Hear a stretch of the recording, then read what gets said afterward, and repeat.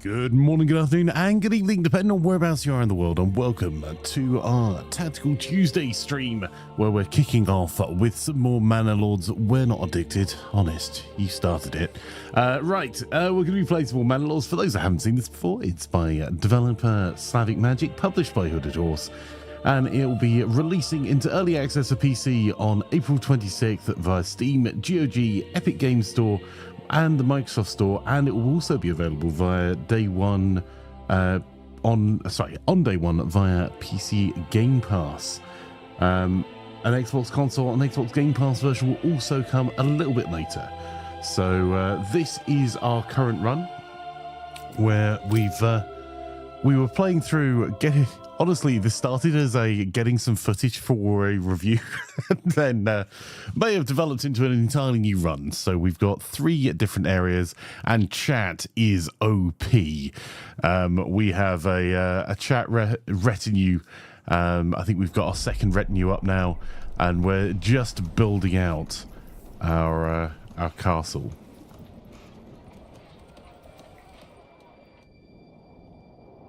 Hang on a minute. Yeah, there we go. That's right. There was mild panic there for a moment.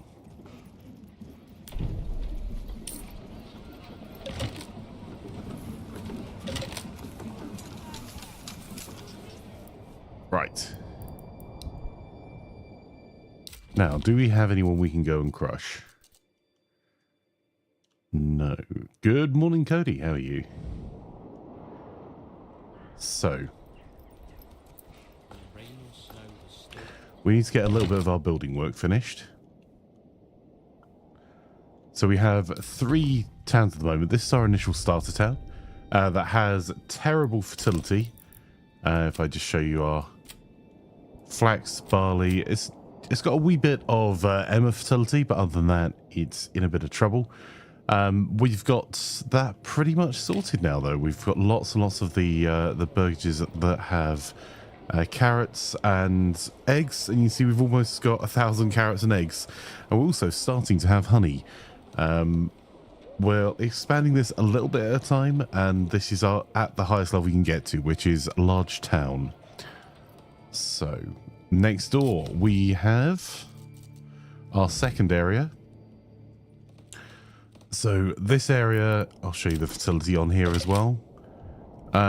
Again, pretty terrible fertility overall, and we've set ourselves up a small housing area. This is going to be our mining and blacksmithing area, and then our final town at the moment is Immanruth, and that is just being set up, and I can show you the fertility there as well. Much better here. So we're going to try and make sure that we get a decent amount of barley grown here. And it's also going to be mining iron, but I think we're just going to make it an iron ore exporter rather than necessarily doing a huge amount with it locally, to try and keep the town size down. So we'll see how it goes. And good morning, JP, Fire, and Cody. Lovely to have you all here. Just making sure I can see YouTube chat as well. 1 second. There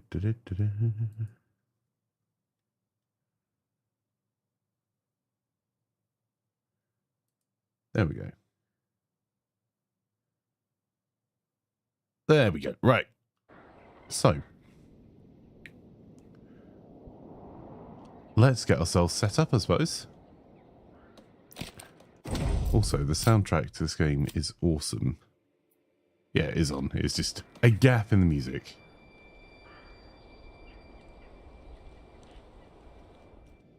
So, let's get ourselves set up with our manors being worked on here. Why do I have to carry this alone? Which seems to have had a minor graphical derp. Because we actually have 4 towers down here. And we've solved our fuel problem there pretty much. So we've got additional charcoal kilns. Charcoal kilns are super useful because they effectively take firewood and make each piece of firewood into 2 pieces of charcoal. So it can really help. It is a technology, so you have to choose it carefully, but it can really help you if you're going to be pushing through for some of the larger sizes of town without having to have quite so many firewood cutters. Over here, where we've got all our families in, we've got 2 spare houses at the moment. And we've got ourselves a basics of a logging. Do that. We've got a logging camp. And we're going to push towards getting ourselves a church and some clothing supply. So the way to get early clothing supply without having to build out flax fields is through leather. So if you've got a hunting... there you go. If you've got a hunting camp, all you're going to do is it's going to be producing hides. So you're going to need to build under industry a tannery. And a tannery, although it doesn't make clothes, it will take the hides, turn them into leather. That will then set up a market stall that will count as clothing, which lets you get your first level of burgage plots upgraded to level 2. And the second thing we're going to have to do is make sure we've got our saw pit set up.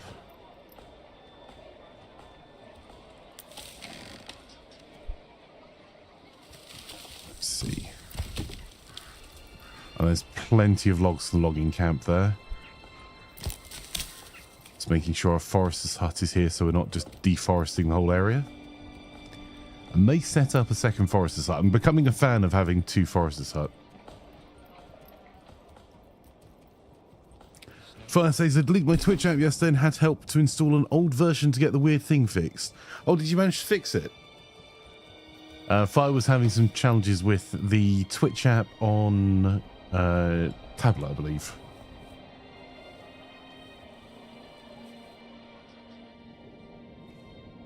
Right, in our third town that we're managing,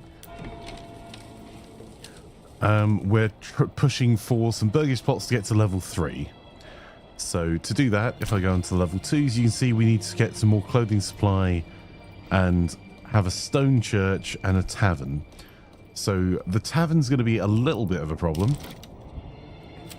because it needs barley. So we may just import barley. But if we're going to import barley, we need something to export because we need region wealth to be able to import. So I think what we're going to do...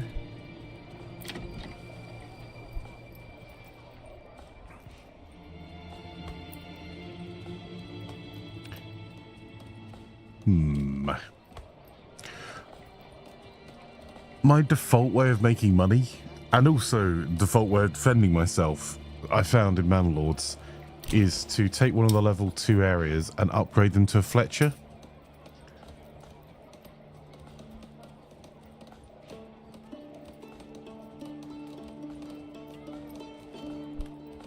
Right, this is one of the smaller plots, so I'm going to turn that into a bowyer, or Fletcher's workshop. And I'm going to turn the one next to it into a cobbler's workshop. That will take some of the leather from the market and turn it into shoes, which will count as then 2 levels of clothing. And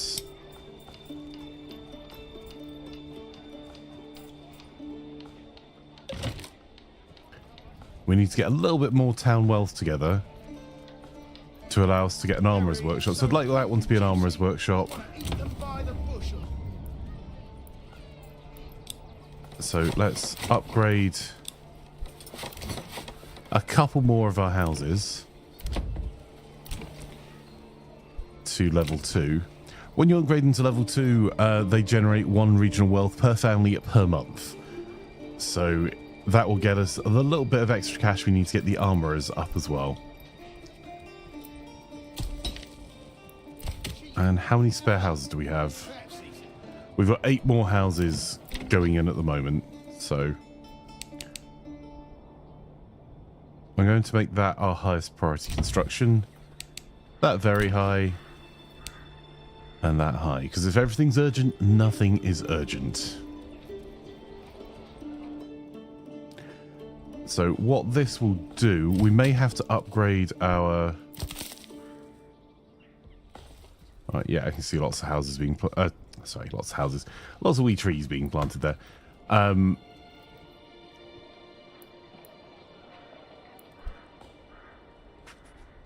Okay, so what we're going to do is get our logging and salt pit boosted a little bit as we go as well. We've got the tavern being built there, but there's not a huge amount of point in the tavern being built until we've got some things to trade. So we're going to have a little bit of a trading problem for a little bit of a little while. Right, managing 4 towns, that seems like amateur stuff. So let's go and... oh, let's use chat to go and smash some brigands.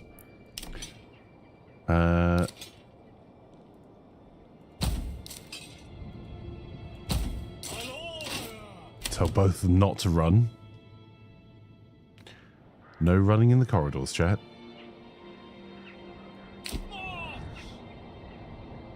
Don't run. Don't run. Stop running. So the reason I desperately don't want to run is you can see, even in that short period, the amount of fatigue. They're already going to be fatigued because our retinues are both wearing heavy armor. We've equipped you guys well.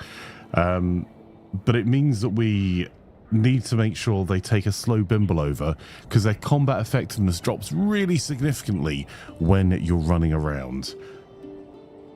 And we need to make sure that effectiveness stays high because we haven't lost a member of our retinue yet.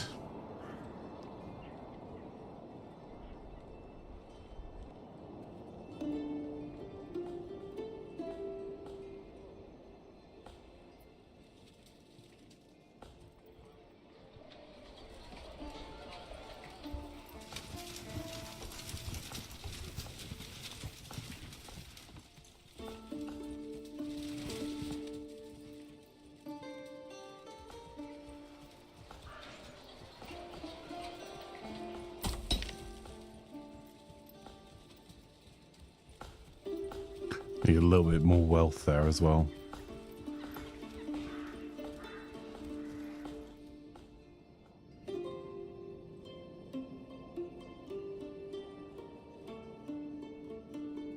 There we go. There's our retinue made up of chat.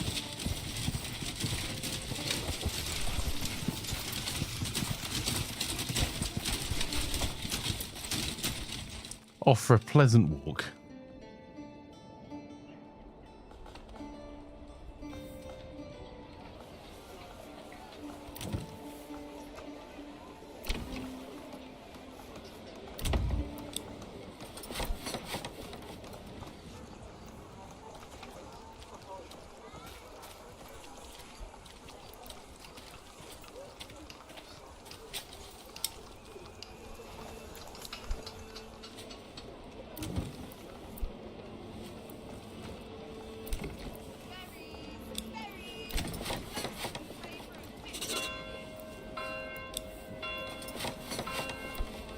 Why is there rubble?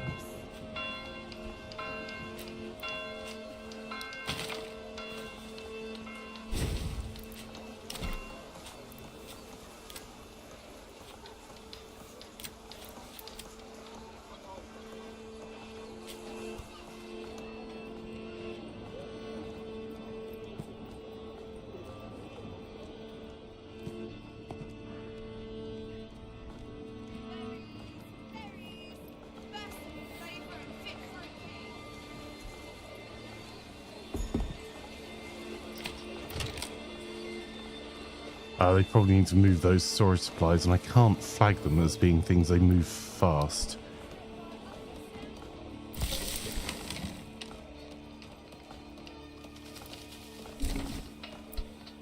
We've also been investing heavily in sheep. So every time we have an opportunity to buy sheep, we've been buying sheep. And the reason for that is we've got some wool from the pastures, so we can probably use that and export that. But what's more important is because the yields were so poor here, putting sheep onto the fields improves the the yields that you're going to get effectively. So when the fields are fallow, they'll put sheep on them now and use them as pastures.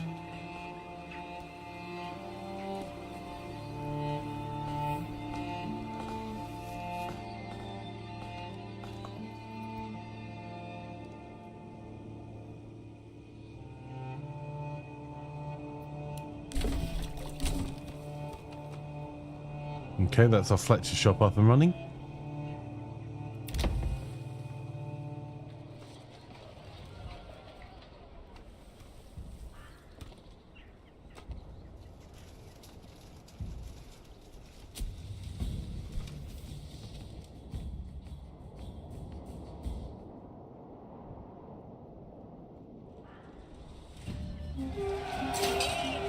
Ah. There we go. 2 retinues of chat. We've seen them off. Of that.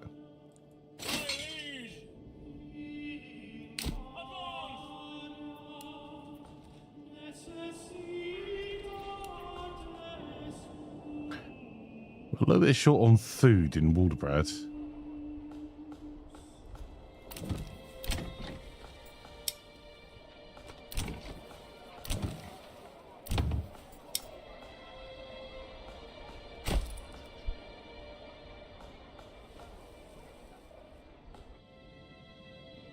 Or Waldebrand, sorry.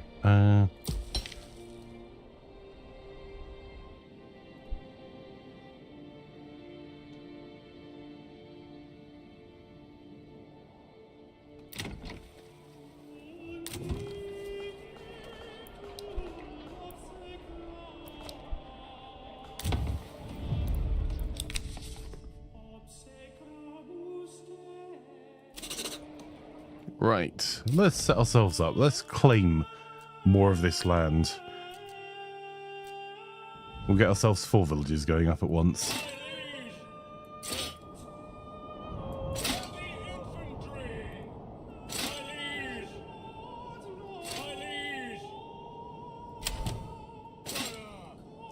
Chat can go on a bit of a wander back. Which area to take next? Well, let's have a look at the build menu.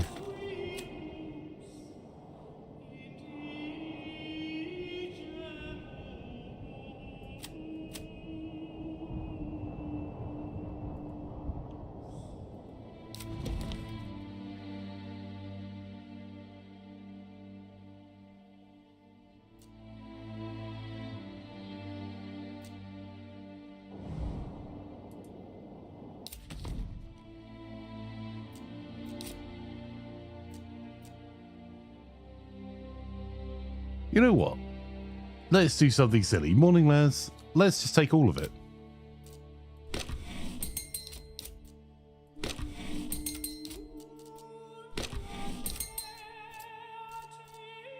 That'll do. We're not going to get any more bandit camps now, but we'll start taxing.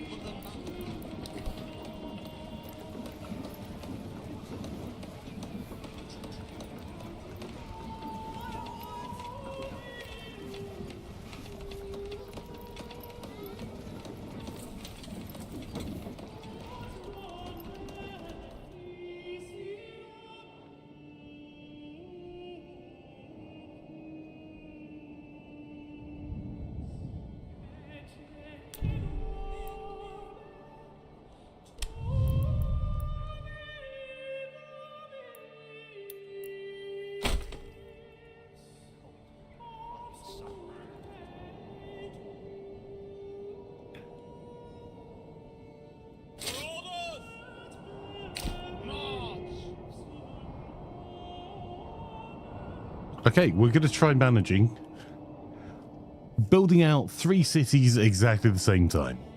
What can possibly go wrong?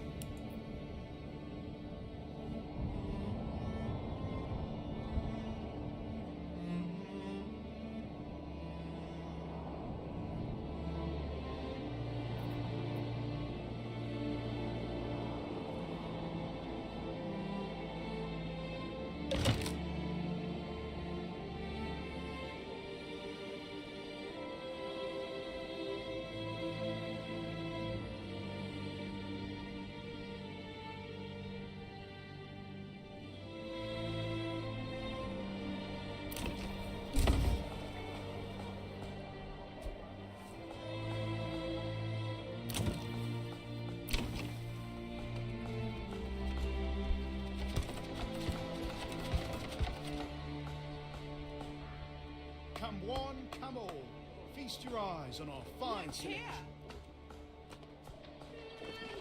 There's one retinue of chat going back.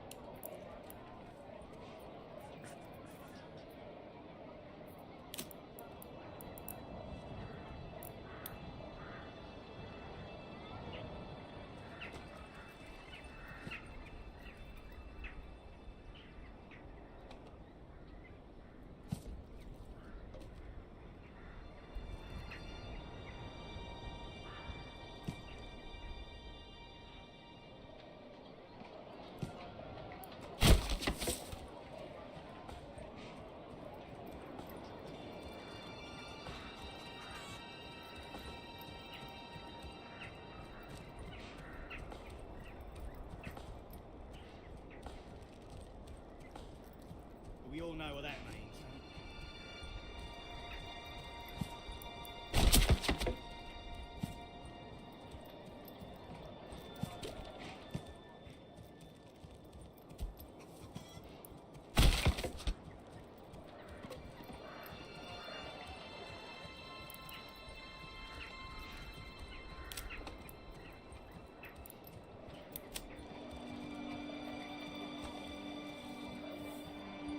Come on.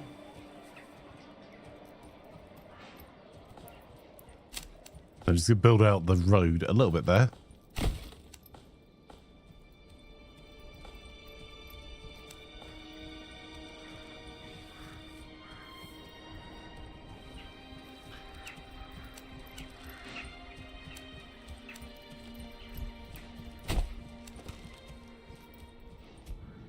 And then we'll get ourselves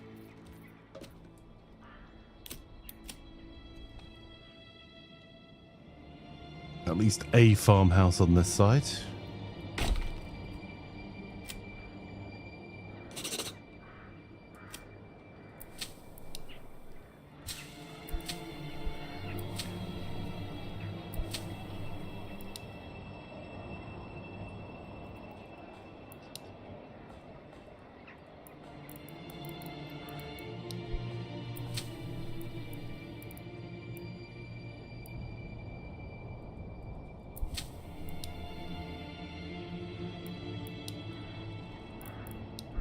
Okay, right. There's our barley. Let's find some more flax fertility.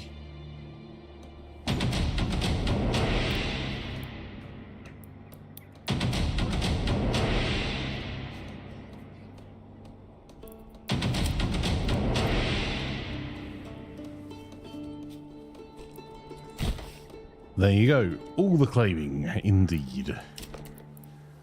Right.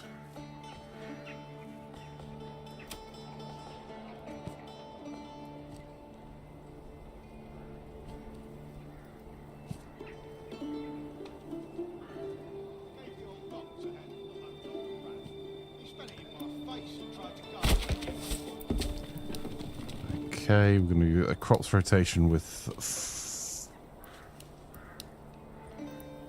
flax there.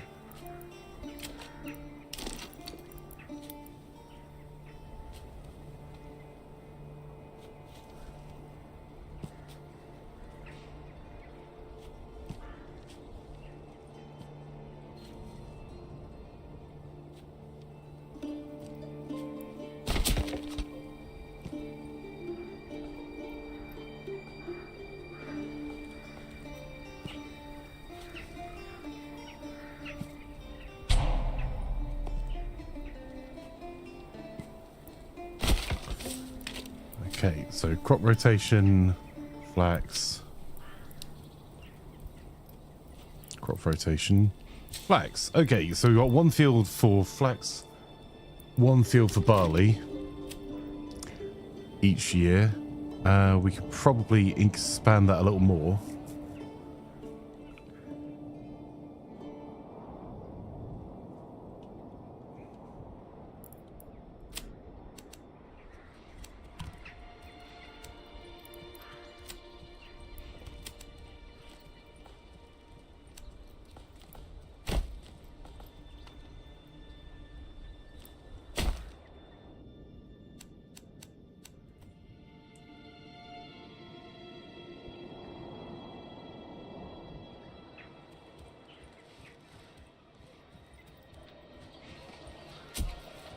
Yeah, that's that one, son. Okay, so let's sort out. This is going to be berries. Berries and clay. Right,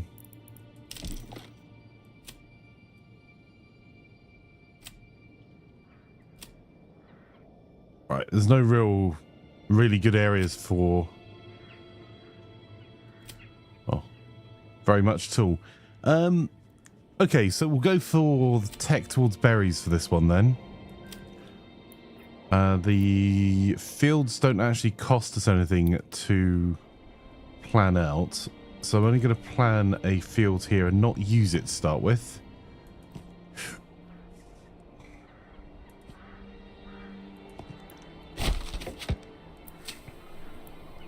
I'll leave it on fallow. Okay, let's build our new administration.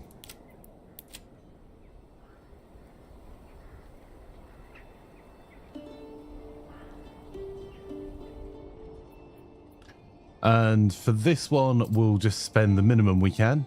We'll do a very modest start, which means we need to get things up and running a little bit faster.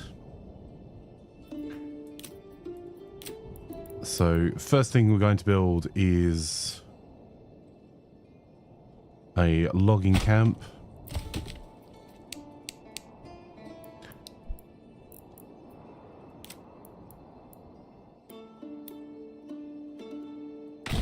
A storehouse and a granary, followed by... I think I should really have checked whether we had access to first water. Ah, there we go. First try. You lied. There we go. Done. So, that's going to be our highest construction priority. Then, after that, we're going to set the storehouse as high, the granary as very high, and the well as normal. And we'll hopefully have some housing built before the rest of winter kicks in. Right, next area. Let's have a look up here. So, first things first, let's check the facility for rarer stuff. We've got barley, flax, emmer. The fertility's looking pretty good.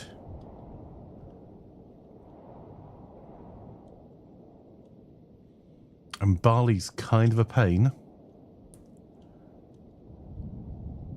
So I'm going to do this slightly differently. We're going to find the barley facility here as one of the first things we do.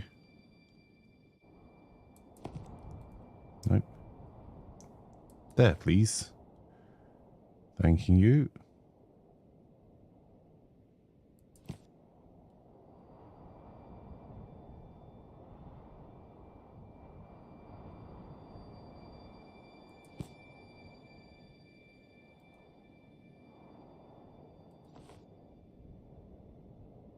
That is not snapping to the road there. Okay. We might fill that bit in later then. Let's go. Ah, I know why it's not. Yeah, numpty. First things first. Choose where we're going to build our town.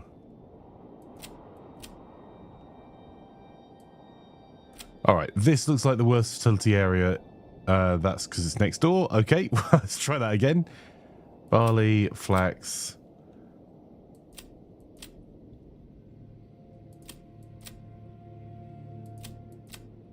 Right, there's not actually a huge amount of poor fertility area there, so this camp's only temporary. There we go, we'll start with modest supplies, and now we should be able to build the farm. Yeah, numpty. There we go, so barley, There we go. That's now snapping beautifully.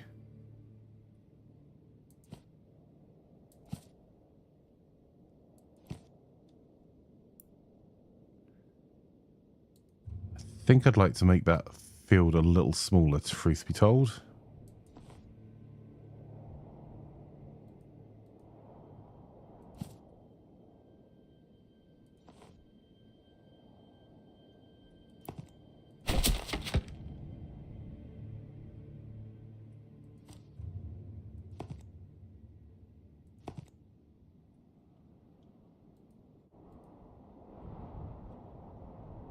You'll try and keep them all to one Morgan. Bryce says, well, ho, Tactical Flanker, just been watching Salted's video interviewing Kush. Excellent fun while updating work. One note for team meetings. Yeah, I thought it was a really interesting interview. Because Kush has done quite a lot of different stuff in quite a short space of time as well.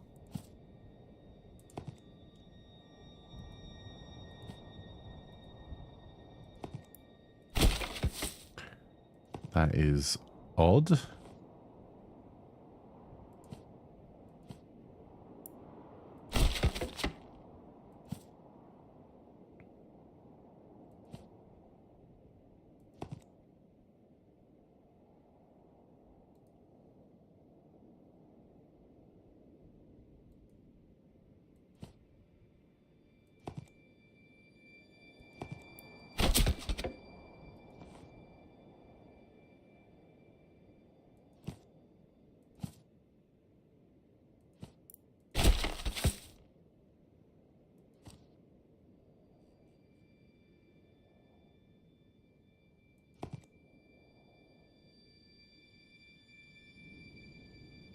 Just realised I hadn't even checked if I was too near the berries. Which would have been a disaster, my lord. Alright,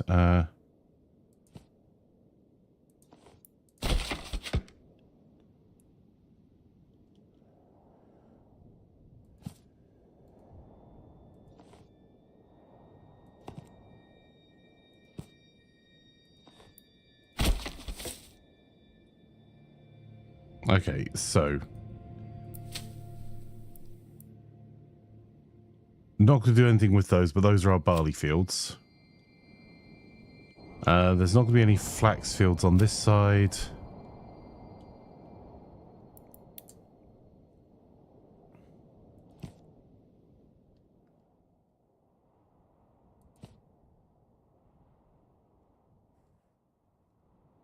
Trying to see where the border is between our lands.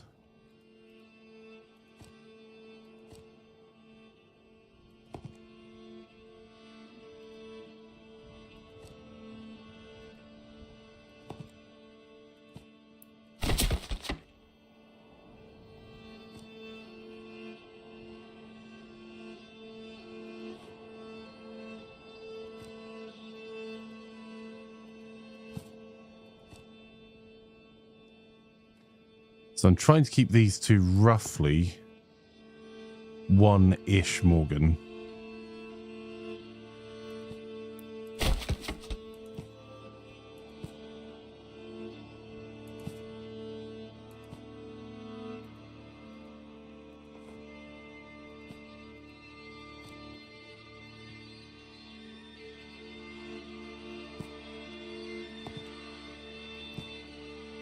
No? That one does not want to work. Why is that? I think we're a wee bit too close to the border, maybe? Bring it in a bit more. Does it work there? Alright. Let's try it the other way around.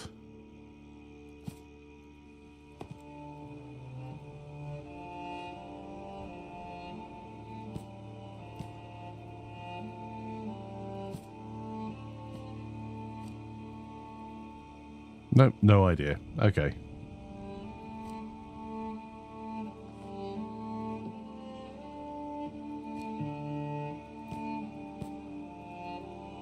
Alright.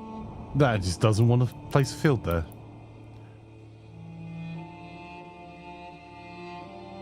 No error messages, mostly border or wrong connected.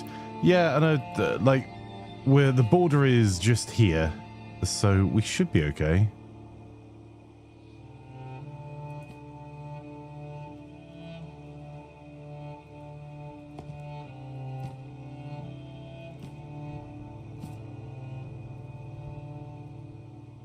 Okay, what if we pull it in from this side instead?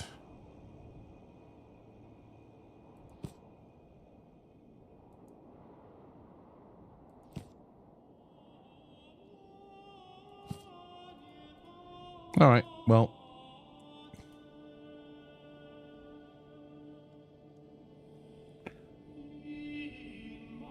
No matter.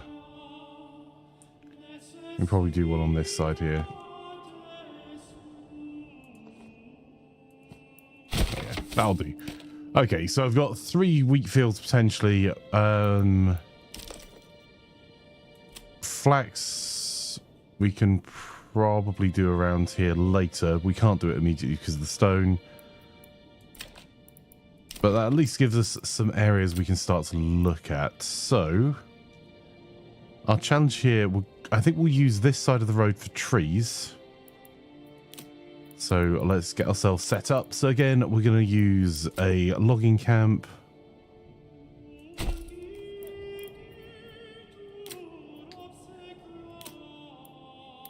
A storehouse.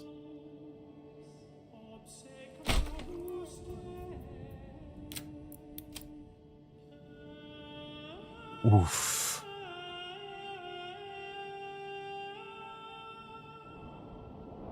That's rough.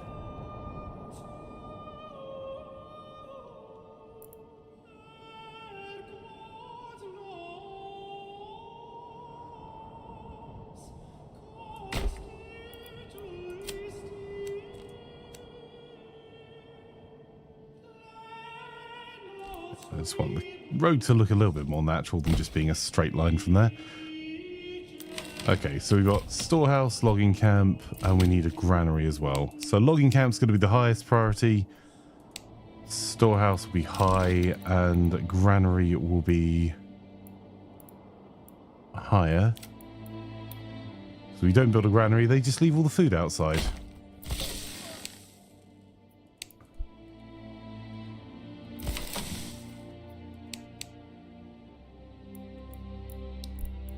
There we go. Right.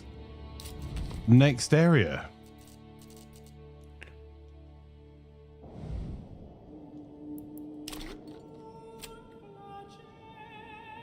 So there's going to be a lot of hunting here.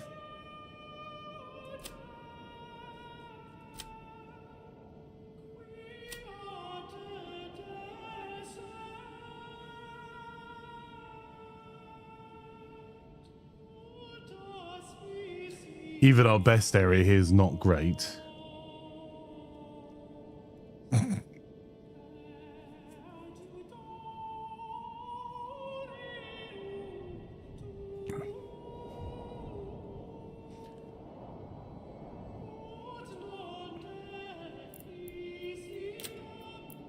Let's check the water first this time. Let's pretend I learned.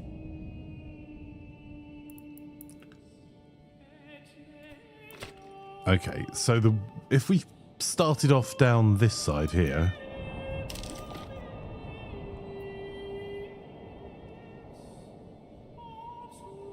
although I kind of like up here better. Is there a water source over here? There is. Okay, so residential, barley, flax, emmer, rye. Even rye, which is a hardier version of a wheat crop. And also a tech point doesn't grow well up here. You don't need fields in every area. That one has better hunting ground. Oh, definitely. I'm not planning to put fields in every area. I am planning on this being a hunting city. So it's hunting and stone. So all I'm looking at is whether we can... And this one's going to be a little rougher to get started. So if we set ourselves up with... administration.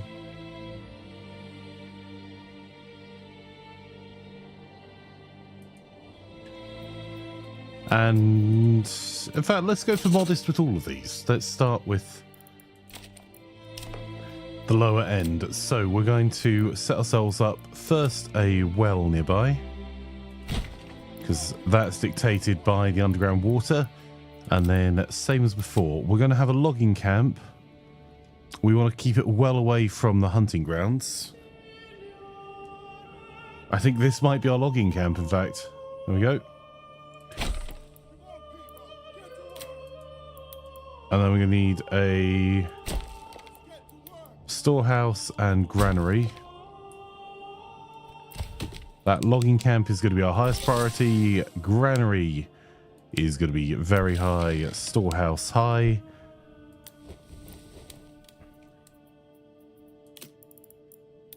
And then we're definitely going to need a forester's hut here. So...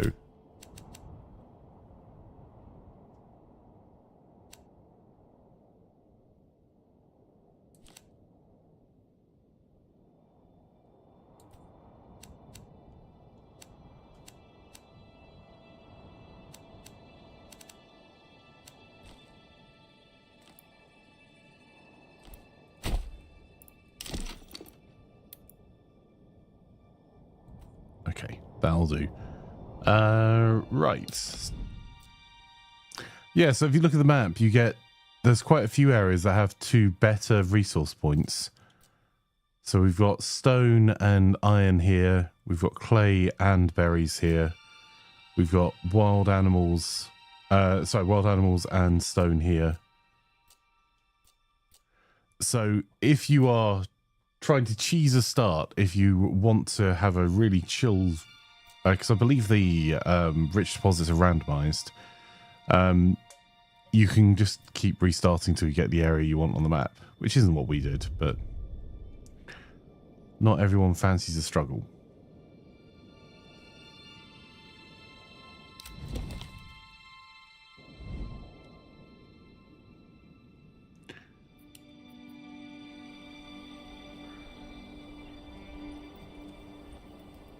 Hey, Eloquent. So like your father's frontier, says Fire. Kind of, yeah. Summer's coming soon. And soon the beating sun.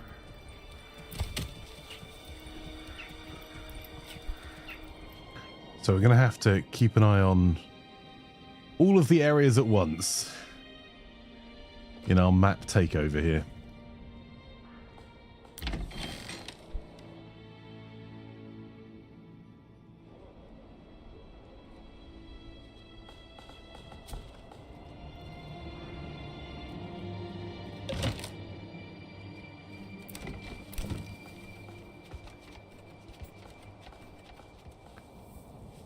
Okay, so the church is our next requirement over here. We'll get that built now. So residential and then go to church.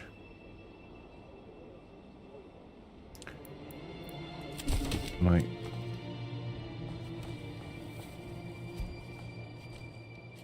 We all know what that means. Fancy that being pretty prominent in our city, so there's a church. There we go. Right. That will let us upgrade lots of level 2s there. Oh, hang on. Ah, I'm being attacked by Plan.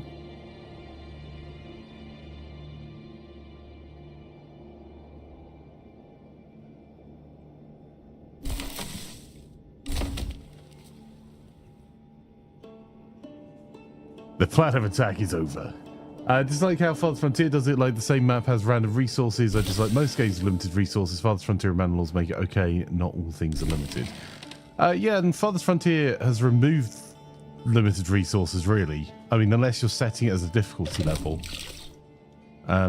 Because you can either trade your way out in Father's Frontier, which you can also do here, or you can build unlimited resources once you get to tier 4. And Fire says, hi, Plan. I don't know if you heard it. Hey, Harry. How are you, sir?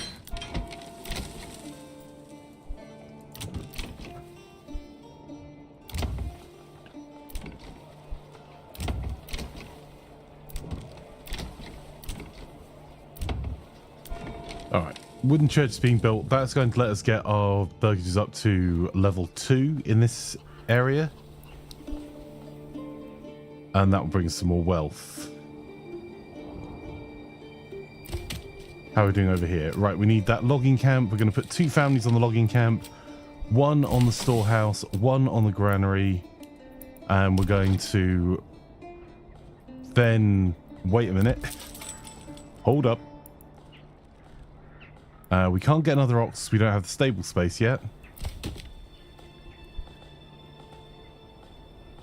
There we go. Right, next town.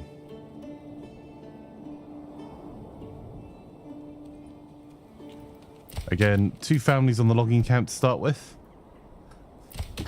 because we need logs to be able to build houses. And we're not even going to bother trying to farm any of this until at least year 2 or 3.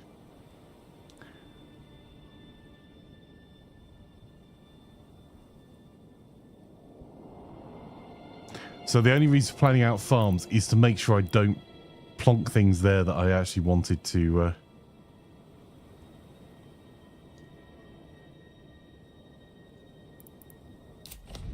wanted to protect, sorry. Right, so just trying to find our logging camp here.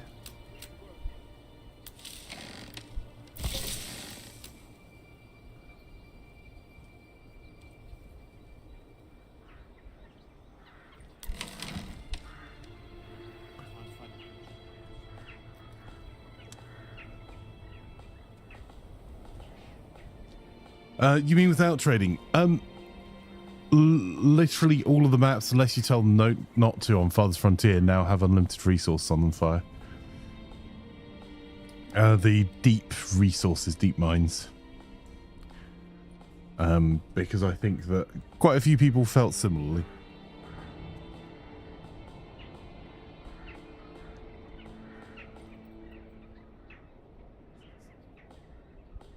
Where realistically, if you were going for realistic gameplay, of course every resource is finite. But some people do not want realism in their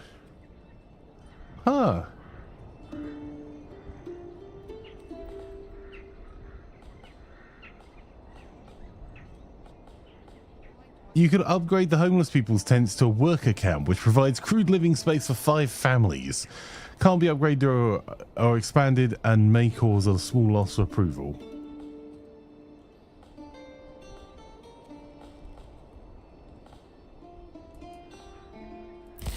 I'm not doing that, don't worry.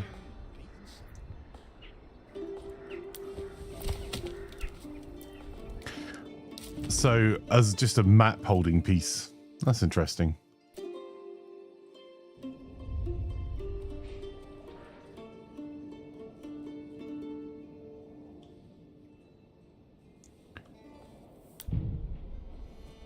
Hey, our manor building's reappeared. There we go. This is heavier than it looks.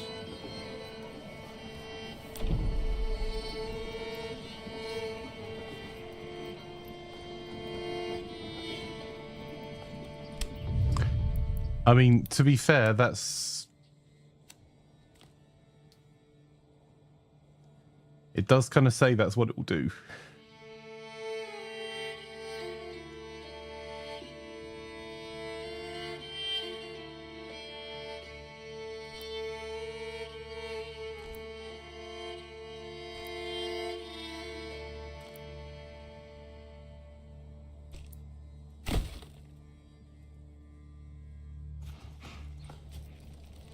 Keep committing resources to building out our fence and building out our castle here. I'm actually going to build this all the way up here, all the way up to here.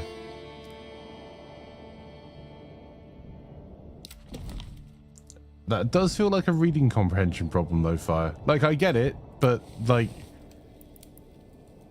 What that's saying is that instead of founding a town, if you're just having an outpost in your region...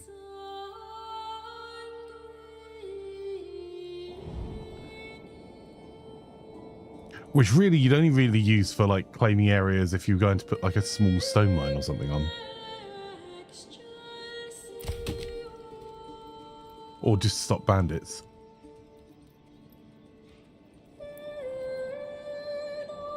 Bless me, sorry. Right.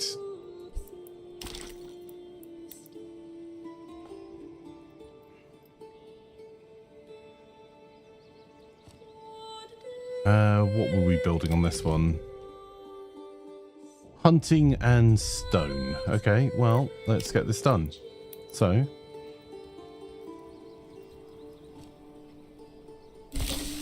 We don't want to destroy any of the stone.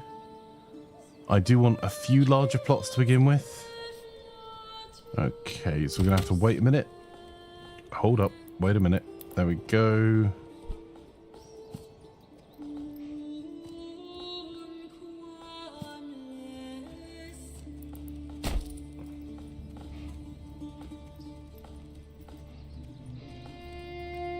Okay, so we've got 2 houses being built there. Next village.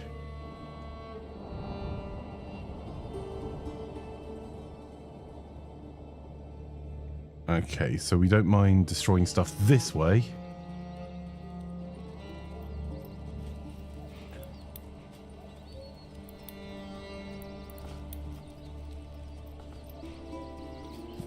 Hey, Slim, how are you, my friend?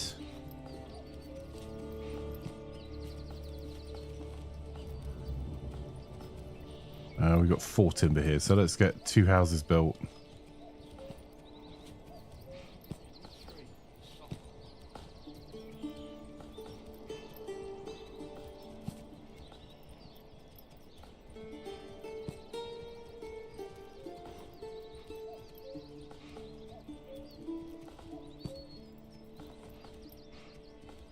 Summer's coming soon, and soon the beaten sun.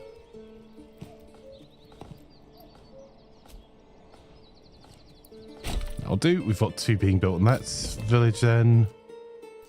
Let's get this the right way around again. That was where we just were.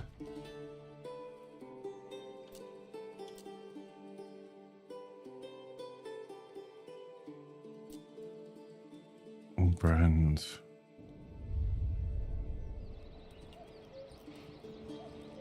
Let's also make sure we set one of these to very high. One's high. I'm good. Hope you are too. Yeah, not bad. Not bad at all, my friend. Having 5 small houses is still better because people in the better tents can use all the goods and can ruin the area because sometimes you can't get 50+% approval in that area. Yeah, I agree with you. I wasn't going to do it. I think it would be a terrible idea to do it unless you were really, really struggling for resource and just needed to access a tiny bit of resource from one area and you had no intention of a town. Nice, Precious.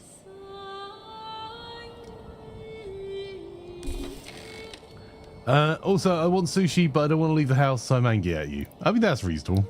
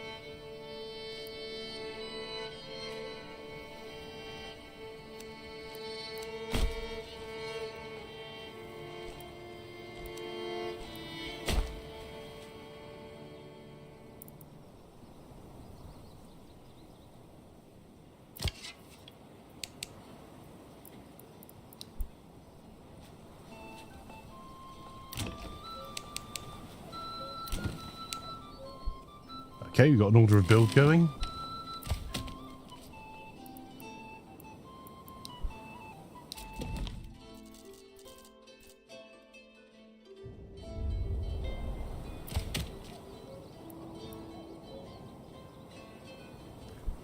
Okay, good news. We've got 11 timber. Where don't we want to destroy this side? We don't want to destroy the rocks, but other than that...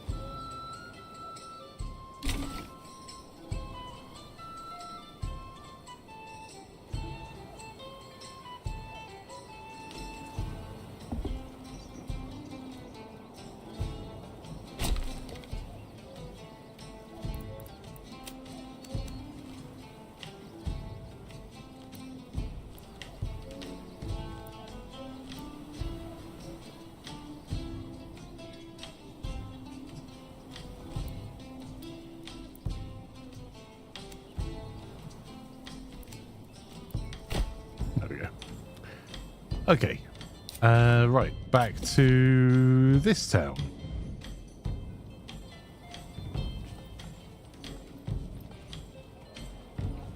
Alright, we're doing okay for food and fuel at the moment.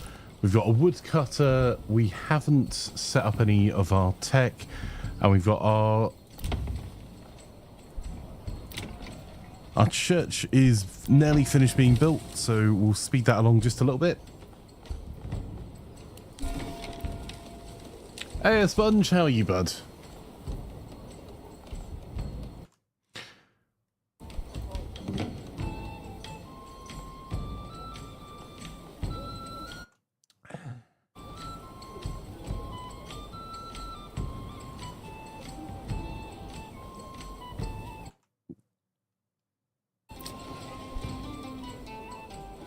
Yeah, thanks. You not bad at all, my friends.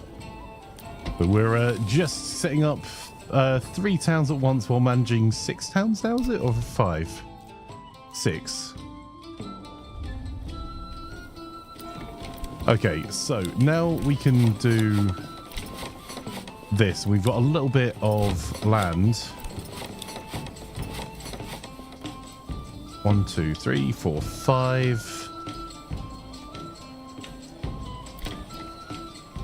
6, 7. That'll do. Okay. So that should get us through 2 layers of tech.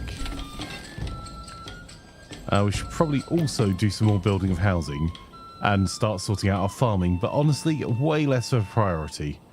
And I might do some more house building down this side, or we might build some behind here. But these were the rare areas that we wanted to set out for barley. Right.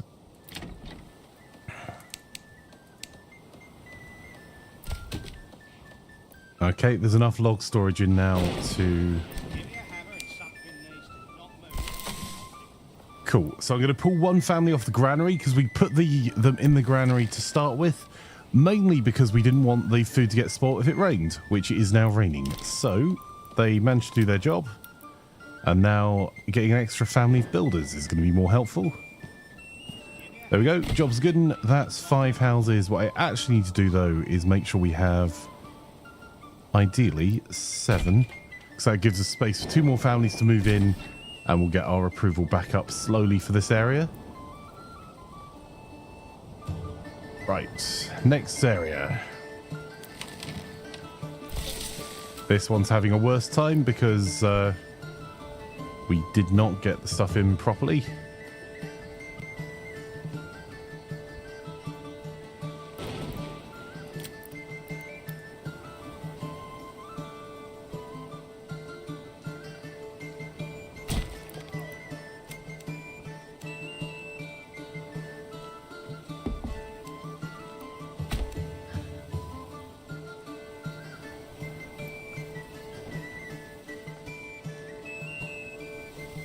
Thought for a second there I'd knocked some of the stone dead. Right. How's logging going?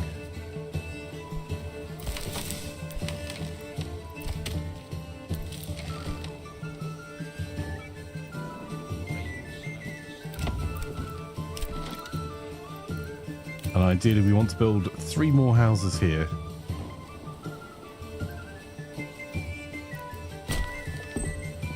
If it will let me get away with building the next one, great. If not, that's not a problem.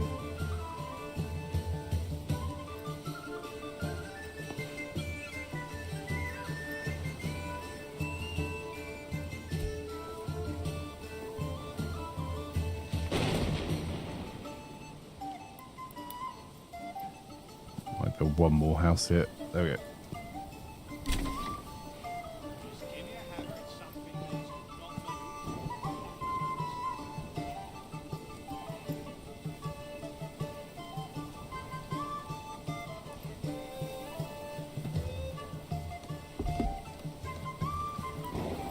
There you go. Okay, so we've got plenty of housing being built on all of our new towns.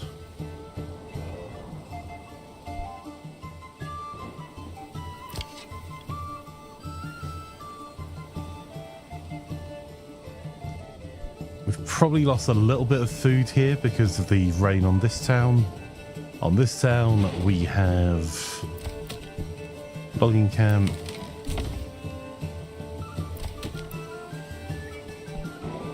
We managed to get everything in.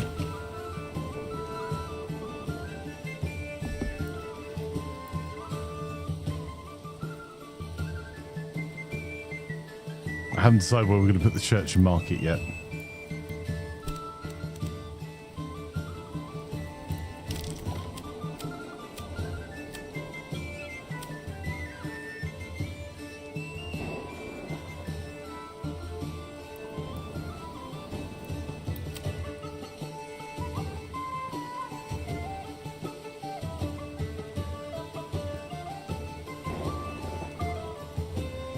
I have now decided where we're putting it. There we go.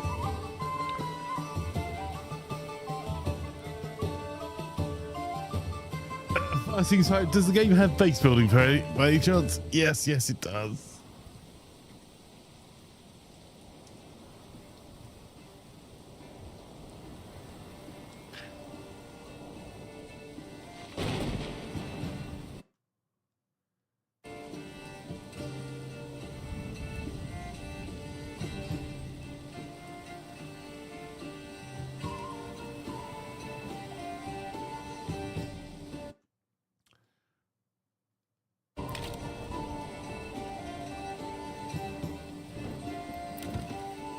We may give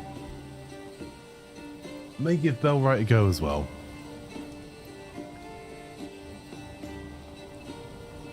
But I need to do a little bit more prep for that. Okay, so logging camp. All right, I think we've got enough here. And Manor Lords needs an option for using the background. I've already messaged him about it. Oh no. For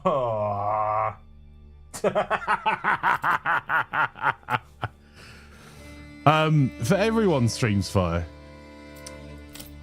All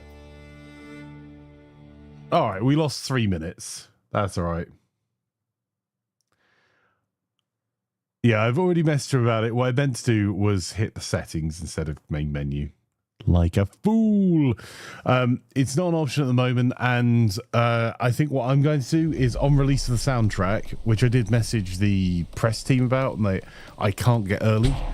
I'll play the soundtrack, turn the in-game music off.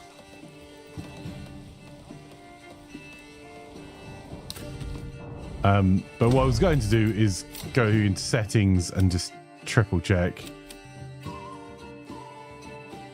Yeah, we're on borderless full screen. There doesn't seem to be like a...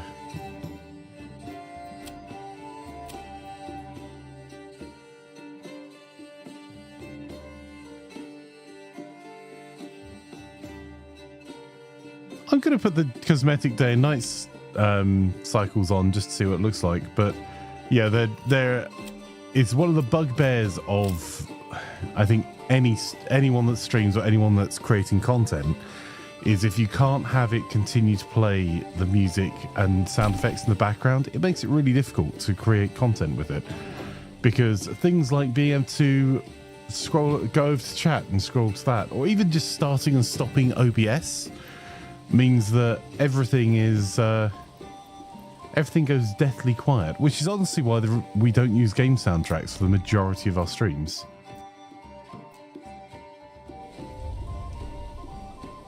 Could we tucked away in accessibility? You know what? Settings. No. Worth a look, though.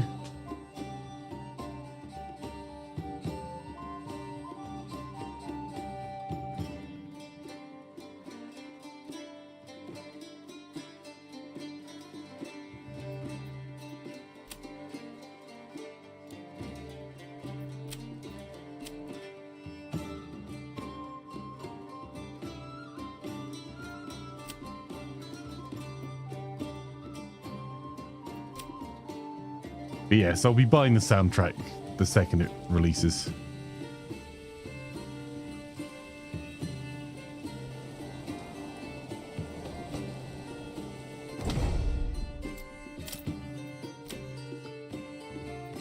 That is going to be changing. So this is one of the things I know is changing for release. See, this is one of those moments where it's annoying because, see, all the music stopped because I had to tab out to go and see where it has the release. There we go. That. So it will be releasing with this one. Right, early access will be localized into Japanese, German, French, Spanish, simplified Chinese, traditional Chinese, Korean, Russian, Polish, Brazilian, Portuguese, Ukrainian, Czech, Hungarian, Swedish, Italian, Danish, Dutch, and Turkish.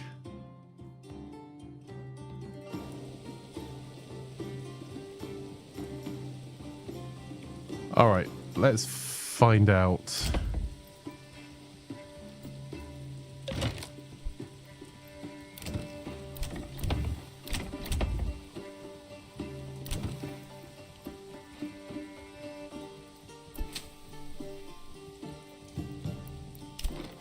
Let's straighten this up.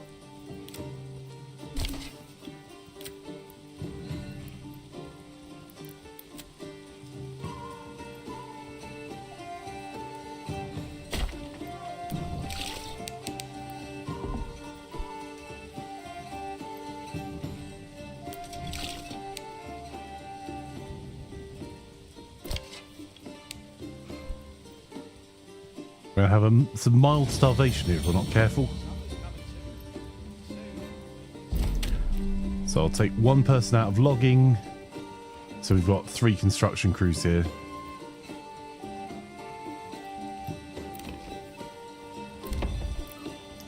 Right, so that leveling up was here, and we're probably set to level up again. Yeah, there we go.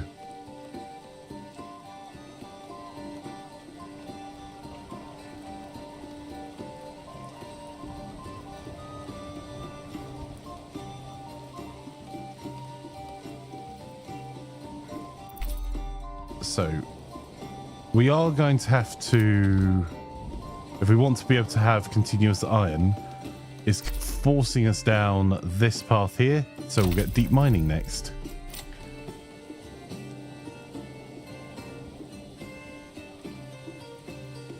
Okay. There you go. Did it again.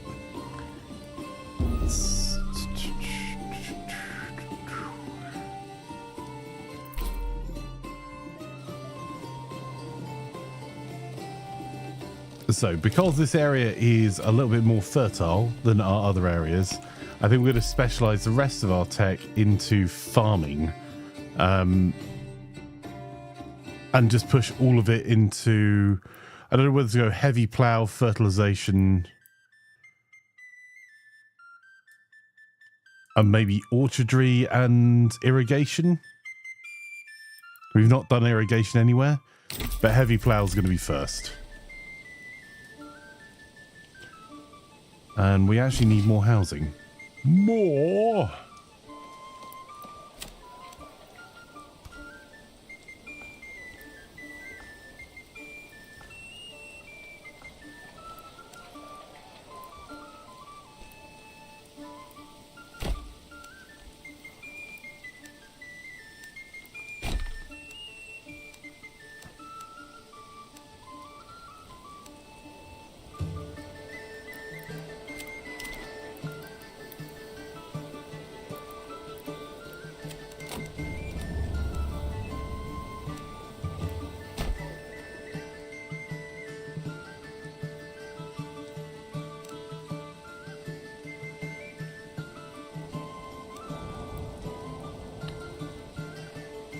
It's not going to be too deadly if we build the more housing over this side.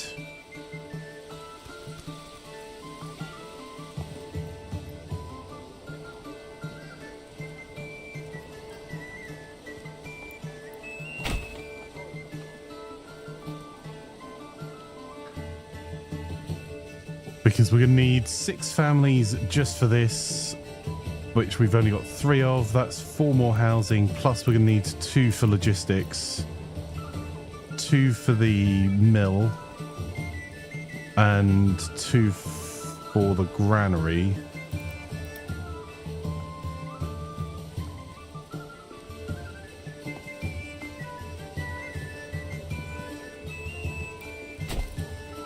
There we go. Right, next town. Ah! No, not all over the place, please.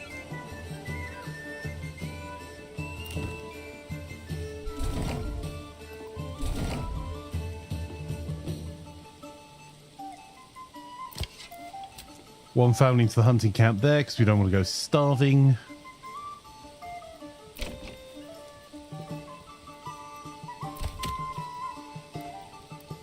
We'll give ourselves an extra builder. Then go very high, high. Oh, very high. Highest, very high, high. Let's get those buildings built. Over here, we are almost starving, so hunting camp, we're going to put one of our families on that.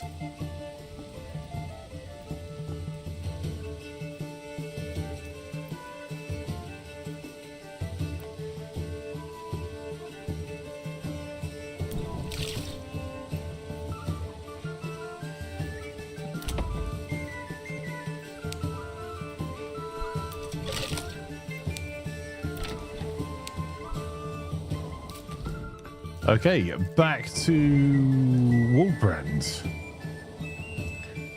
So we need to expand this city a little bit as well.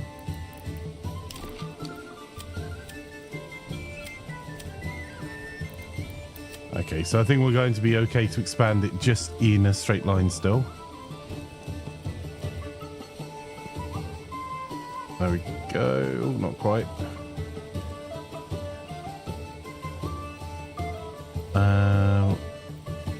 Okay.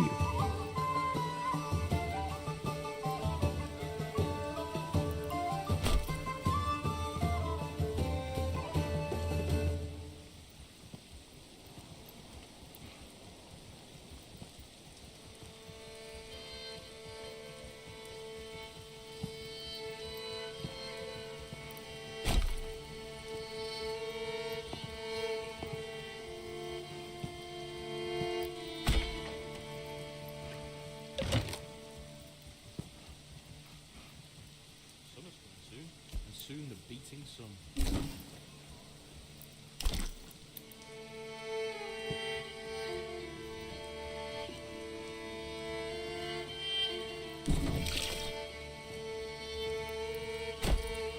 There we go.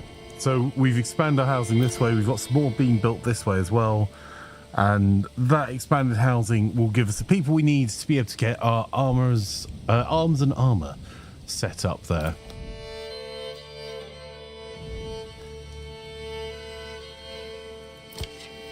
Yeah, we did put a family in here.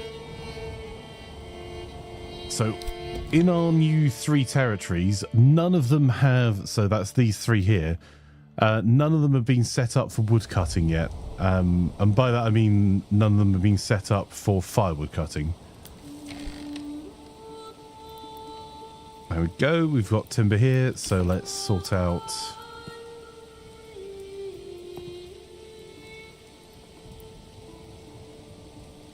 Right, that will get us into excess on housing once those are built. And... I wonder who's floating away today. Hasn't stopped.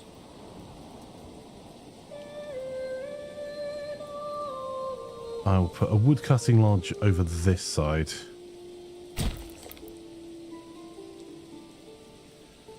Along with it a little bit further into the forest.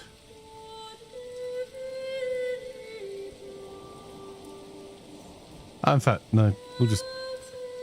Let's not try and be clever, because let's face it, I'm not. Let's just set up...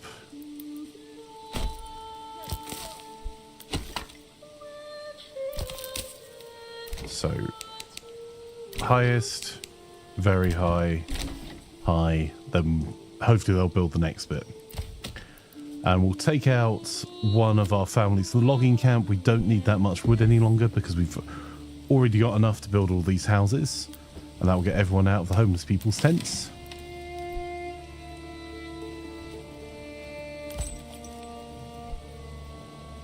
Okay, Waldbrands we've just done. Then back to our original city.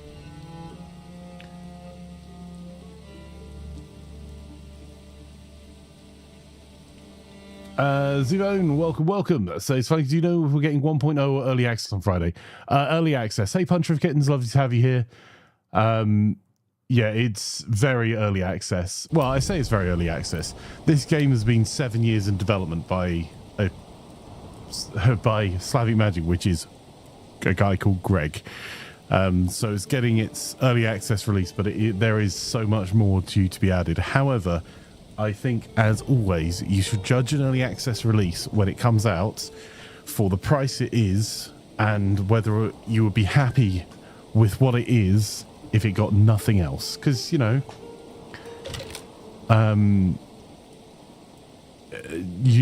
nothing is certain in life. People get hit by a bus. And I have to say that if nothing else got added to Manor Lords, I'd still pay full price for this game.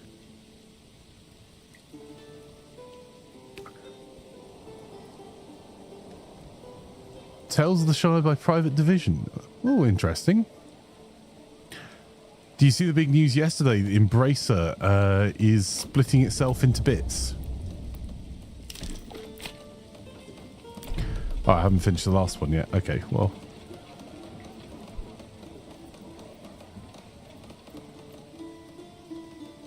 Any insight as to why? I think they have... to best realize shareholder value, Embracer was acquiring a lot of studios in a fairly short period of time, and I think they had a end game investor in part, which I think was speculated. I don't know if whether it's been confirmed to be, but speculated to be a Dubai investment fund. So they were acquiring lots of these companies to try and almost become a Tencent-like size publisher, and also having the studios within the publisher as well. So much more vertically integrated, a bit more like an EA or a Ubisoft. And I think what they're doing now is looking at, they've shuttered a lot of studios, they've ended a lot of projects, they've allowed some of the studios to buy themselves back out of Embracer, which we've already seen over the last few weeks. And like, money's just not as cheap as it was before, so that may have driven the investment fund's decision not to move forward, but also a lot of Embracer's decisions now. So now they're looking at, well, what does this make sense? So they'll be splitting Embracer into 3 different groups, all with a slightly different focus.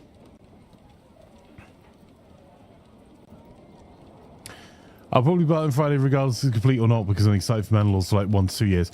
I think that's the thing, is that this feels like where you should release an early access game. It is, you could add more systems to this, you could add more buildings, but this is gameplay complete.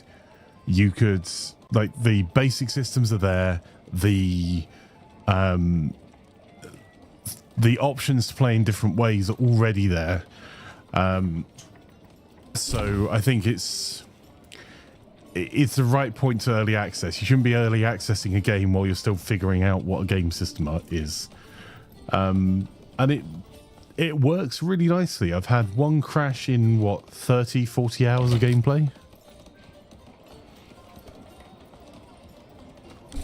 Oh, is your new laptop on its way, Sponge?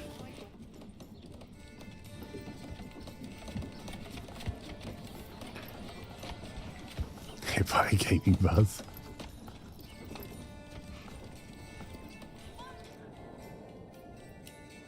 Right.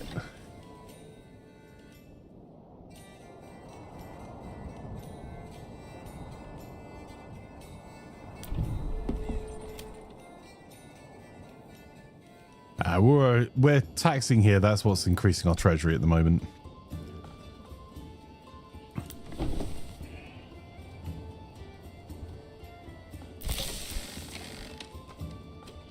We are probably going to need another storehouse here, actually. And the workers to go with it.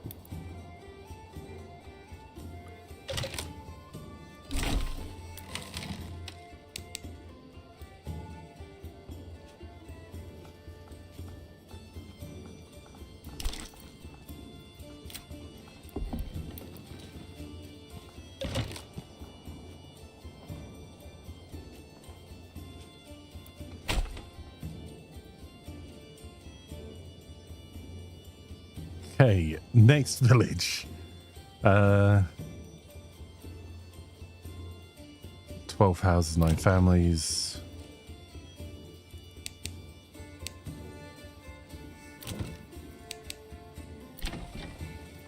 There we go.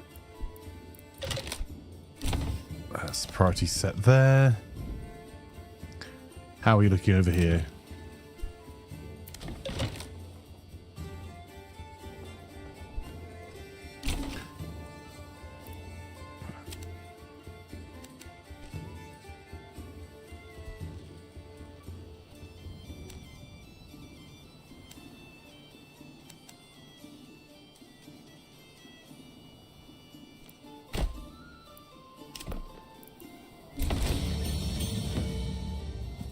Oh, there's another one else that once leveled again.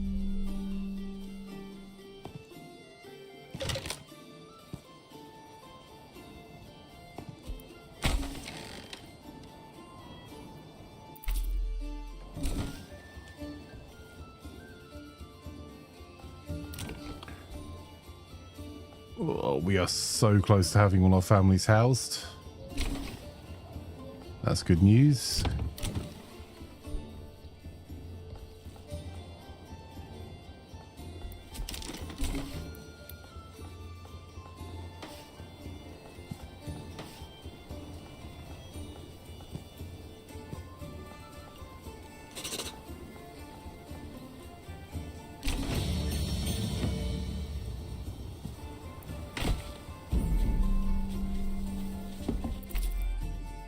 Right, so Godolph is a hunting area primarily.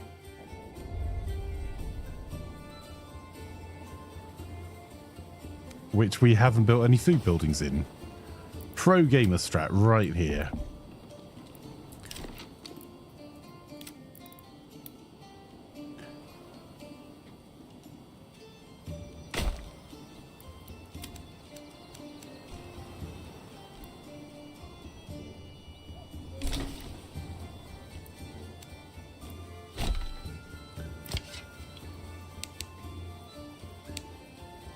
Right, our highest priority is to get this area some wild animals being hunted. Because we've got all of our housing done. Don't be shy, good sirs and ladies. So other questions here. I'll go deaf from all that hammering.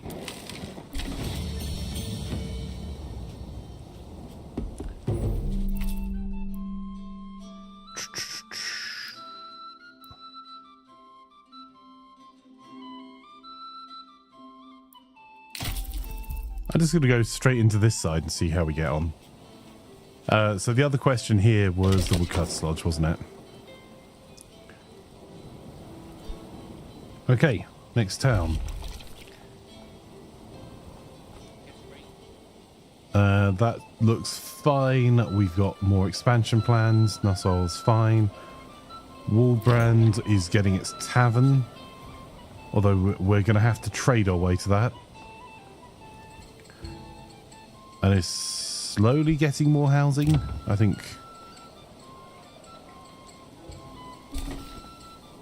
Right, I think this is primarily our farming tile, isn't it?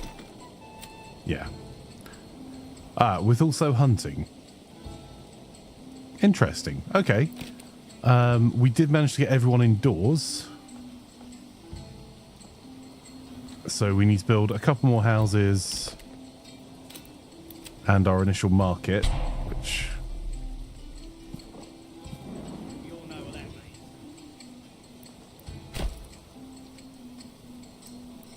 means. So this is where I messed up the save game.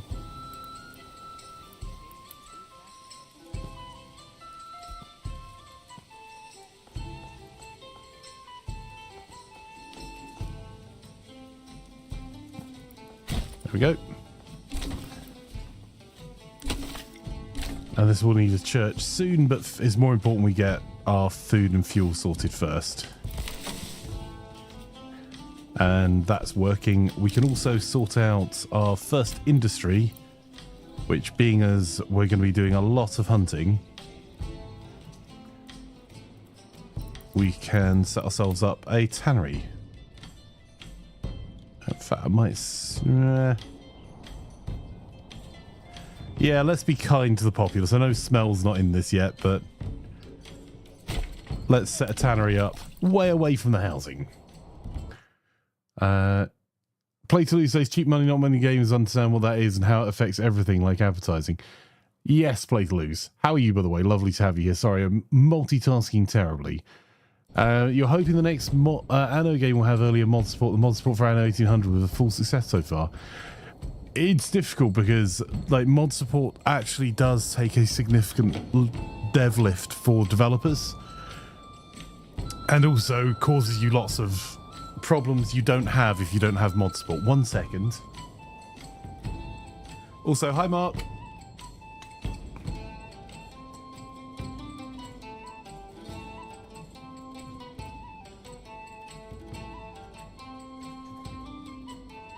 There we go.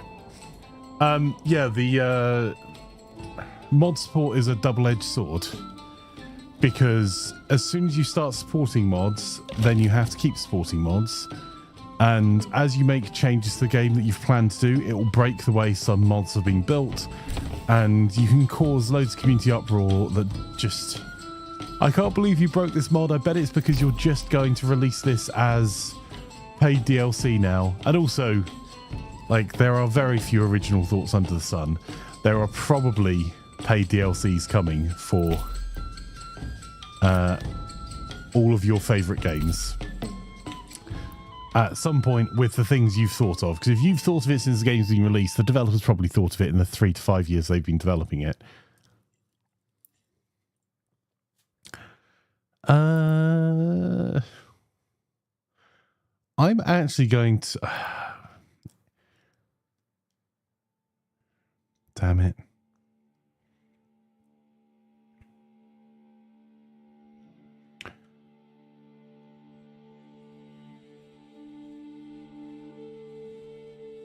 I think I'm going to go for these 3 plus these 2 for this one. I was going to just go all here, but I think we've got an unlimited resource. It feels rude not to use it. If my favourite games get DLC now, I'm blaming Flanker. Reasonable, Russ. Speaking of Hanno, the historical ones are out on Steam. Oh, and how are you today, Mark? It was the last one they had. They seem to have updated the next one up, so they offered me that one for £30 extra. So earliest will be Thursday since I need to rebuild and test again. Fair enough. Well, I hope it's with you soon, bud.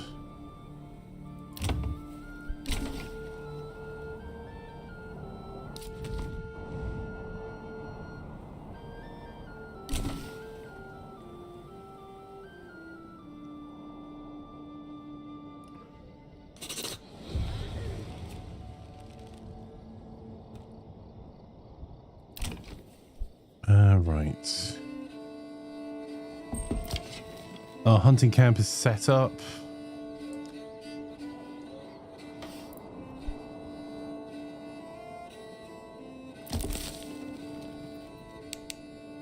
I'm going to move our foragers to being very high. It's going to take a little while for their approval rating to improve a wee bit here. But we've got a marketplace now. We can build away.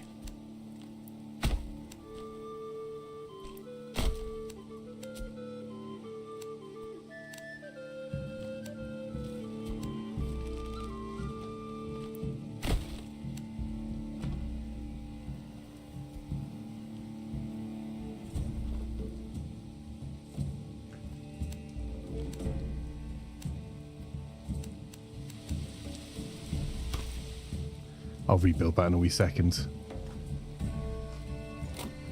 I need to replace the mats under my chair, I'm forgetting, unfortunately.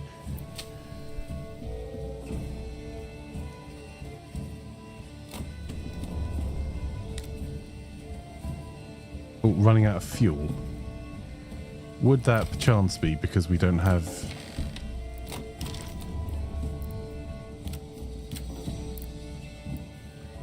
a woodcutter's lodge over here? Maybe? Possibly?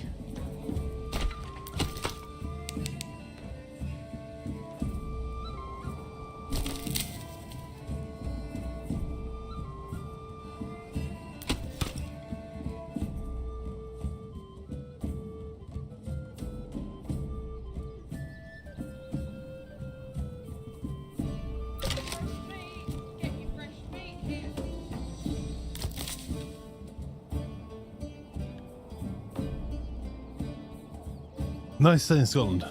Oh.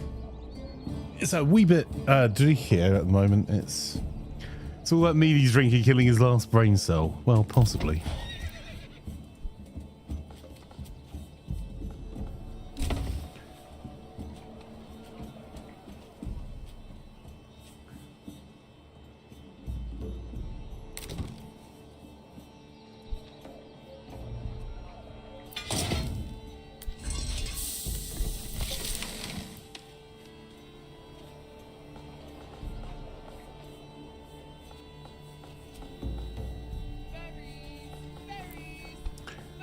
How are we at -5 planks? And why is it my fault?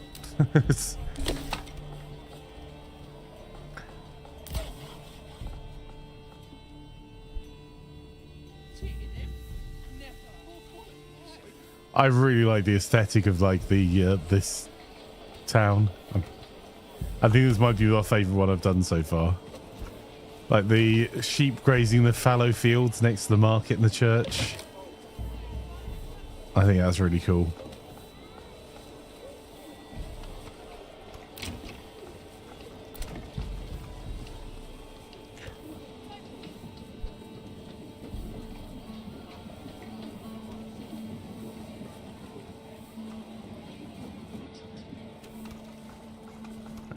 It looks like the supplies have been moved out of here.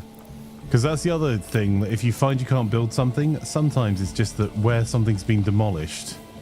There we go. Where something's been demolished or where something has been dropped off, there's like a bow or something that you can't see rendered in, but is actually what's causing the problem.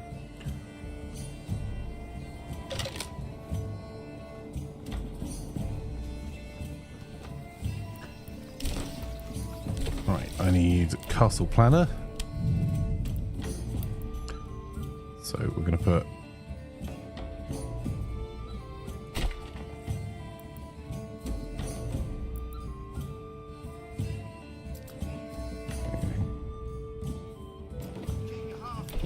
Just gonna wait a second. I could see that was about to have the same problem I had before with roads, so I'm not going to do it.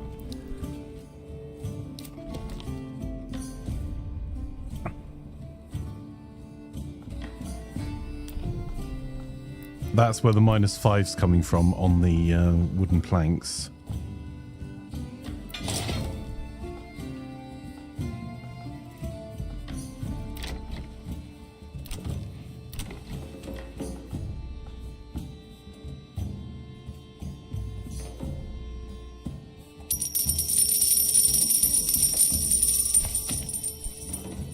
ITSDR placebo cheered X1. There was a tragic fire at the shoe factory today. So many souls was lost. Hey dog, how are you? Being able to step out of the house straight into some sheep. Lovely, says Russ. Well,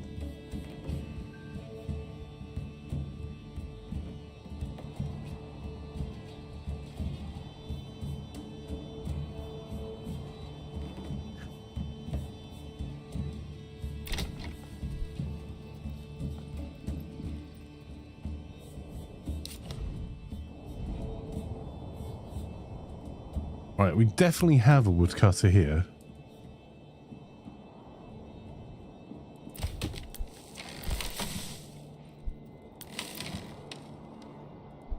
He says, confidently, not being able to find it.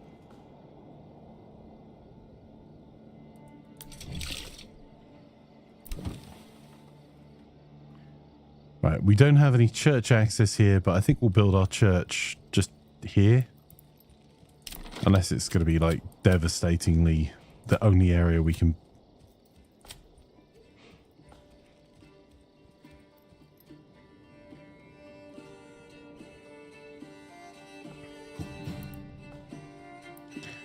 It's going to have to wait a little bit anyway, because we're going to need to sort out our saw pit.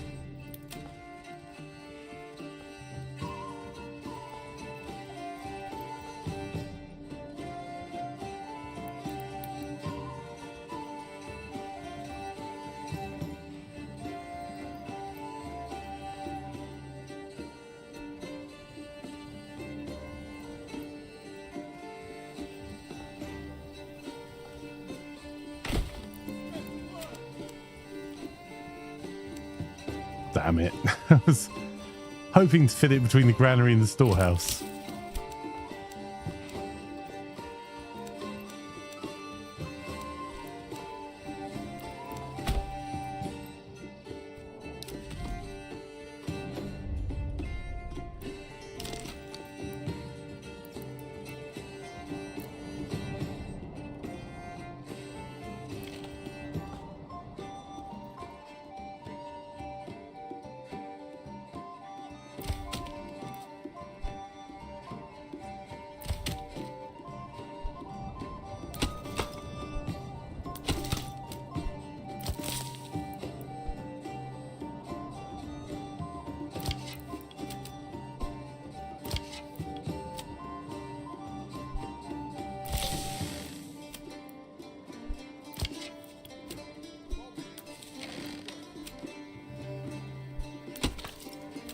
Not that we're on emergency measures here, but we're about to start starving hard because I didn't put families where they should be. Right. This one's absolutely fine. Nuslo is fine.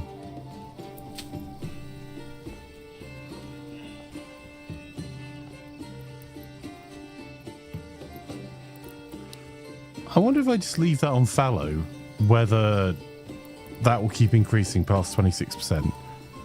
Wonder how many years it would take to make it a really fertile field. ITSDR placebo cheered X1. All toilets were stolen from the police station. Detectives have nothing to go on. Finder of wonders. Said, welcome. Lovely to have you here over on YouTube.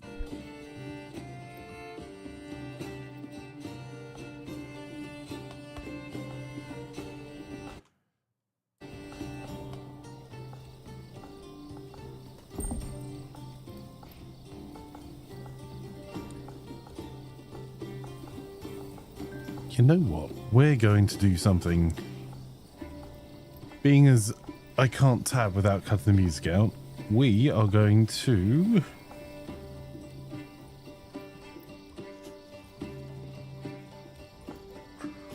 There's my live dashboard.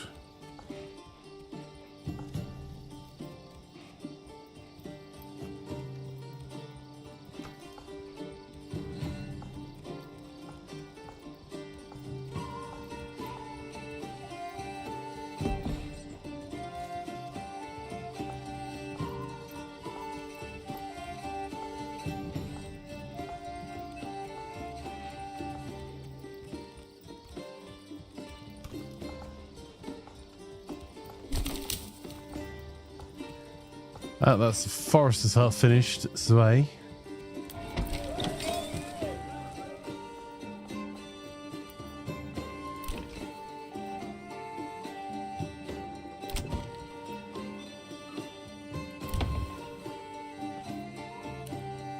Alright, I think we're in a position we can just speed time now. Some of our starving populace may disagree.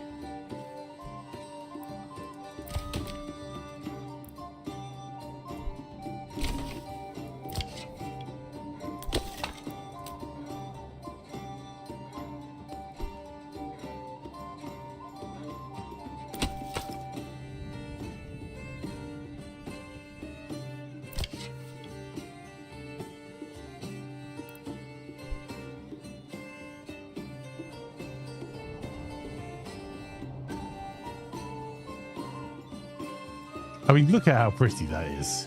Just saying.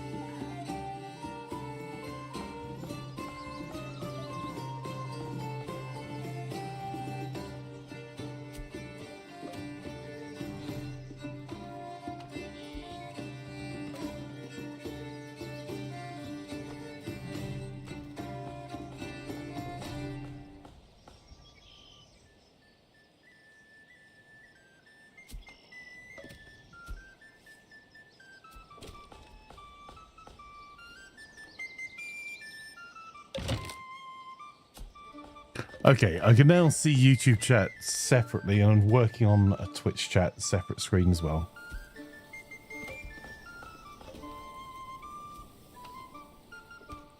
There we go.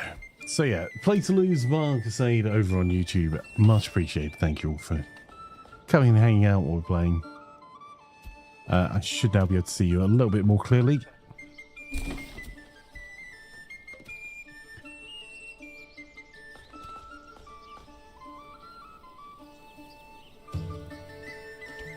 It is very picturesque, as is Harry. Right.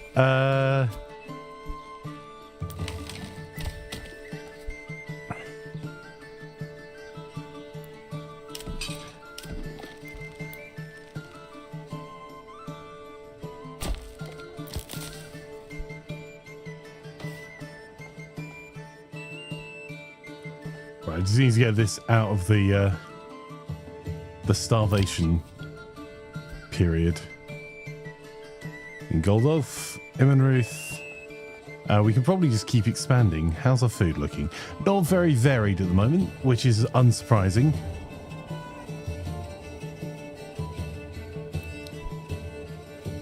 We've got one hunting camp all the way back here,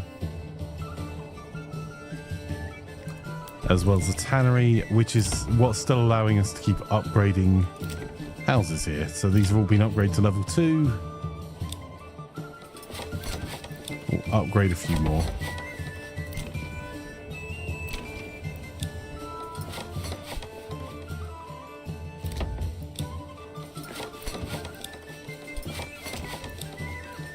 It will take a while to get all these upgraded, but these will all add to the region wealth.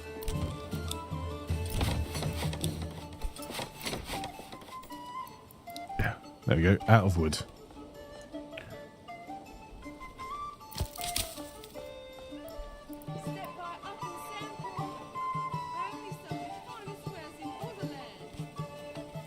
Go put an extra person on the foresters and next person on the logging camp. And next person in the saw pit.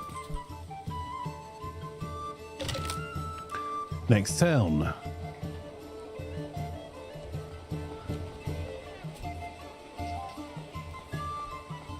Where's he going with that shit chat? You saw that as well, right?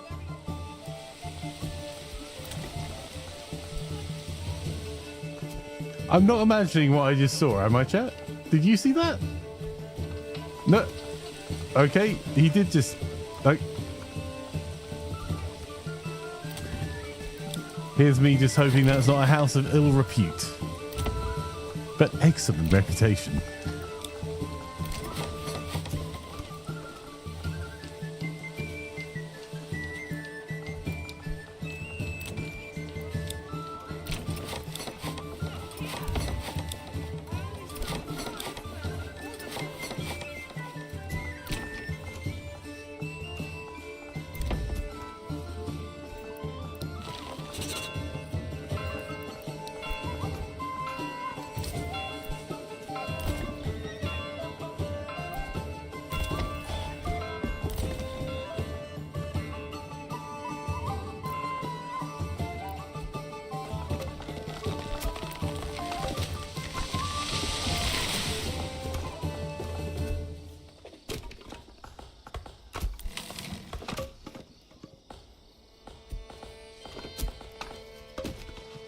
Did we set up the other storehouse? That's what we were doing here.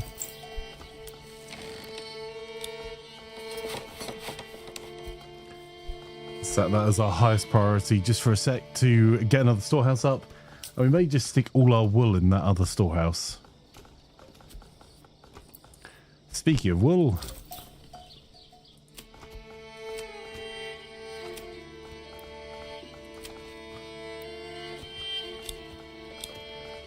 more sheep.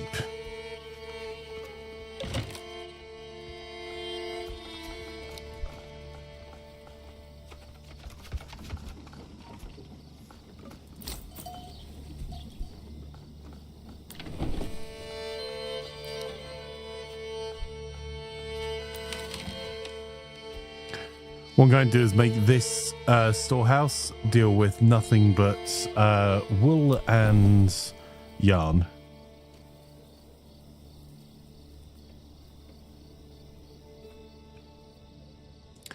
Or was rather trading post.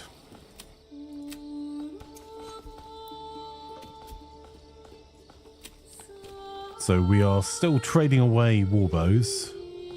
I wonder if maybe we set up another Fletcher. Oh, holy cow. We've already got 283 in surplus we're selling. Maybe we don't need any more. I was about to make another Fletcher to try and increase that trade. Maybe, just maybe, we've got enough bows. There's enough slices.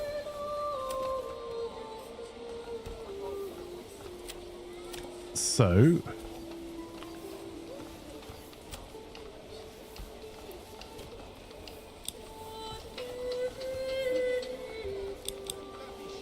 this is probably going to hit our economy pretty severely, but I'm going to start importing masses of barley.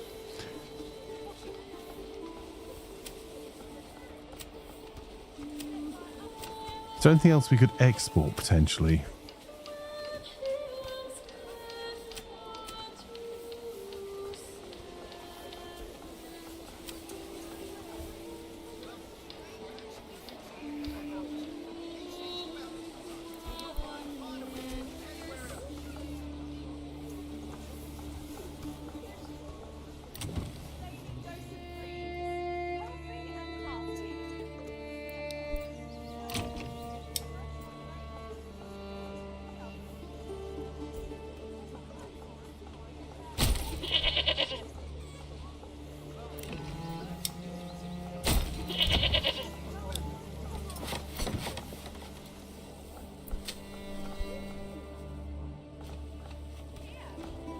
I might build some more city-like housing with much smaller gardens. Maybe some additional tradespeople just here. Let's see about doing that now, actually.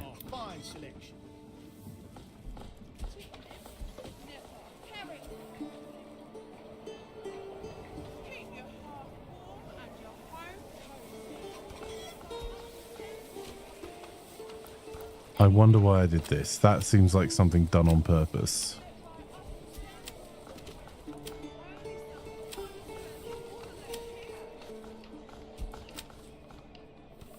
Because that was the back of the fertile land. Okay, well, maybe we'll split some of the plots over here in a bit.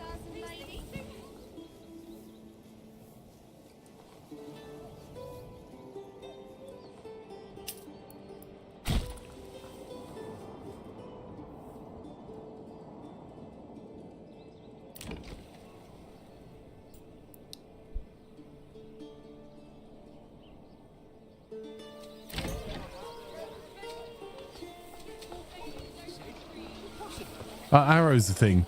No, there's just the war bows the thing at the moment, Russ. Sell the bows, already selling them, lads. That's literally the reason this area is so wealthy. We're exporting hundreds of them. So when you go into the trading post, when you go to trade, you have to pay to set up a trade route, so you have to be careful that you got enough money for that.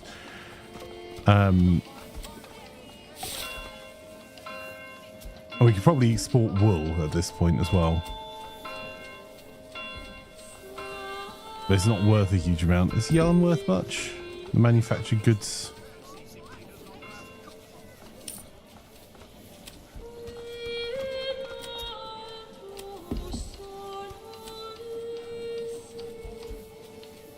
Yeah, I don't think it's actually allowed, so we'd have to change it into something.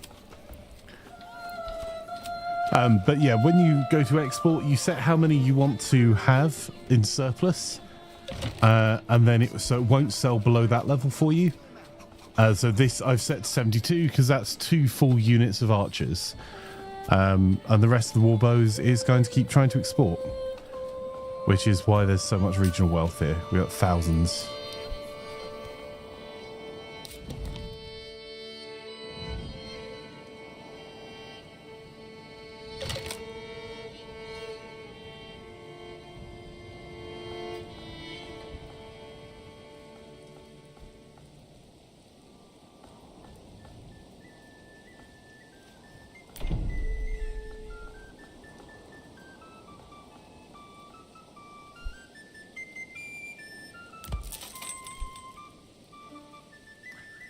Hey, November says, when you expand, don't you think trading goods between regions is not a win but a loss in terms of region wealth between your own region?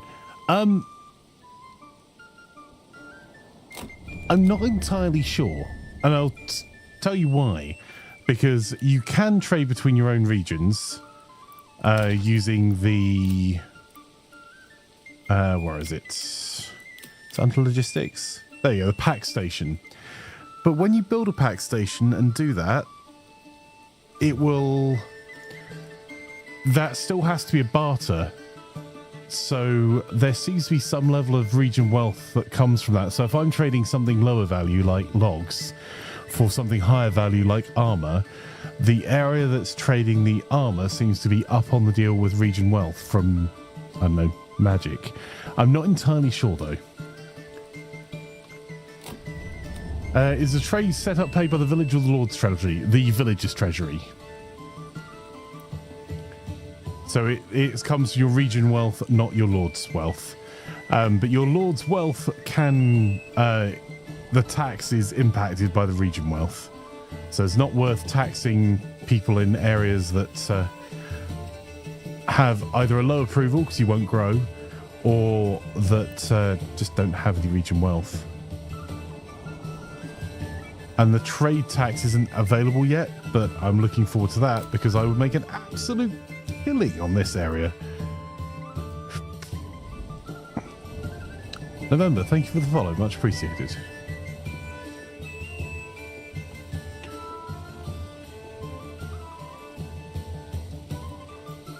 Okay, we've managed to get ourselves out of our minor, potentially self-inflicted, very much self-inflicted, slump here. So I'm going to pull one family out of the woodcutter's lodge so we can get the forester's hut up and running, and then we'll get this area replanted in Goldoff.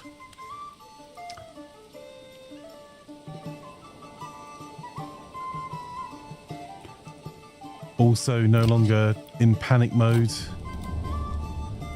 for fuel here, so the woodcutter's lodge... In fact, we've got 3 families spare here, so this area we can start to think about what we actually want to do. So this was our berries and clay. That's an awkward matchup. We'll get one onto berries, and sure, let's double the capacity, because that's going to be ridiculous. Okay. And maybe we'll try exporting berries from here. Let's give it a go.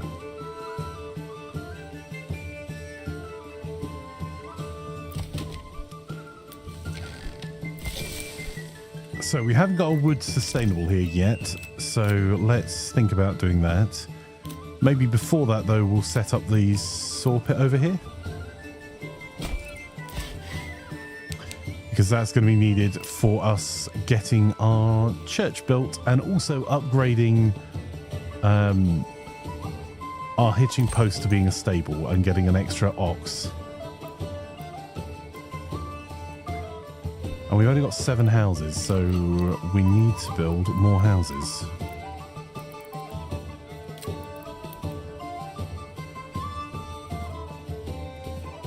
Without destroying any of this stone.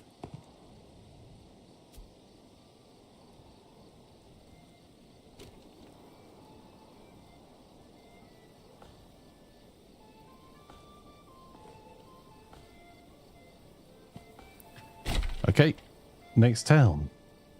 Goldoff.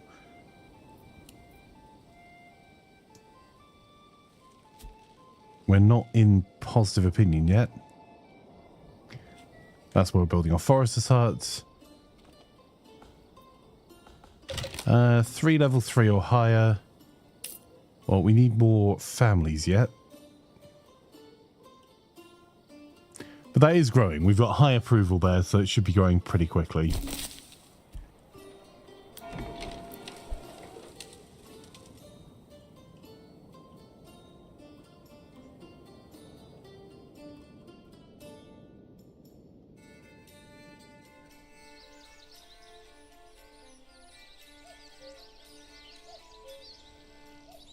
Not getting distracted by pretty sunrises and sunsets. Nope, not me.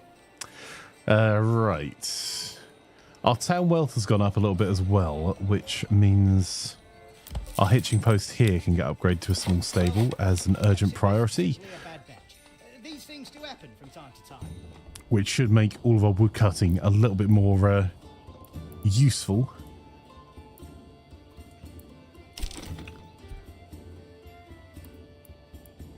And I'm going to build another hitching post as well.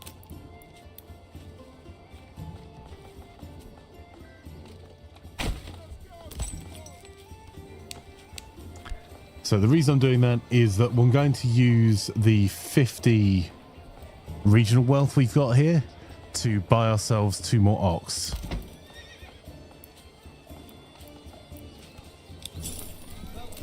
One there and one family.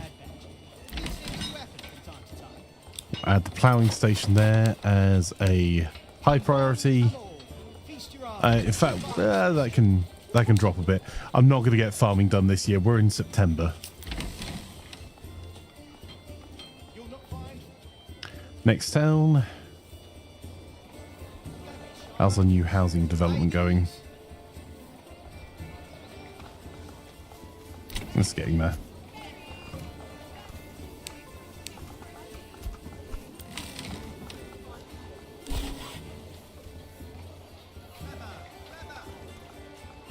Might need another stable here as well, actually. Let's get another hitching post.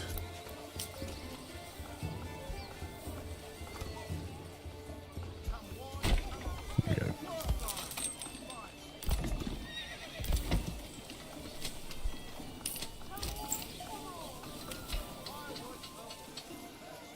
We have so many sheep and lambs.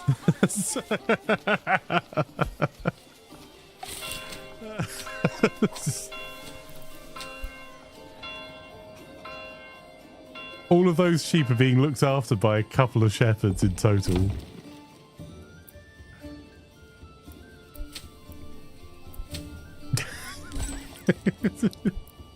That's very silly.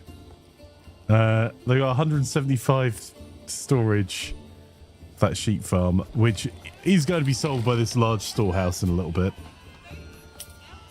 Honest gov.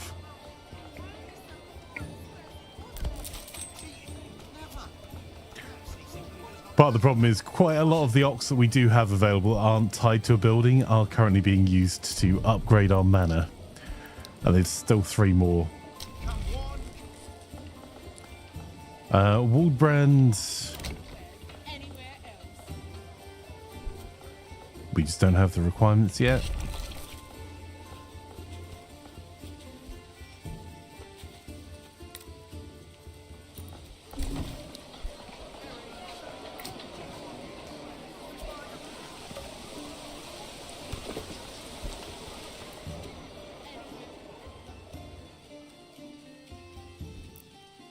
Okay, we've started to get more families here.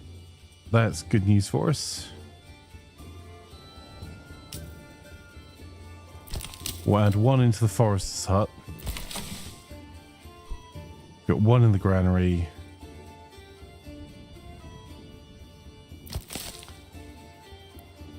One in the forager's hut and 1 still building.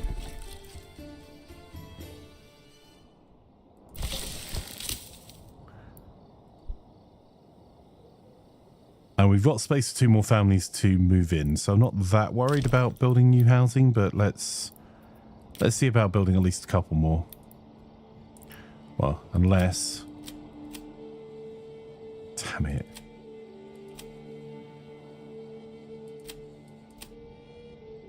That is a...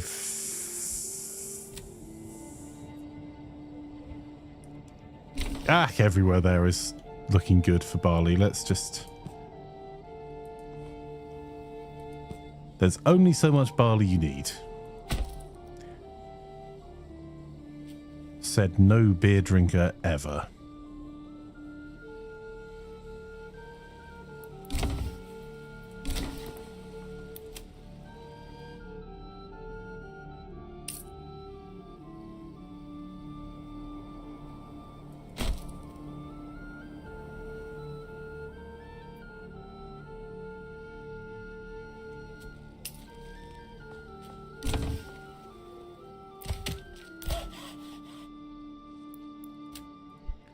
Okay, so the extra families moved in. We'll get them getting the saw pit up and running.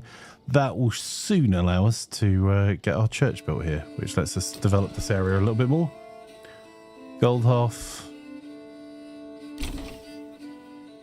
has one spare house and has only just stopped starving, so...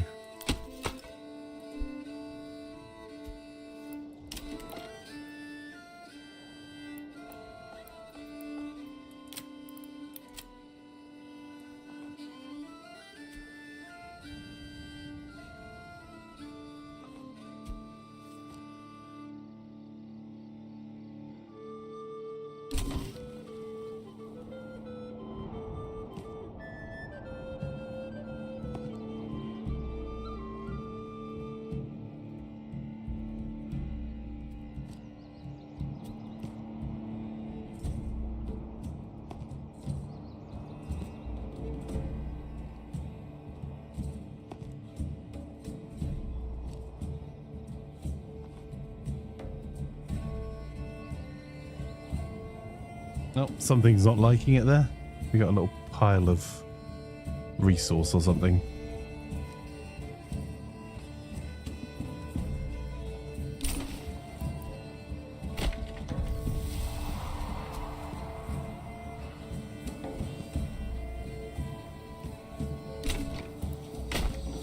Okay, well, no idea.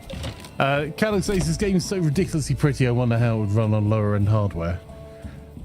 Yeah, this is everything turned to ultra, just to be clear. And the day and night cycle turned on, and literally anything else that would let me.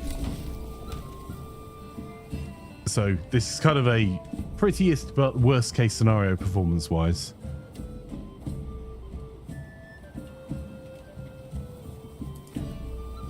I don't know if it will tell me.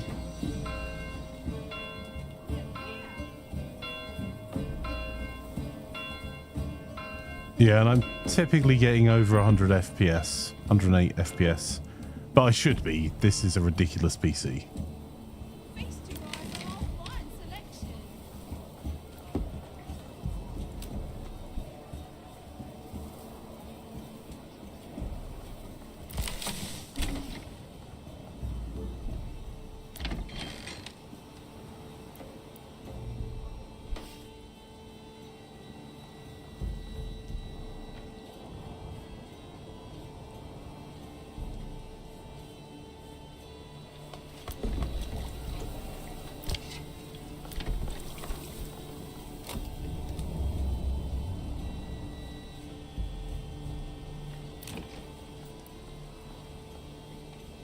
Alright, we have plenty of timber at the moment, so I'm going to go through another phase of upgrading plots that will let me.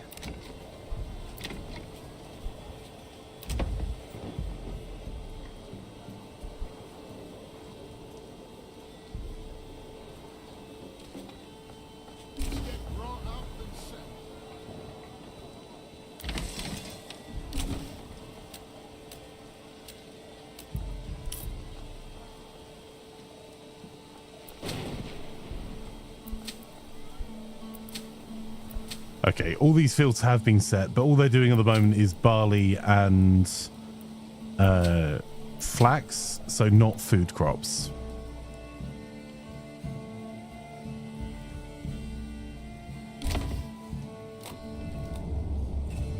And the food's doing okay here, but we'll upgrade a few more because our region wealth's increasing a little bit.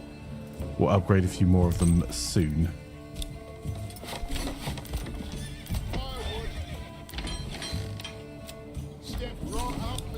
We'll allocate one livestock to the farmhouse because that was the one we upgraded before. And we're upgrading the small stable, and we'll order ourselves one more ox. I love the fact that different areas have different weather at different points as well. Yeah, that's very cool.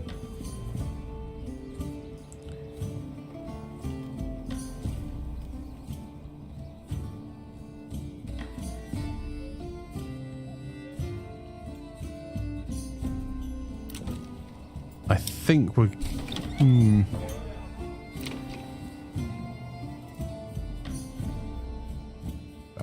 think we'll leave that as it is. So we've got the forester's hut making our wood industry a little bit more sustainable. We've got someone in our granary still. Our storehouse probably needs to be expanded here.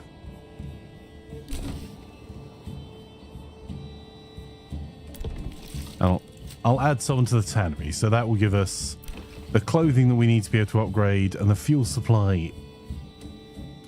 Why is the fuel supply low? Chat, have we forgotten again to, and by we, obviously I mean me, have I forgotten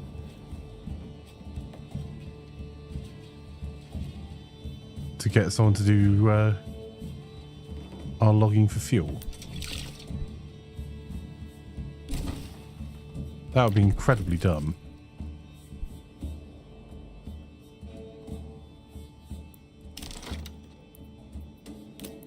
So the answer is probably yes.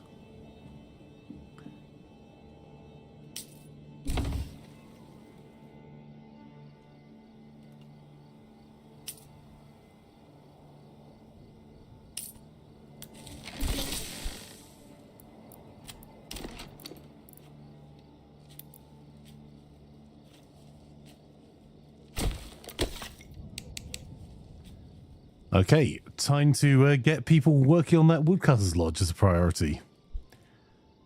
And the luxury of having someone in the granary might disappear pretty quickly.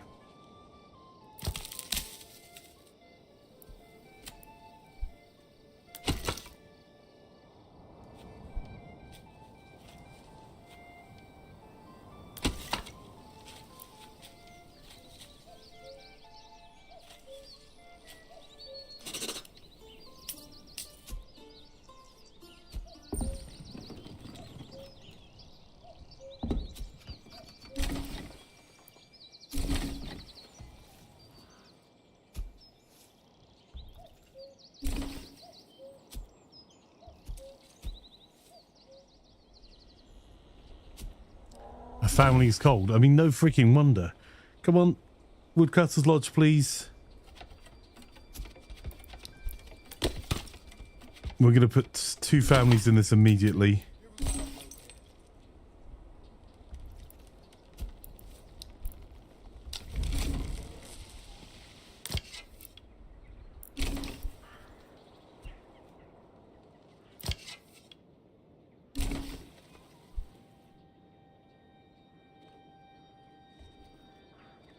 Okay, they're slowly getting over being homeless before.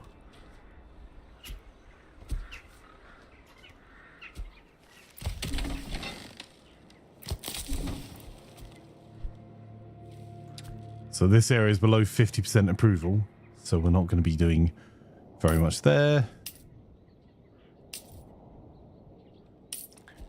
Whereas over here, we're growing great guns. Okay.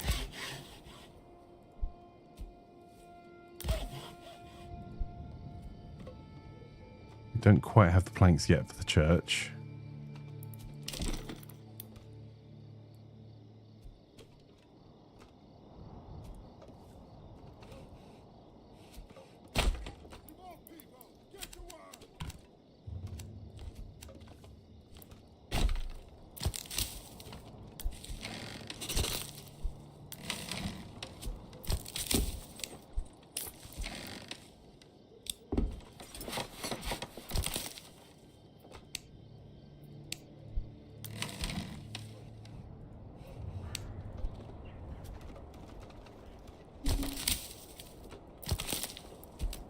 Okay, there's our forester's hut up. And we should really be microing some of these towns a little bit more, but being as we're now running 6 of them with 3 of them at the same early stage, because the things you do to micro is move people out of the foragers' huts, the berry collecting, because they won't be doing anything over winter at all.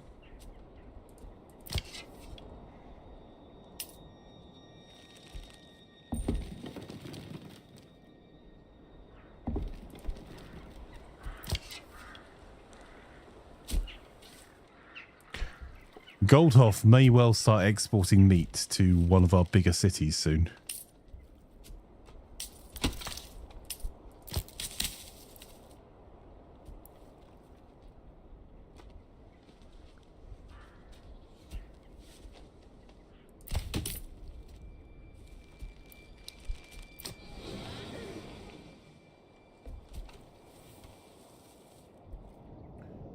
Right, so Imanruth is going to be exporting iron, and we're going to start farming this year. And we'll get ourselves that other ox.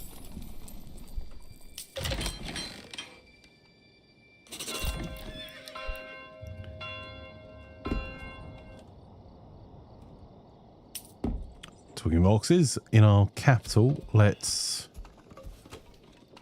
find our way around. I wasn't lost, honest gov. We're going to upgrade the hitching post there into a stable. Also, this storage, I was going to restrict it, but I don't think I'm going to. Oh, that's cool. We've got malt going into storage.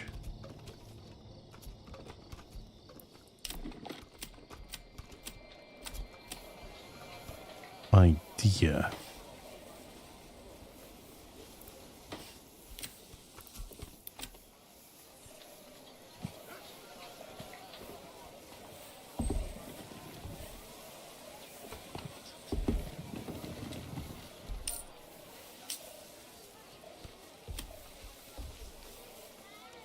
Why is that not letting me?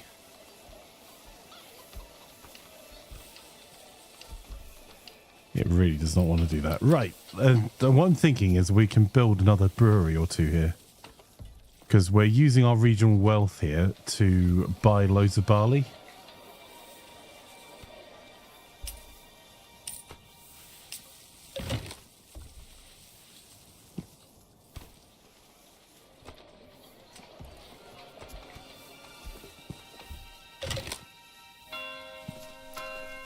There you go.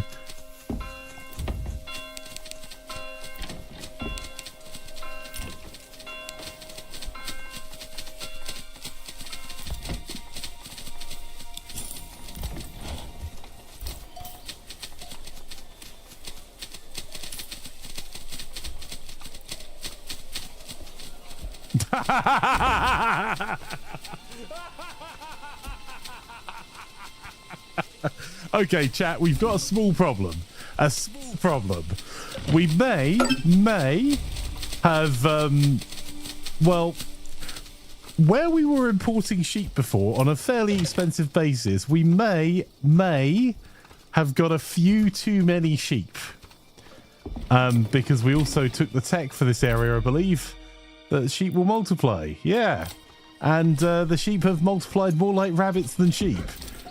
So instead of me looking at this, coming back every so often on regional wealth and going, you know what, we'll import another 10 sheep. We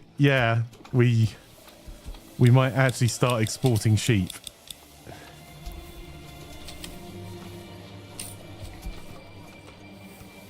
Holy cow.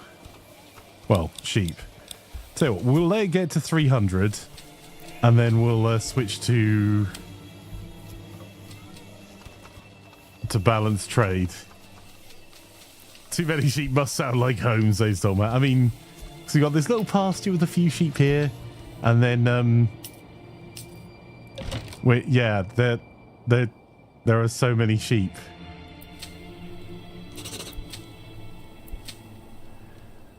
However, that's the first time that wheat field's been at 40. I've been watching this since the start. That got as low as 26, maximum 36. So, yes. Sheep overflow stack. Right,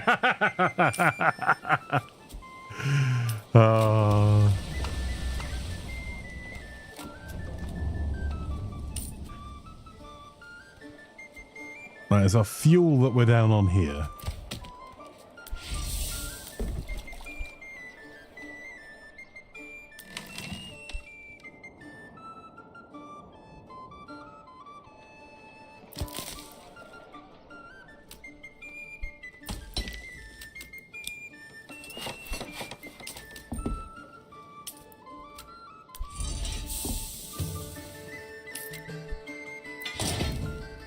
So we are ready to turn an industry on here.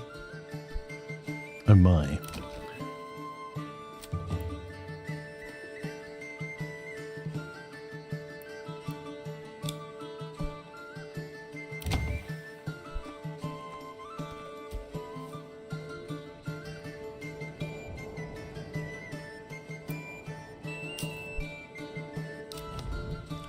Okay, there is no more stone here, so I'm going to delete the stonecutters camp.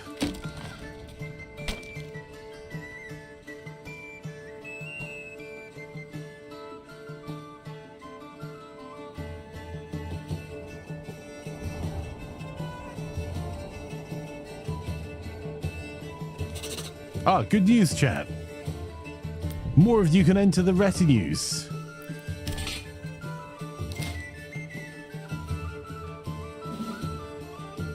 So, you want to be in the retinue? Just shout.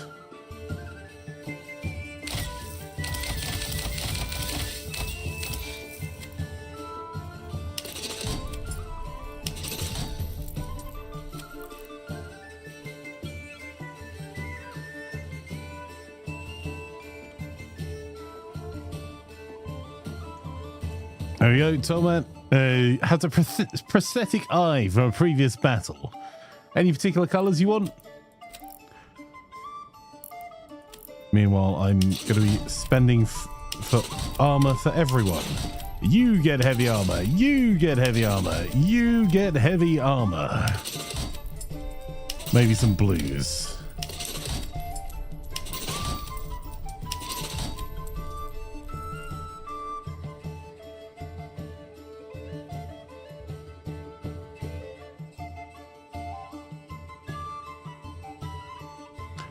That look okay to you, sir?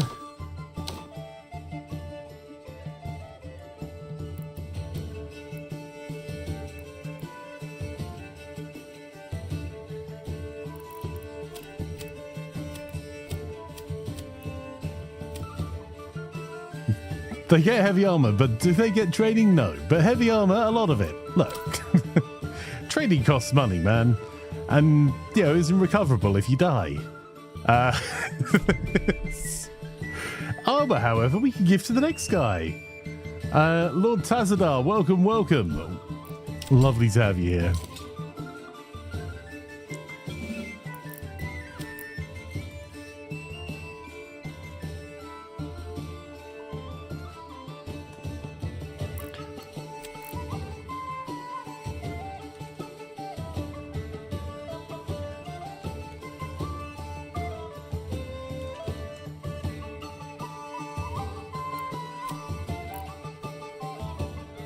Yeah, I'll even give you a full face helm, so you won't be able to see the killing blow coming, bud.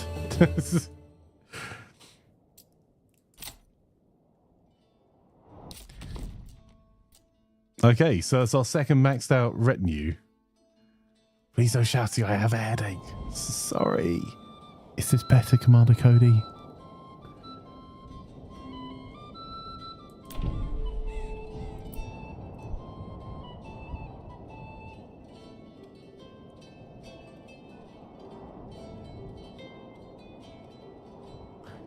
All right, we've got our fuel and food well together now.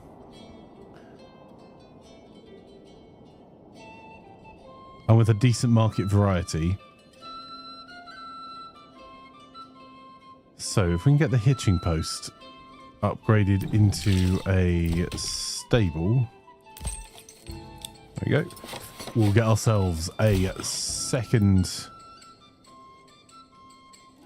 beast of burden. And let's go for a wooden church. Oh, you flanker. You could have measured.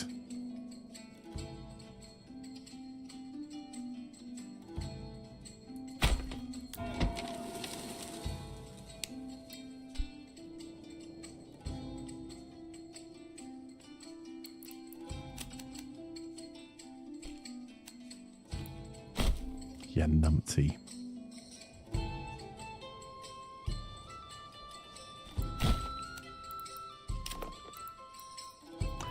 Let's get our gathering stone cutting camp there. May as well collect that stone. A what? A writer. You give the truth scope. I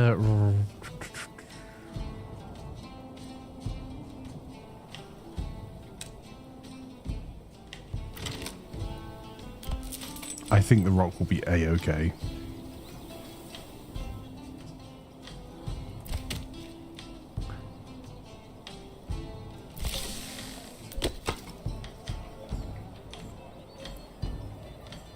Okay, we've got 11 months worth of fuel. I'm going to cut that down a bit. We'll add a person into the forester's hut. Add a person into our granary. We're going to need to get ourselves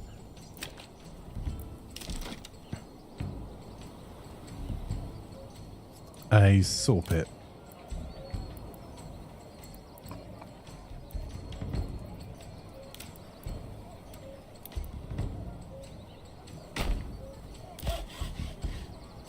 Jen Guy, welcome.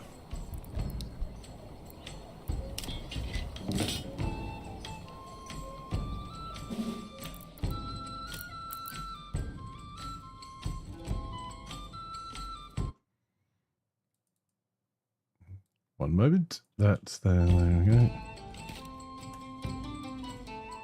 Welcome to the retinue.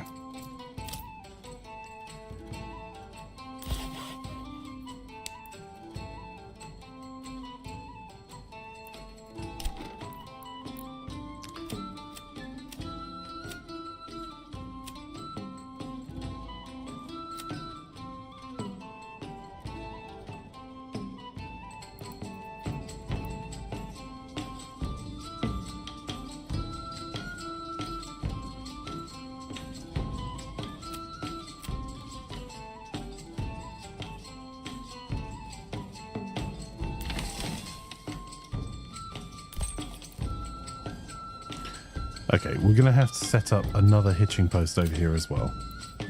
So, we've got hitching post stable, and we need to build out some more housing in this city.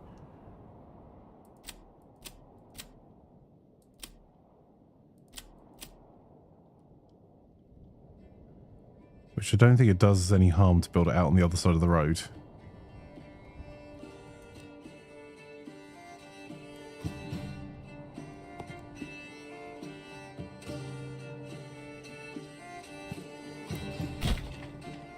There we go.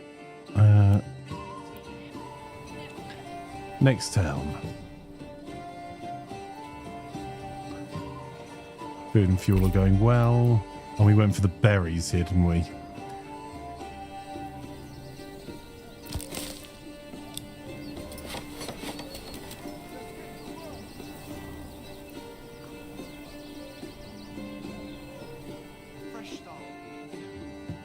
And we also need more housing here.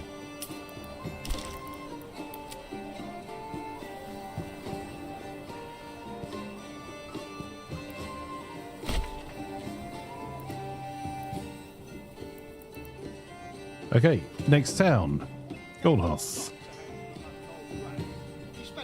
Also doing okay for food and fuel. No, stop it. Let's Goldhoff.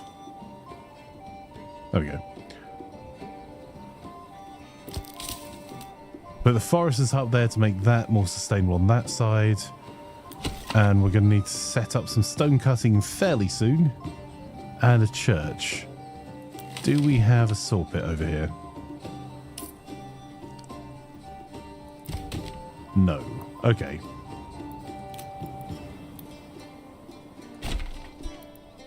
So I'll put a saw pit and also another hitching post.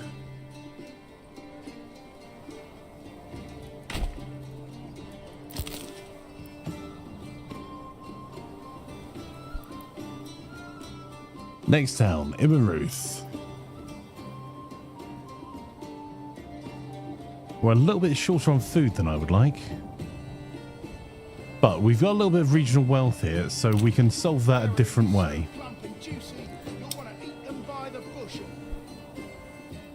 Ruth is going to be, I think, a farming area for us.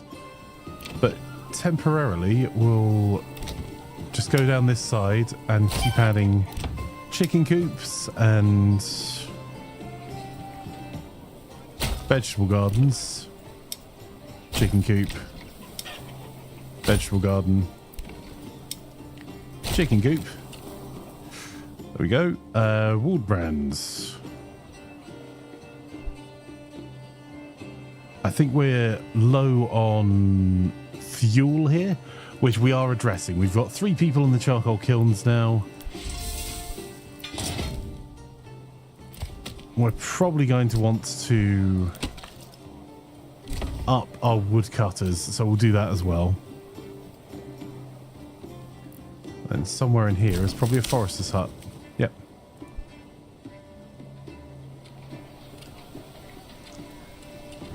And although I don't think we need oxen for our metalworks, let's get ourselves another hitching post anyway. But our building materials are looking great over here, which may mean we can start building our manor.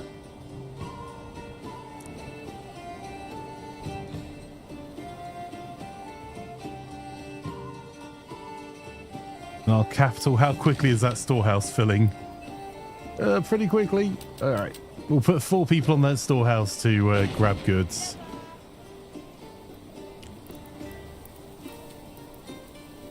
And we do actually have a fair amount of barley being malted now.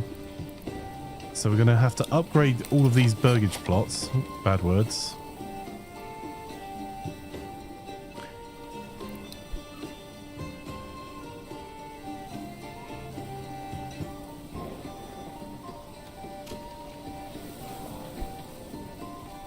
There we go. Sorry, it moved this way because I think the notifications pop down whenever this opens.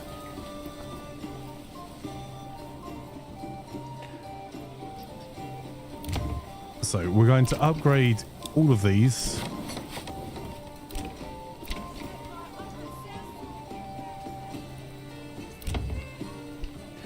And these are going to become workshops. So I think I'm going to put 2 breweries in here.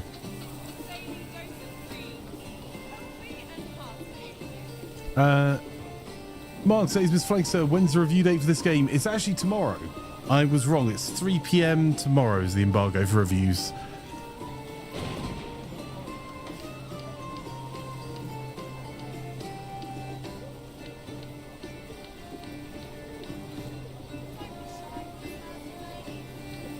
Fire says, hi, YouTube Mark.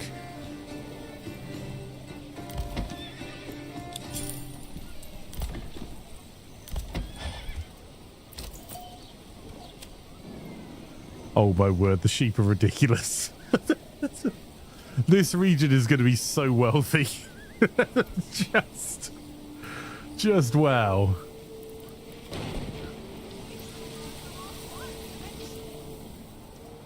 We may have a few sheep.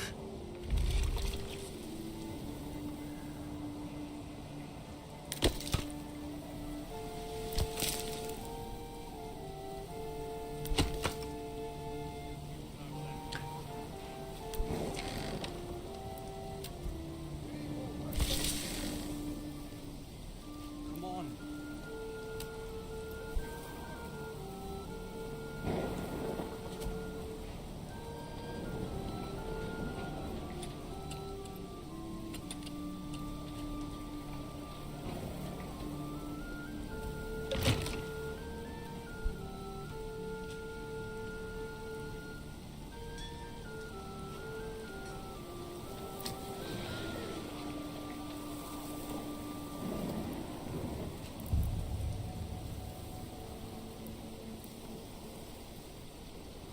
This is heavier than it looks.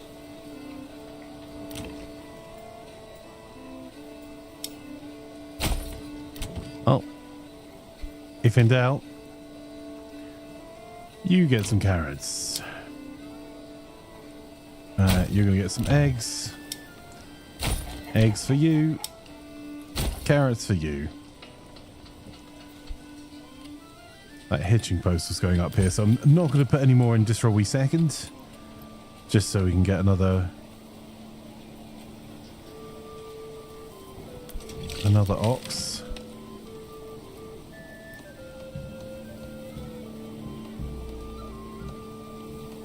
Cody says April being the birthday month of the family. You, your mum and your mum's dad. Oof. That gets spendy. Fire says I have that late summer. It's 4 birthdays and then family summer party, pool, grill stuff. Everyone has to buy some stuff. My birthday's the last one. Oh, the coat of arms has changed. This is a different run. That's why there's 2 coats of arms. This one is the the flanker coat of arms, and the other one's the planner fine coat of arms.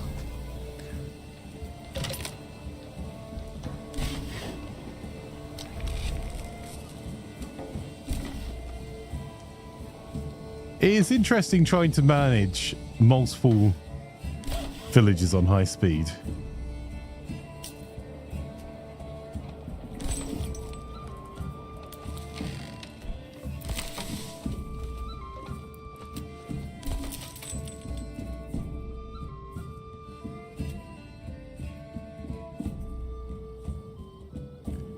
I think Wolbrand, we might have to give up and set ourselves up another sustainable logging area.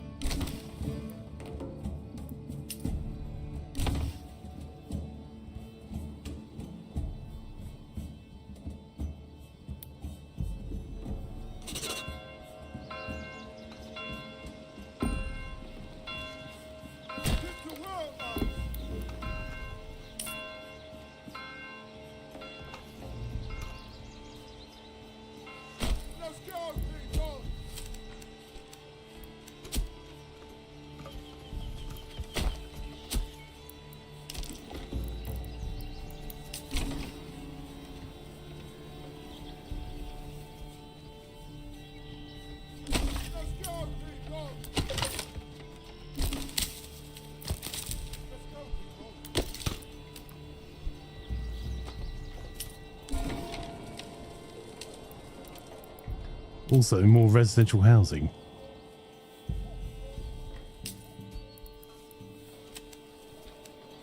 Right, why was that not built in the middle? Emma flax, barley.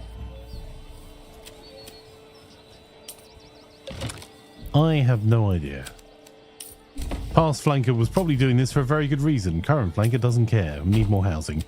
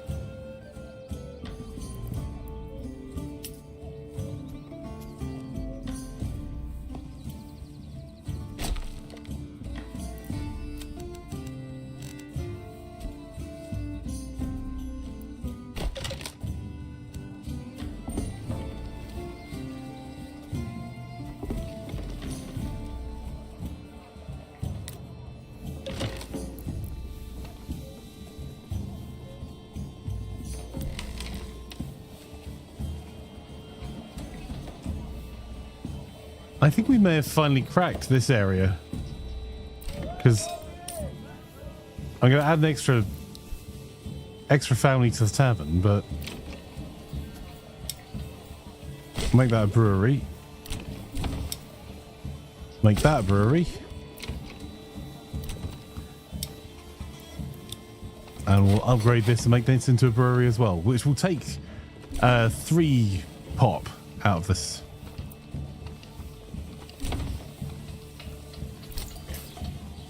The regional wealth is just incredible around here. Half-ass Punch just subscribed. 4 years not like this. 4 years, Sponge. Holy cow, man. Thank you so much for the resub. I really appreciate it.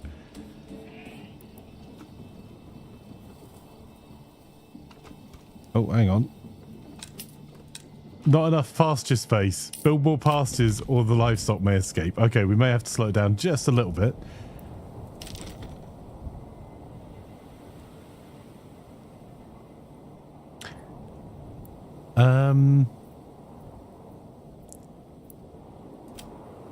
Well.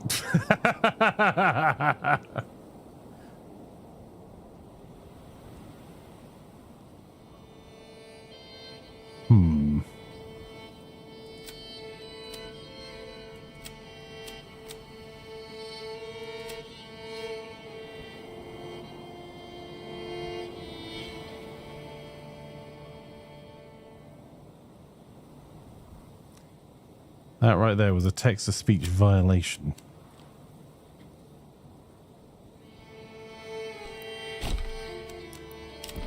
Right. We could build out a little bit more farming. What I'm thinking about is rather than just building out pastures, we could instead build out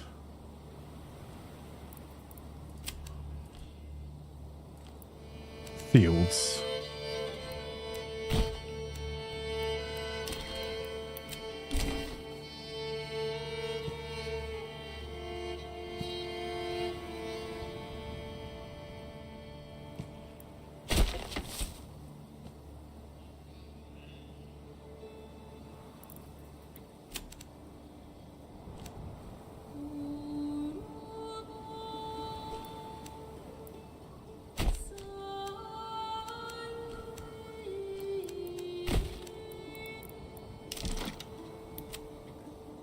I'll build out a new little farming community.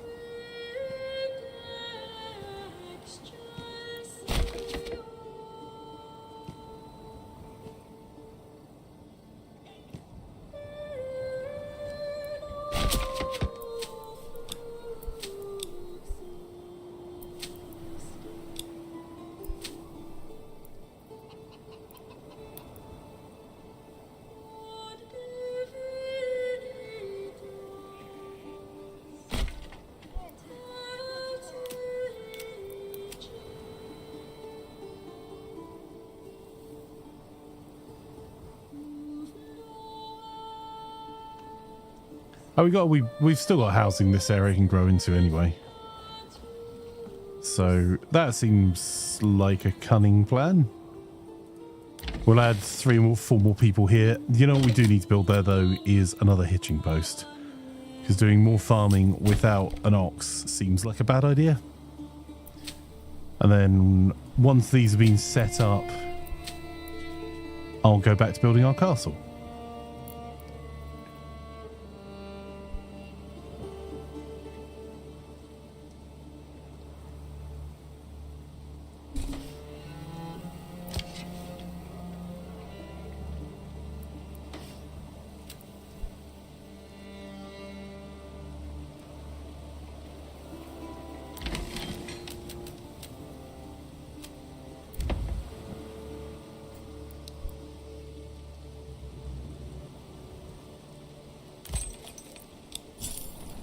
We've ordered another ox here. That's that sorted. We've got the Woodcutter's Lodge, the saw pit. We'll put 1 person in that. And we're going to need to build more housing. So, more housing.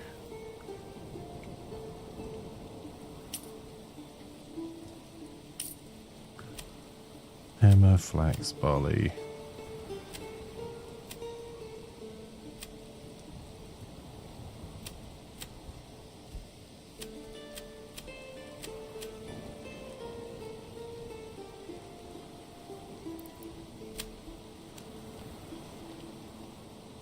Step right up and sample.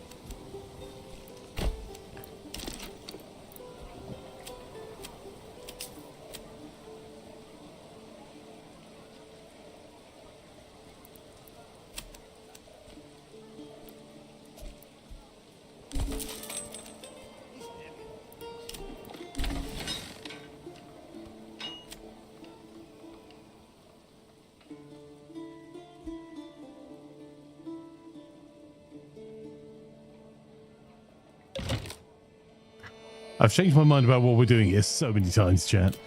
Right. let's do that for the housing. That'll become our brewery on this corner for this area.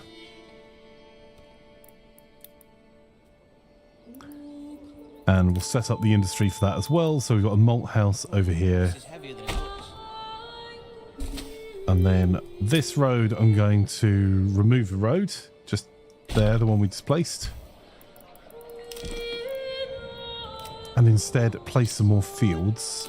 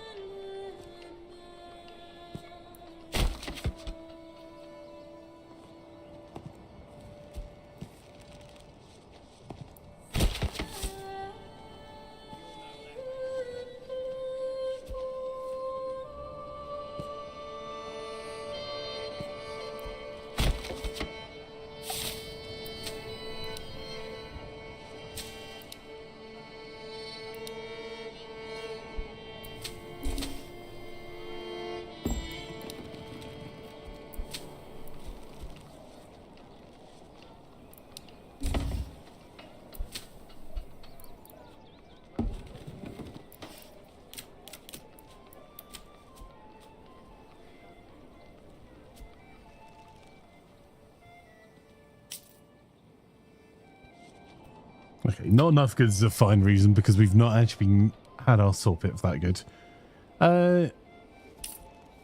Back from meeting lunch. Oh, sorry, back from meetings lunch. Sorry. How are you, Bracius? Good time for good manners, Lord. Indeed.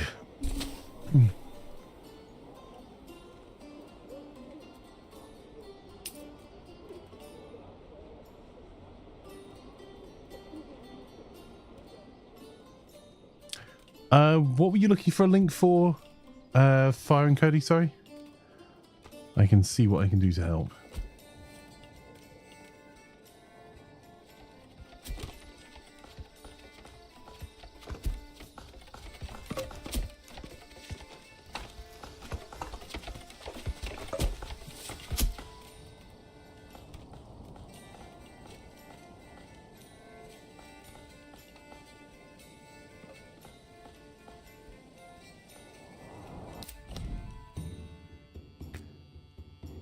These two have already got armies. This area feels like it is stable enough-ish.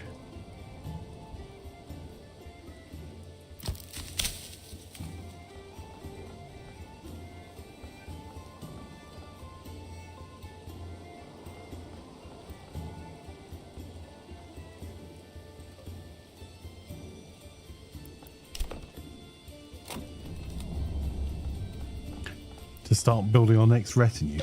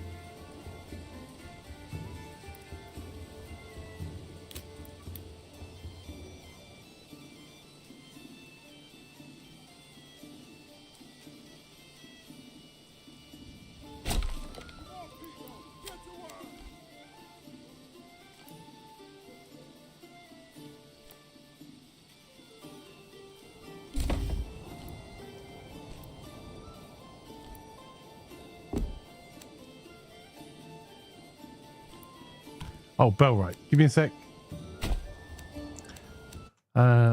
Give me 1 second. I can do a magic button press.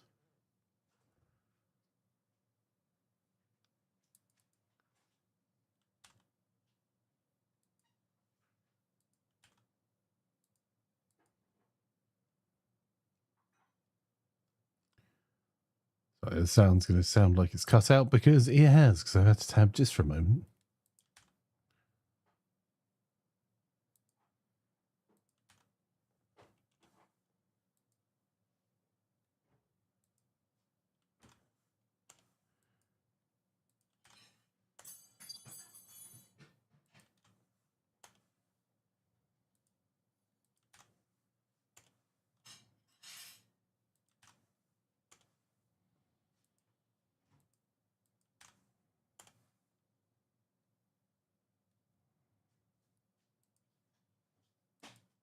Well, it doesn't look like Bellwright is available anywhere else but directly on Steam right now. I've just gone through all of our partner sites. I've gone through 10 of them, and it looks like Bellwright's not available on any of them.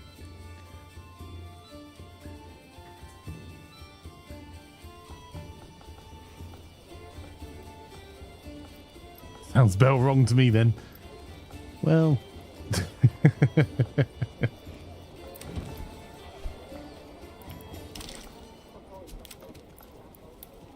we can maybe start also building the pub. So did I build...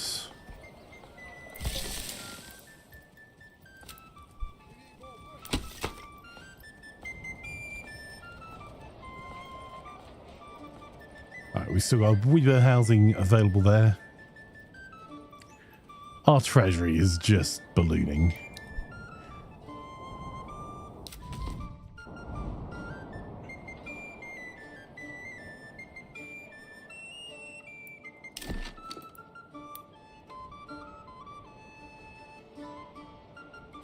Good news, the spot I definitely left there intentionally for the tavern. Yep.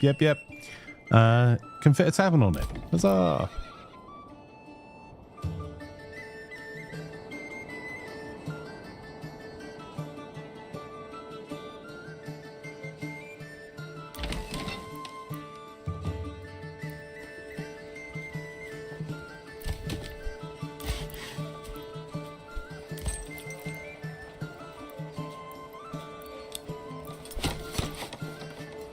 Huge success, indeed. Thanks for looking. No worries, Cody. Gonna do a look and then have a small nap to get rid of the headache. Yeah, I hope you feel better soon, huh, Cody. And thank you for coming and hanging out. Always appreciated. So, can we get all of this together and beat the drums of war?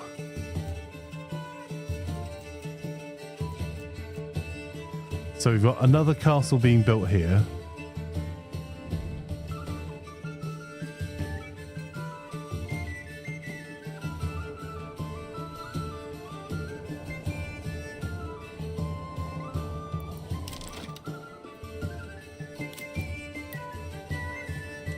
Stone over here first.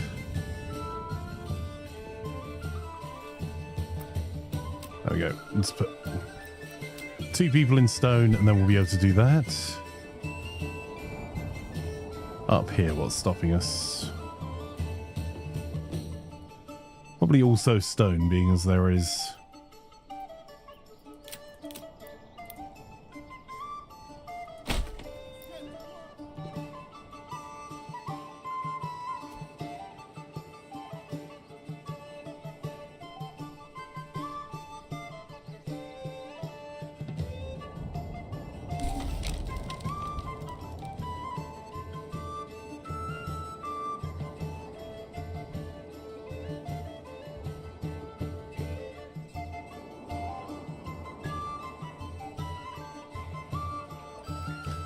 Okay, this area is growing nicely.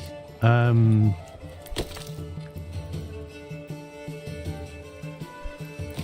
our firewood looking here now? 103.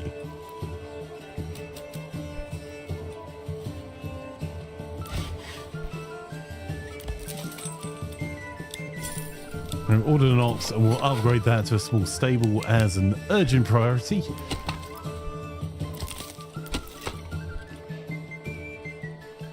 So that should get our fuel problem solved. Our food, however, is looking a bit on the rough side. So...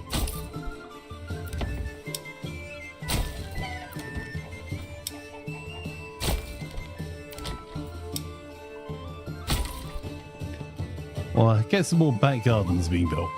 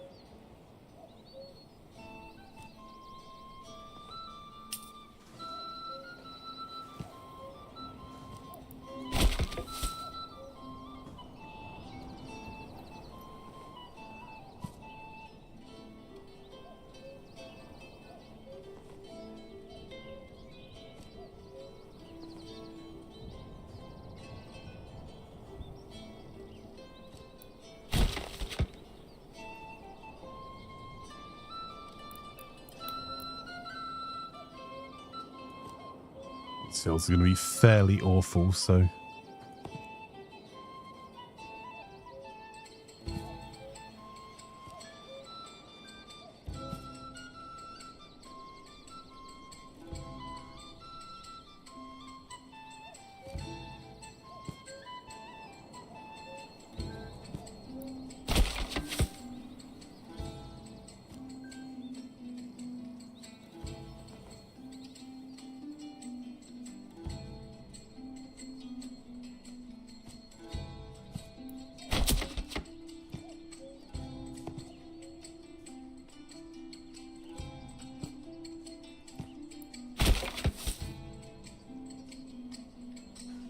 There we go. Right, we'll get our farmhouse set up there. That hunting is fine, and there'll be 4 more houses. No, we've got 4 spare houses at the moment. We're adding 3, so that's 7 people. That should work out okay for this, and we'll tell them to rebuild the remains of the granary and the remains of the windmill there.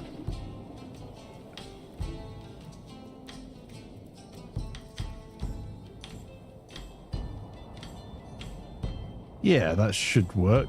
He sounds confident. Yep. I'd believe him.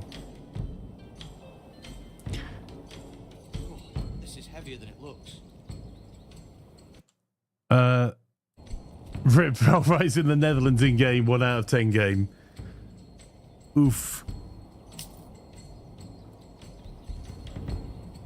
So how does Belrite host? Hang on, let me... Because I didn't see any options for anyone doing hosted servers for Belrite.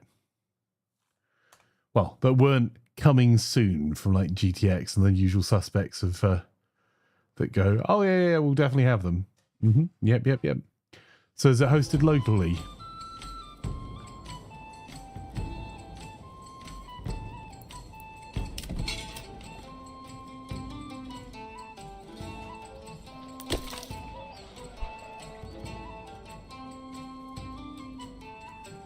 Ooh, idea. Oh, no planks.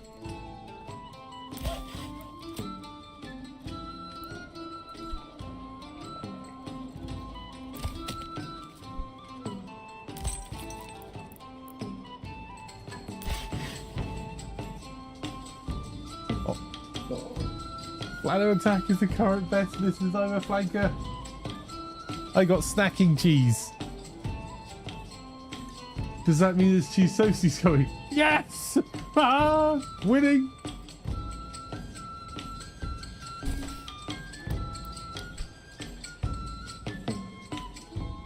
Cheese on toast for lunch. Huzzah! Gave the old ox a handful of month-old drag. He spat it in my face and tried to carve me a new nipple. Why do I have to carry it alone? Cheers toasties. Yep. Let's do this. Right. Mining. Plan's currently doing the cheese toasties dance. Oh, sorry, it's a cheese on toast dance. It's slightly different. Yeah, I found it.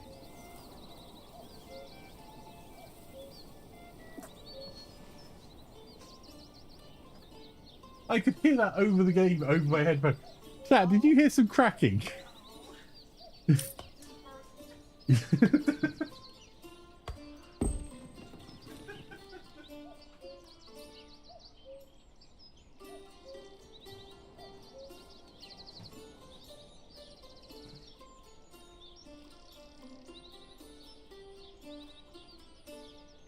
Out the window with you, go on. Hey Rogans, enjoy your look, my friend. I hope you're having a cracking day so far. Hopefully not cracking in the same way as Plan's back just did. This is heavier than it looks.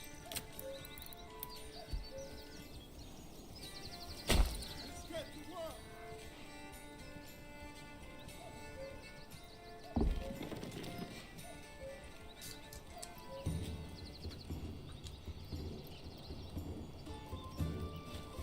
Crack-a-lacking. Well, Plan certainly wasn't lacking the cracking.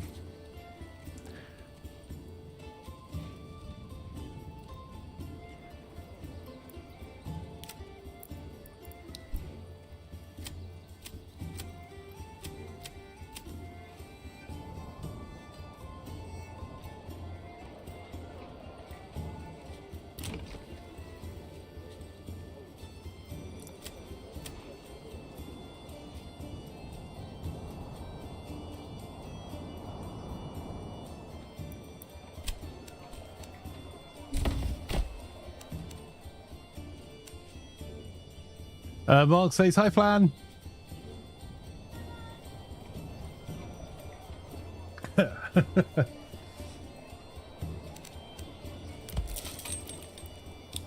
Right, we got the hitching posts upgraded to a stable there.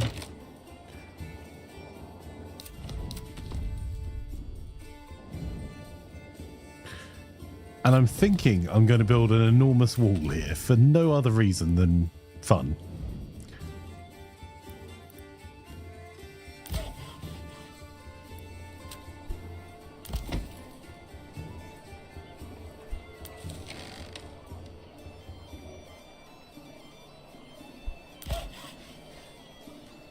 Which means we're going to need lots of saw pits. Yeah, let's actually specialize this area a little bit. We're going to need more people as well, so...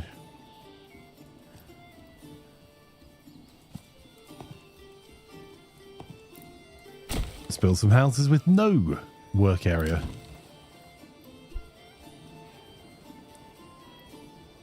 And then we'll be able to build the church here and then upgrade Goldhoff. Is Plan stealing your lunch? If you can get to South Wales fast enough, you may be able to steal a toasty, but I wouldn't bet on it.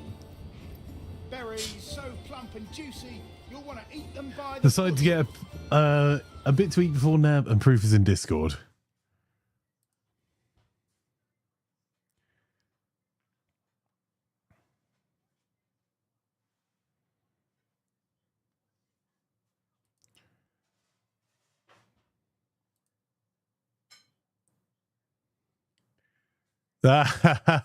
Tactical flanker. Braxius, I've only just seen their pictures. Cheese on toast for lunch. Ooh, nice. Very so plump and juicy. You want to eat it by the bushel. Yeah, how did you... Oh, you've remembered that. I was going to say, how did you manage to roll that quote randomly again? You didn't. You remembered what number it was. Well played, sir. The Lego pigs probably are. Those are awesome. Hang on, I'll show Plan. There's tactical flanker at the top, and the co-pilot tactical flanker Lego by Praxius. That's funny.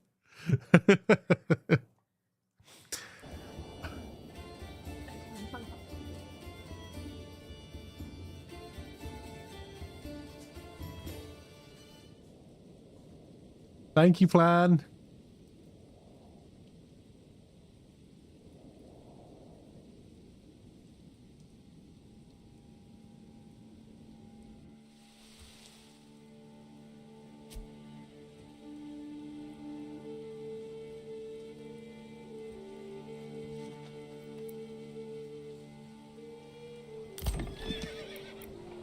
quality, you said?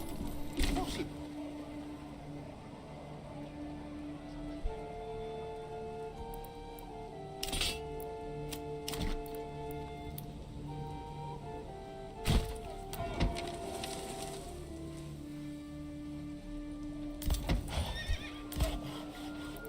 I wonder who's floating away today.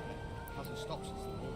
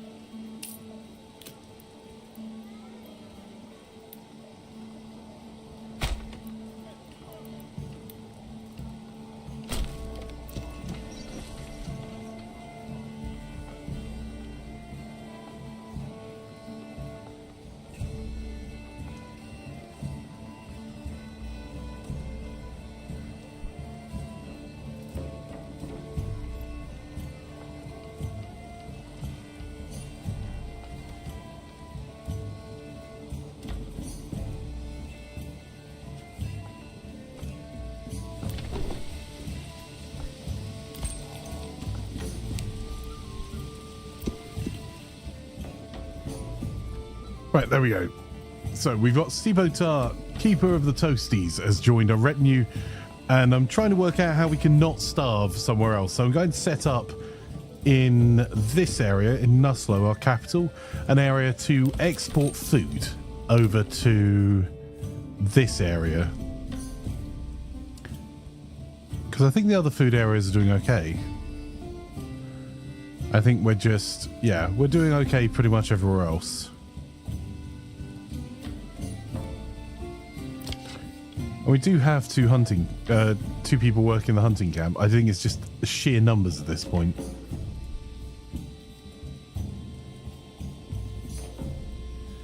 And that berries are seasonal and are not currently available. So if we can not starve, that would be great. To not starve, I'm going to set up a pack station here.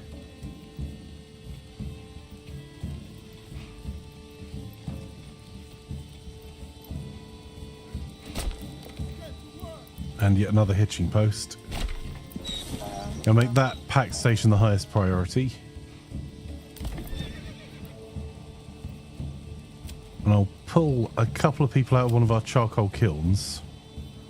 I know we're still only 1 month up on our fuel, but I'm pretty happy we've got that covered. And then on this side, let's set up...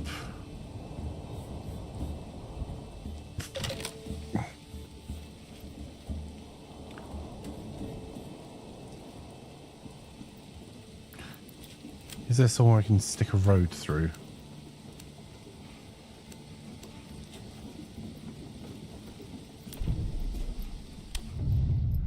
To the castle planner.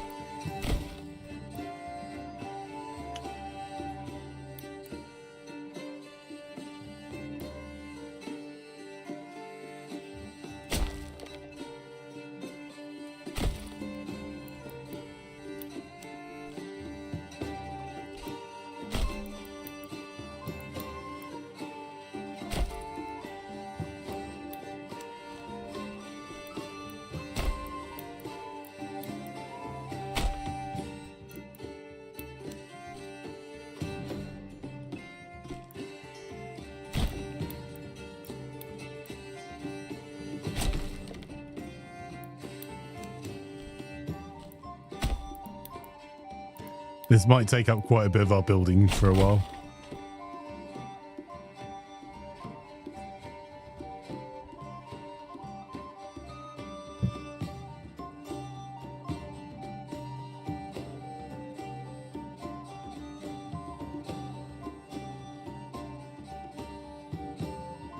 Oh, I might have just crashed things. No, I haven't. There we go. Bryce says, I know it's taken 7 years, but it does seem a very well thought out game for one person.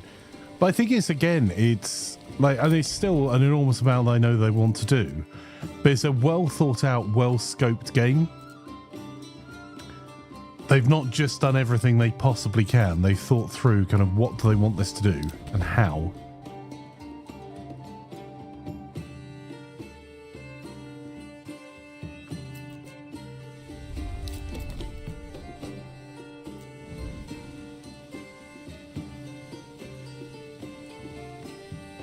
I think as soon as you start into a game, there's lots to do in a small area at the moment.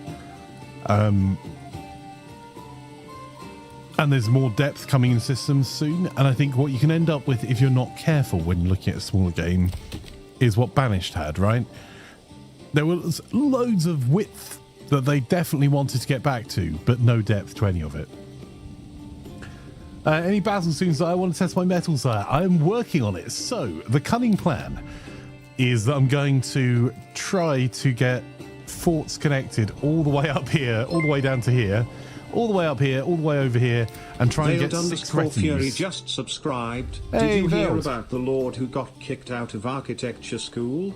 Too many bad manners. Thanks, Veld.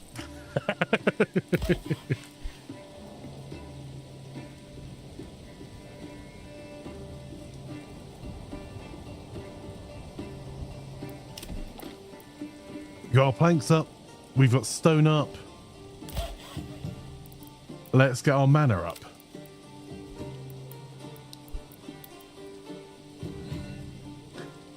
Don't worry, I got it. I got it. How's your day going, Veld? Alright, I'm going to instantly get the garrison tower because that will let us add more retinue. How are we doing here?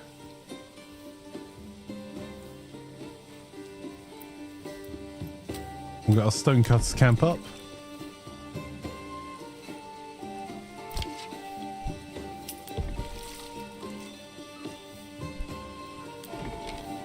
And then that will let us get the church up, and then we'll upgrade that area, then we'll be able to get our mana going. Excellent. How are we doing over here? Stonecutter camp is going up. We actually we got more housing. We'll get some more housing going, and then we should be good there.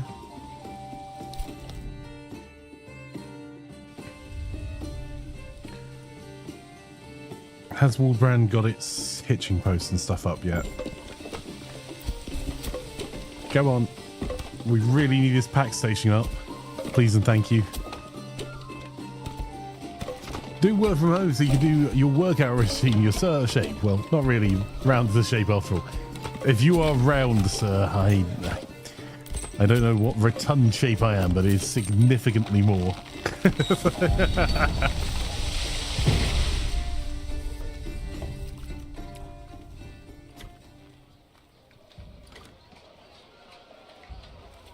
You tried doing a spin class at a pool last night. Horrendous. It was too shallow, not enough support from the water.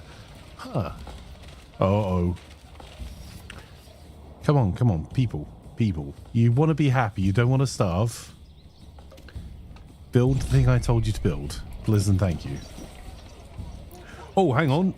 You're going to get to test your metal.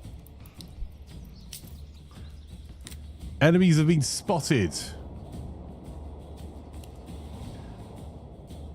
How rude.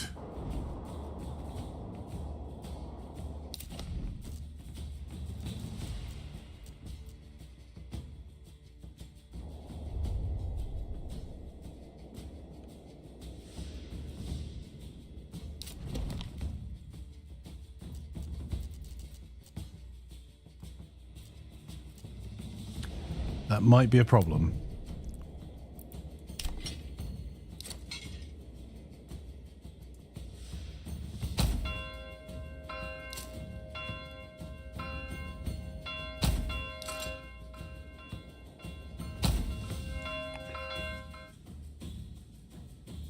Filthy raiders.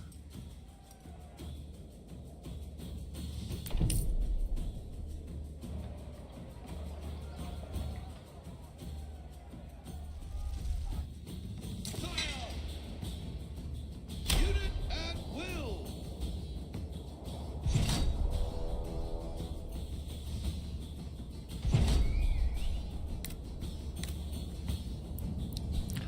There's more of them. Damn. Okay, well.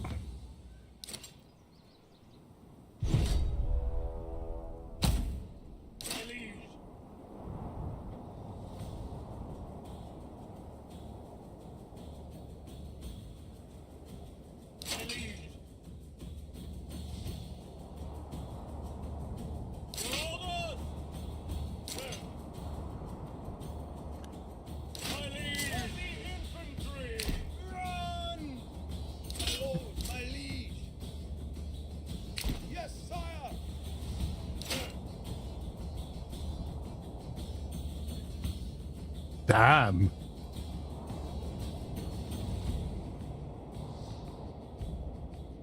My liege. March. Advance. My liege. Men. Run. Infantry. March. Holy moly. Well, we learned something new.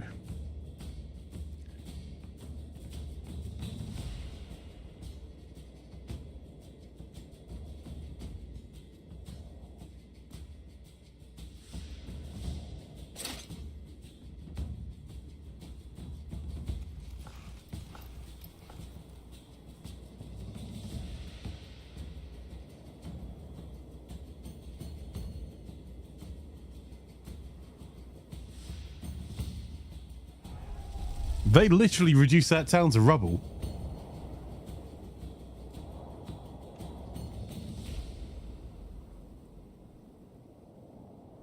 My lord.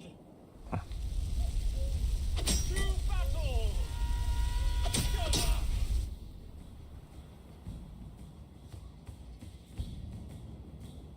Your order, liege.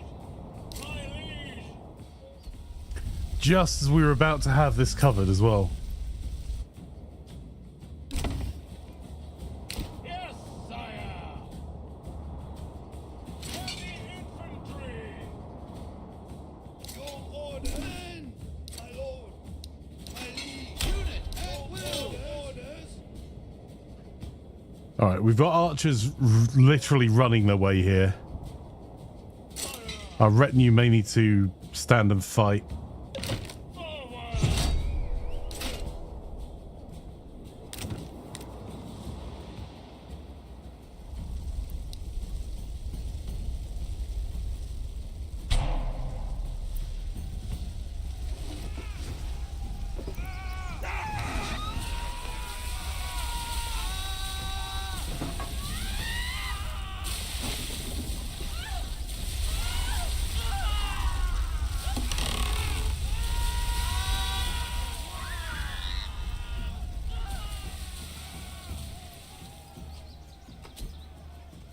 This will not be forgotten.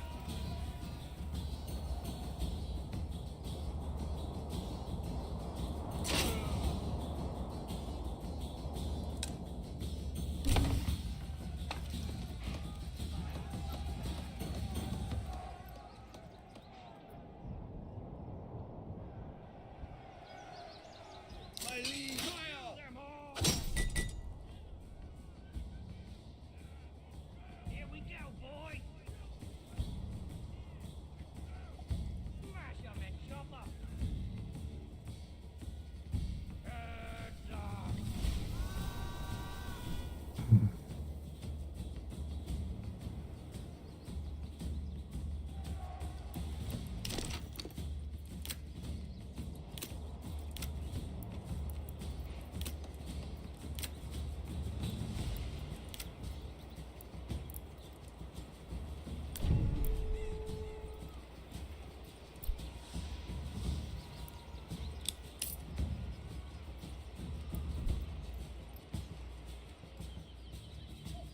Gave the old up. We burnt down our church. Absolutely not. My lord. Yes, sire.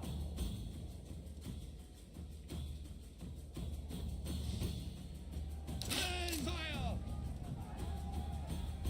Yes, sire. Faster. March. Yes, sire. Men.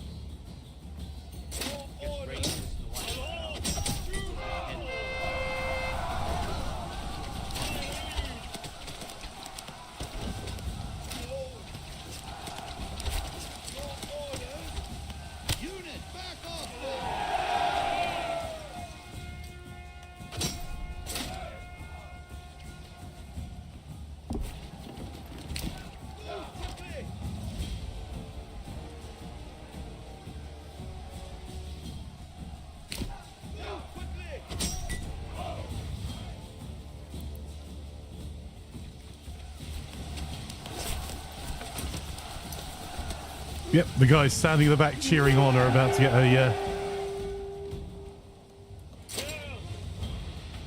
pounding. Let's go.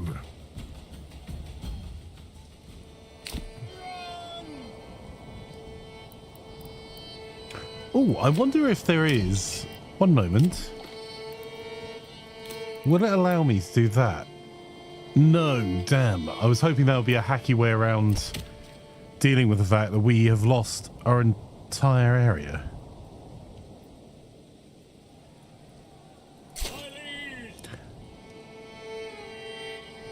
We'll have the retinue stand guard here.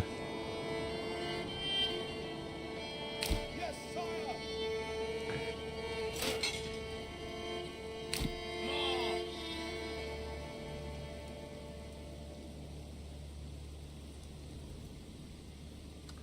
That's actually a problem.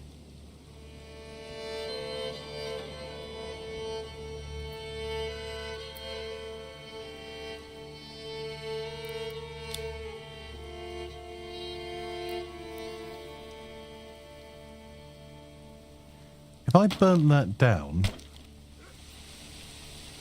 Oh, we've literally just lost the stone. Damn it. Well, we won't do that again then. However, a retinue won't be leaving here until we've established...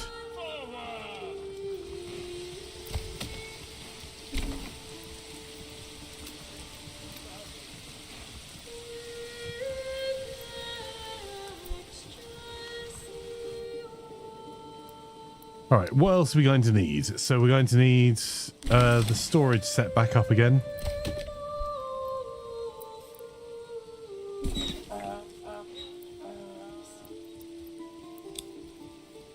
That small stable is going to be needed. And the granary will be needed, or we're going to spend a lot of time starving.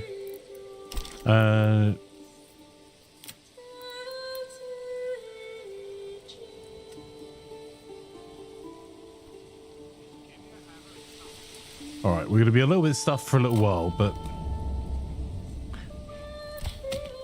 That logging camp, we're going to put 3 people into the logging camp. We'll get as much logging done as we possibly can.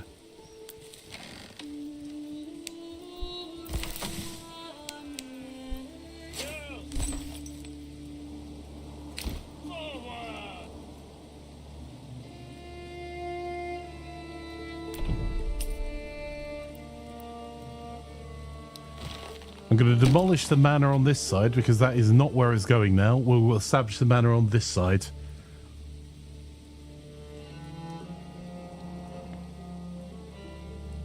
And to cut down on the...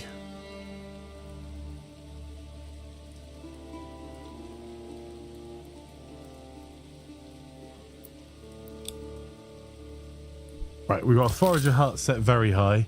We're going to be going into winter with some homeless families here.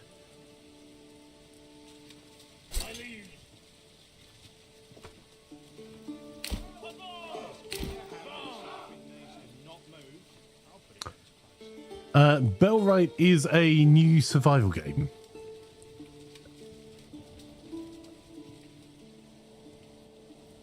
Open world survival crafting simulation.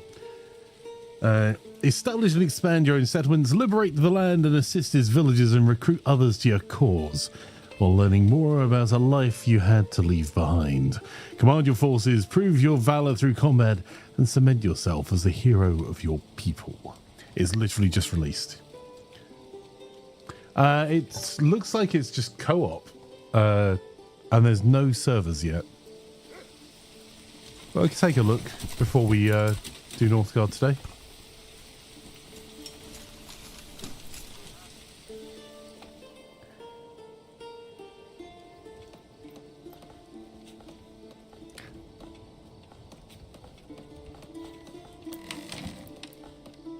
Okay, we've got a wee bit of firewood. Our food is sorely lacking.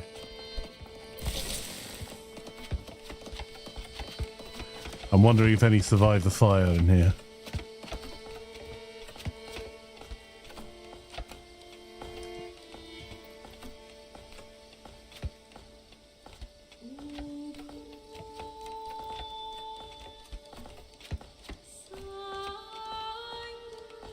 Nope. Okay.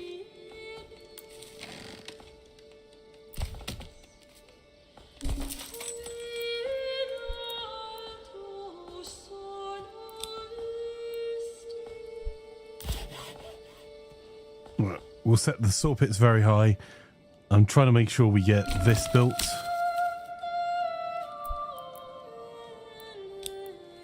That's our hunting camp. Right. So that's on medium. Right, the forager's hut is now back working, so we should have food coming from that in a moment. The hunting camp will be up soon. And then we can start thinking about the church and the houses.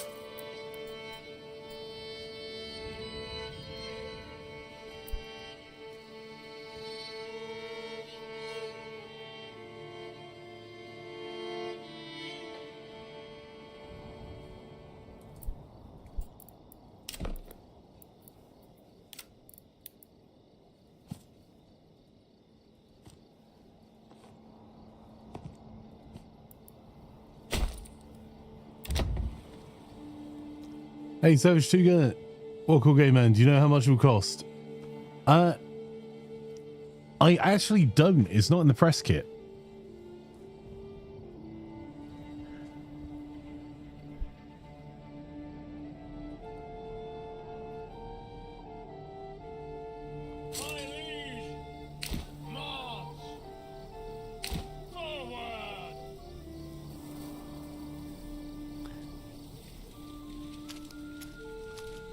Seabotar reckons about $30 or pounds, there or thereabouts.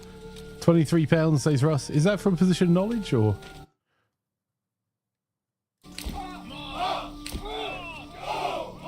Or are you talking about? Oh, if the question is about Bellwright, yes, £23. For this, I don't know. Well, £25 and currently 10% off as it's being released.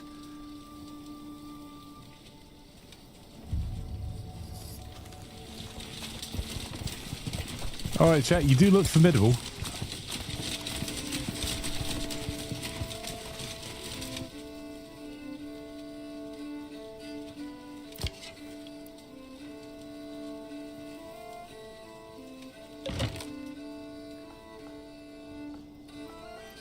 So when this released on the 26th, there are already links down below in the YouTube videos that have links to all of our partner sites, and it will be our day one on Game Pass as well, if that helps, Savage Tuga.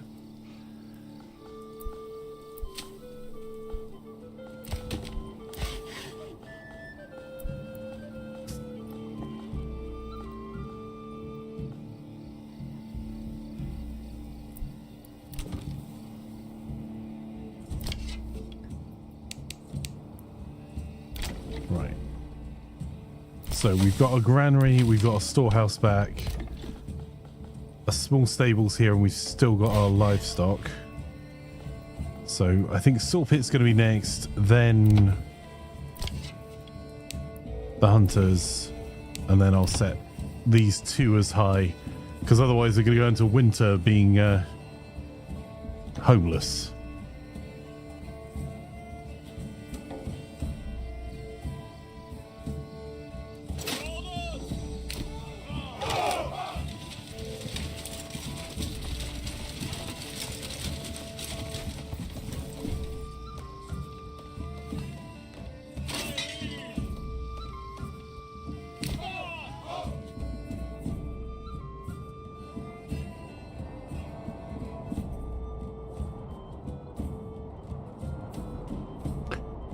It's interesting as well, these trade points, where there's going to be areas around later on, not on release, where you're going to be able to get specific goods that are cheap to import and export to the neighboring territories.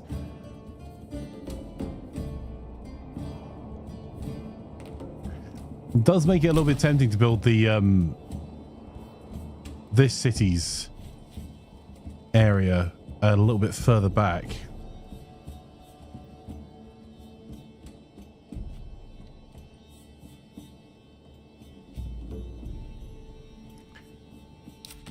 Like maybe here, because it will take longer for us to muster for the big fights later, but it will let us deal with any barbarians coming in on the two sides, or maybe on this side. Is it faster to repair the burnt house or build new ones? It doesn't look like we can repair the burnt house. Like the housing specifically doesn't seem to have an ability to rebuild, which is why I'm building additional housing here just to check. Because if these were all tier 2 housing, that's all of our wealth from this area gone. Our hunting camp's back, that's good news. Saw pit should be back soon. They're building it now.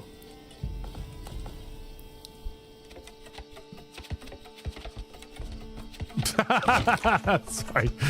There you saw the joist for one of them just like fell over again.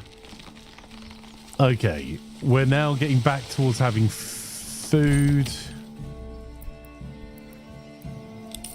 So it will let us rebuild that forester's hut.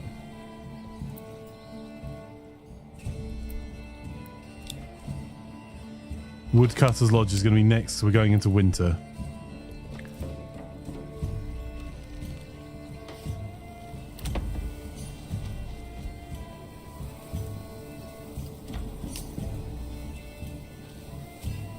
Yep, 0 housing. So it's not counted as housing anymore for us.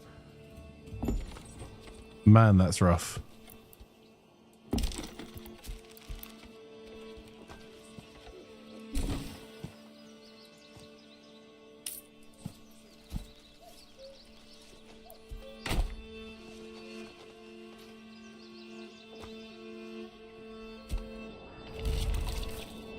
All right, what I'm going to do, we've got enough. Oh,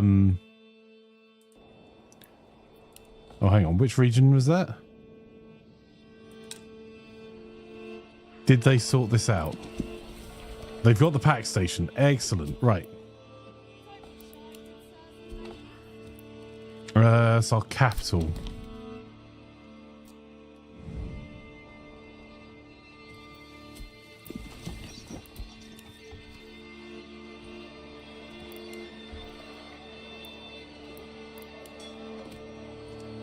I just need them to bring back,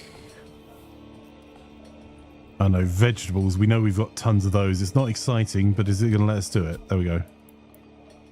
You must offer something. Well, what have we got to offer? Helmets. There you go. Helmets for vegetables. Canvas and nail clothes. Helmets. We'll assign a family. We'll order a mule.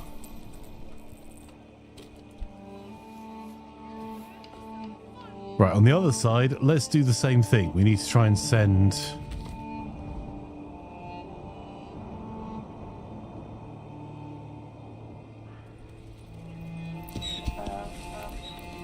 So we'll add a family.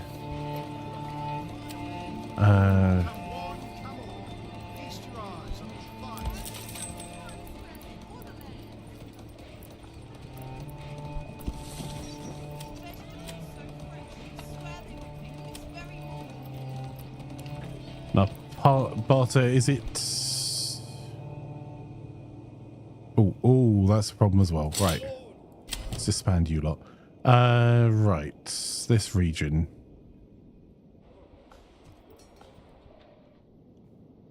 Waldbrand. Let's see if we can solve this.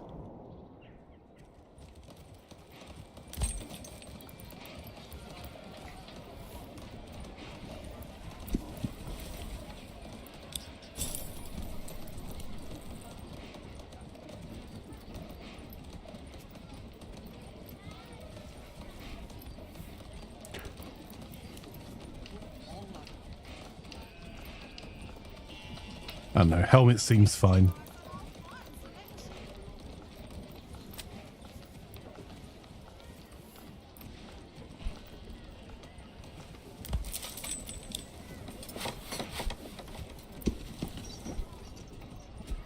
The region wealth here is just immense.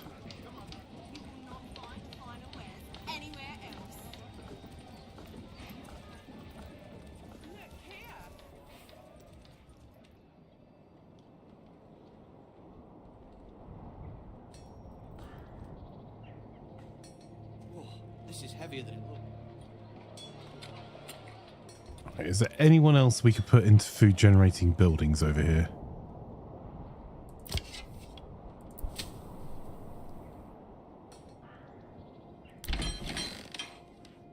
That's not going to help anytime soon.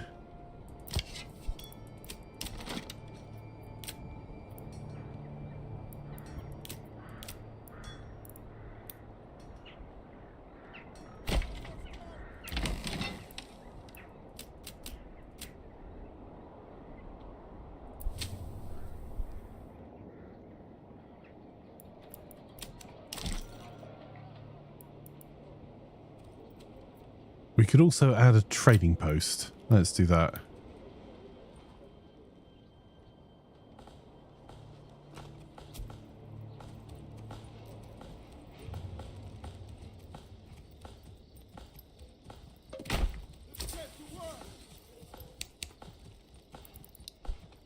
We'll set that to a high priority. We can sit one family in that as well.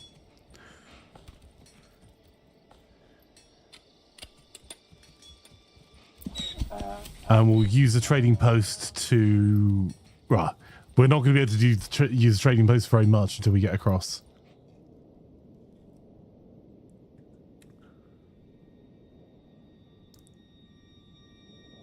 Nami Yeshko, welcome, welcome. Seems like you're the only one without an early access copy.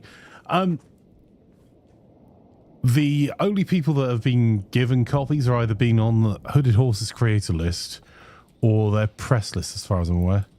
But it is out in like 2 days. 3 days.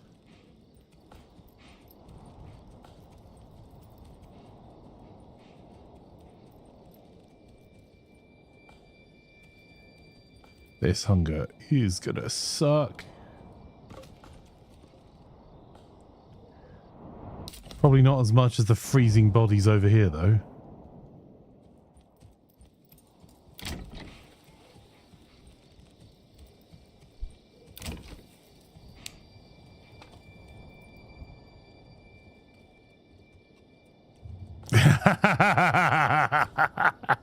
So long as you say you don't have to any copies of the game.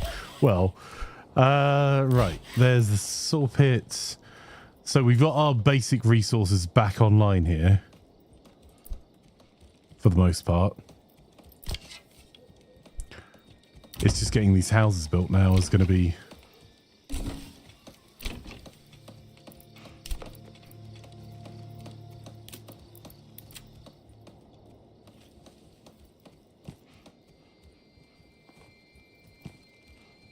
That raid hurt, man. That was...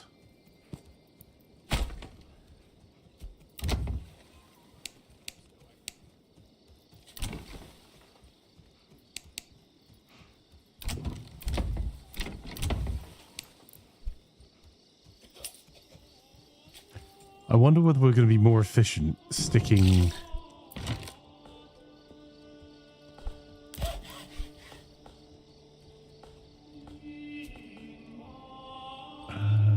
So I'm having a look around to see if I can find the hitching post.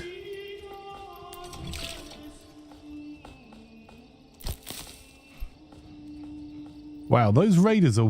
Because we normally deal with them so far away from our territory, we've never really had a problem with raiders. But actually, when they get up close, that hurts quite a lot. The Woodcutter's Lodge.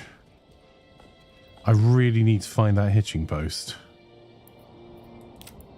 Is there a way of seeing it when I do this? Nope. Excellent.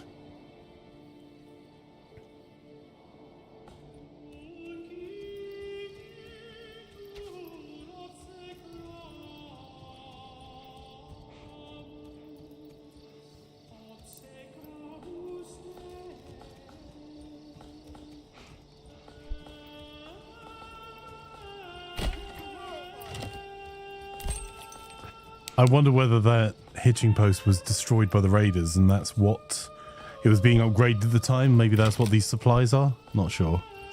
Like a phoenix, we rise from the ashes. Well, other than some of them who are going to be made into ashes if we don't get the houses built fast enough.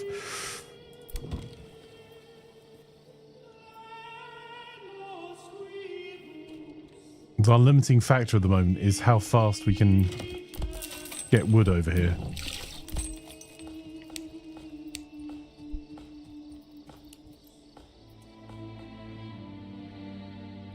Okay, there are less hungry families now in Waldbrand.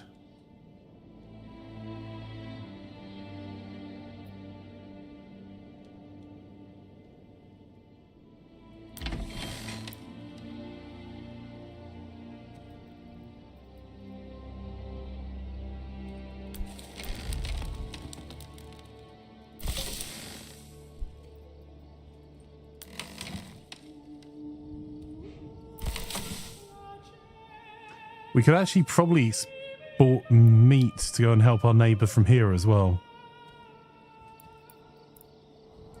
You know what, let's give it a go.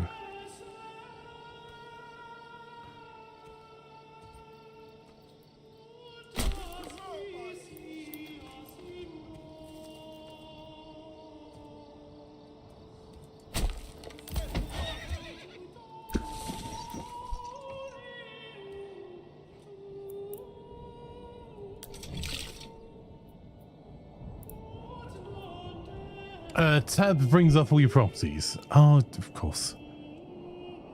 I could not see the hitching post for the life of me. So there's one being built there.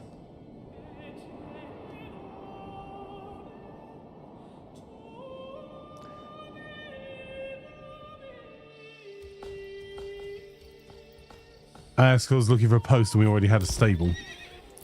Right, I'm going to add one of the families to the stable.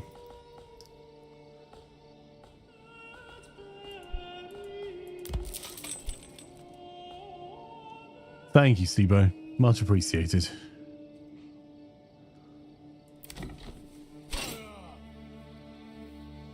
Yes, sire.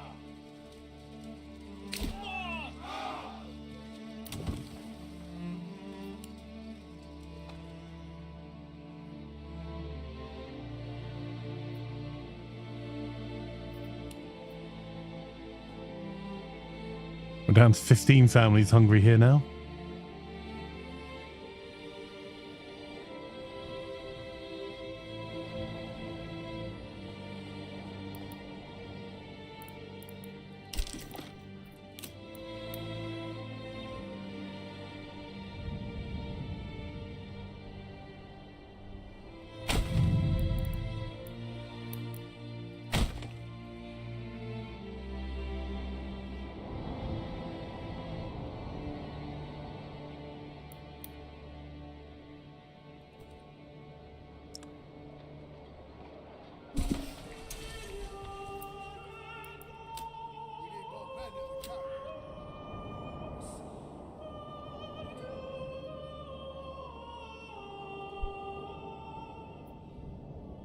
$18.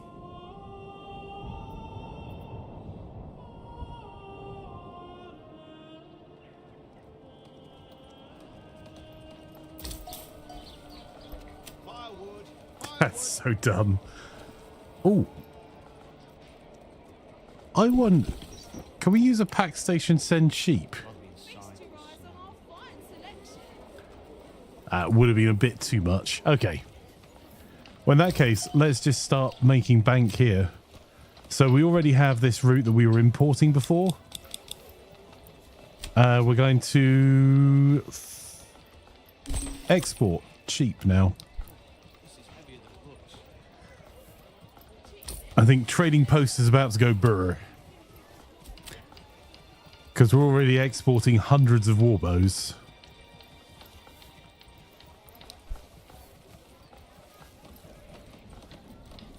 Do your people ever die in this game, or do they respawn? Yes, they do die. Like, if I think whole families can die out,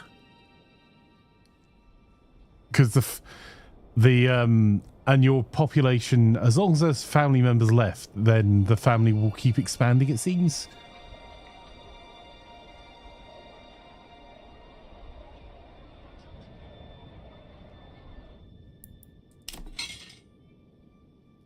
Aha! A new retinue.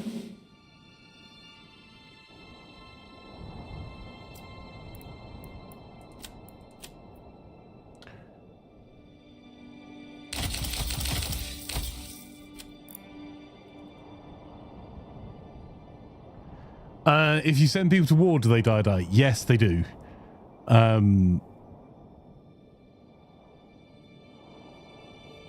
So if you send off all of your villagers to war, and even just having them raised to be in war can be a real problem.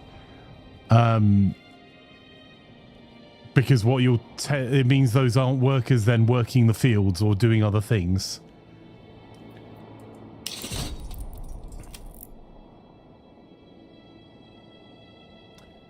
Attack wouldn't have happened if they went to church every day of the week, but they were the ones that wanted to provide, as they said, during the week instead of praising the Lord.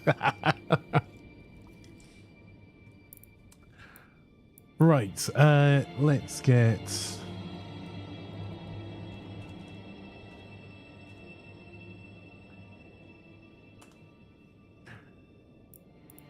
our retinues upgraded.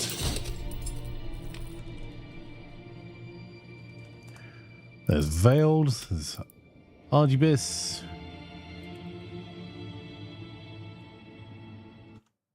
I think we've already got you, Physics, haven't we?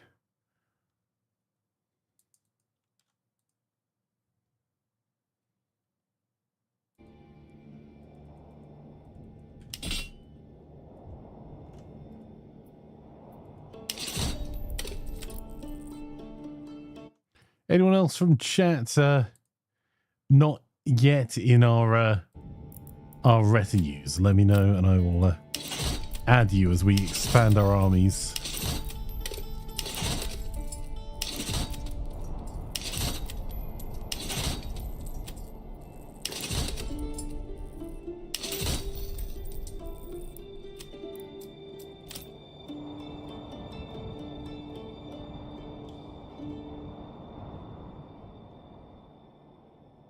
We got 2 houses up so far. More to come.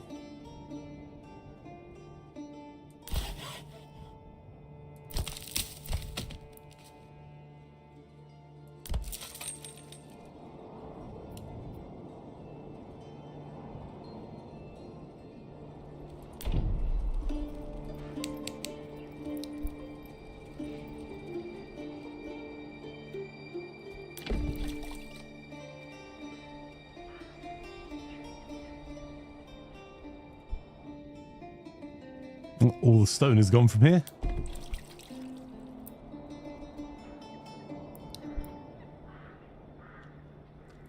So I'll pull the 2 families out of the stone cutting camp, stick them over this side.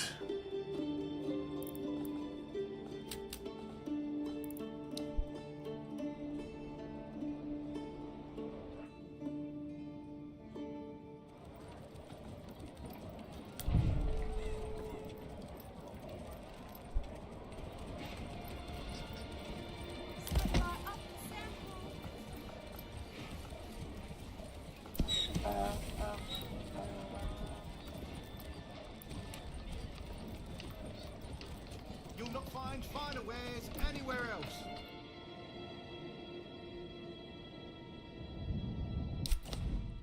Isbald, isn't it, that was starving?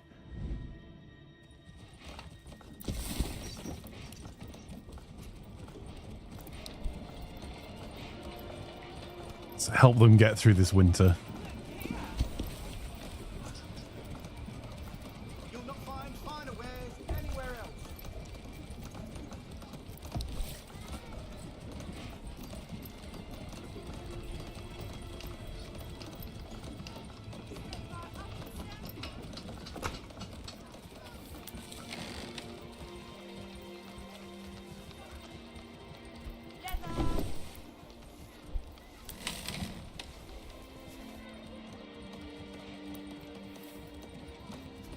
Don't be shy, good sirs and ladies.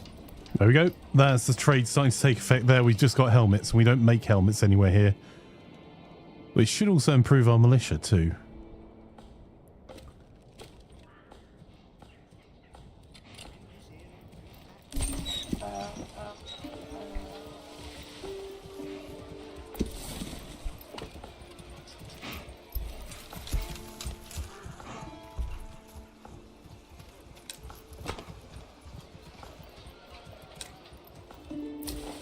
That trading post is disconnected from major trade routes. What? How?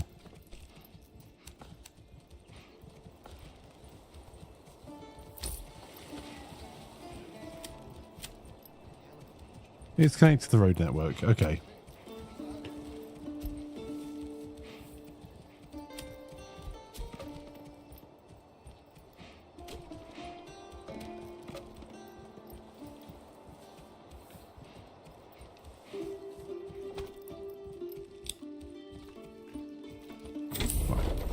We'll establish a trade route to export planks, and we'll say we want to have 50 in stock. Not because we're desperate to actually do that, but because I need some more regional wealth, because we'll then start upgrading some of these back gardens here to producing food as well.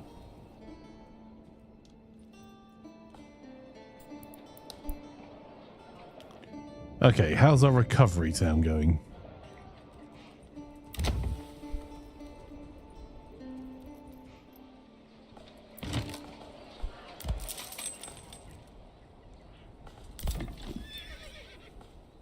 Let's go, people.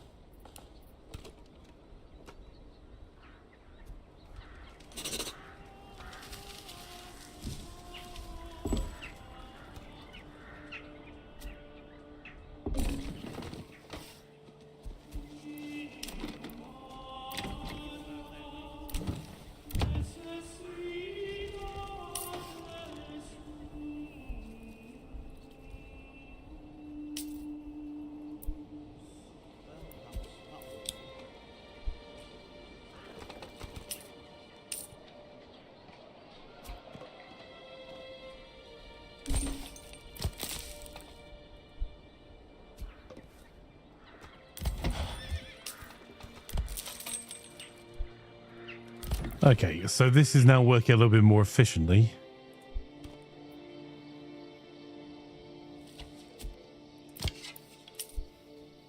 Our food's looking okay.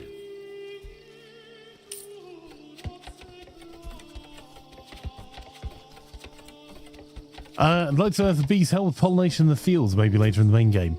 Yeah, I'm not sure. It would be kind of cool if they did. That would be a bit like Farthest Frontier. I think it's the production of honey that goes up the closer they are to fields. But it would make sense to have the bees do something interesting. Not a problem, Harry. I will get you slotted into our retinue as well, sir.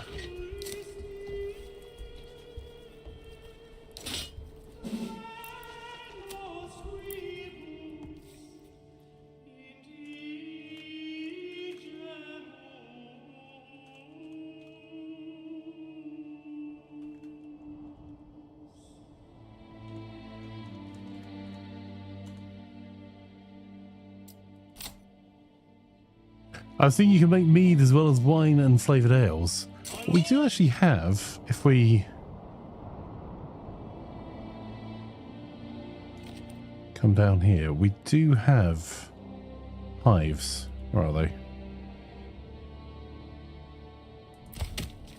So our logging camp, forester's hut. There we go. We've got our apiaries here. If we then go and have a look at, these are all breweries. It doesn't yet give us the option in this version.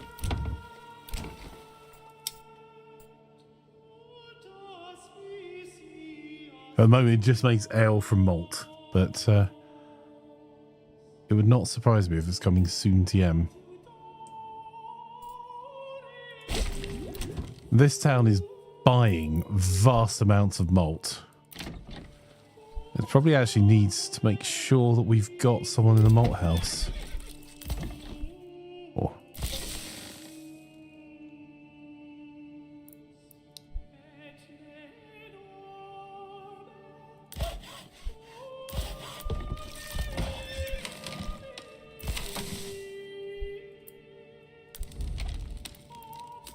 Gonna add an extra person to the malt house. And then we should have more than enough beer to go round.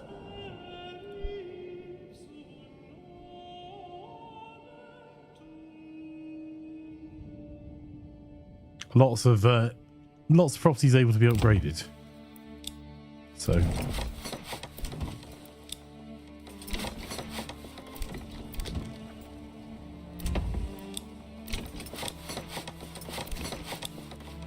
we'll give our capital a bit of a building boost.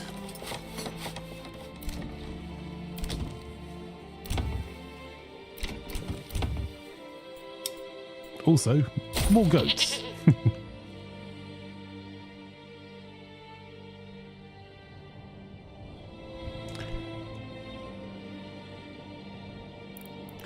Let's get Sponge in the army as well.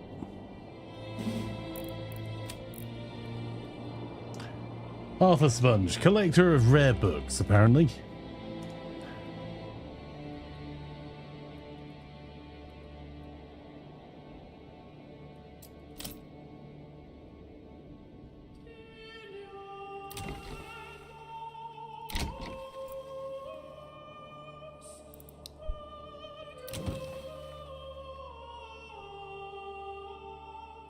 We are skiting close to the wind here.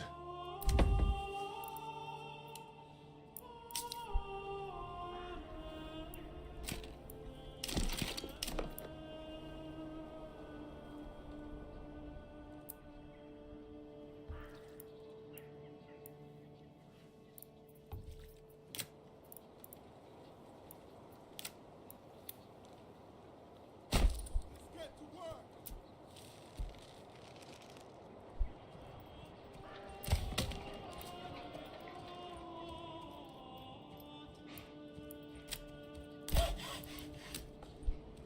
Gonna double the number in the saw pit.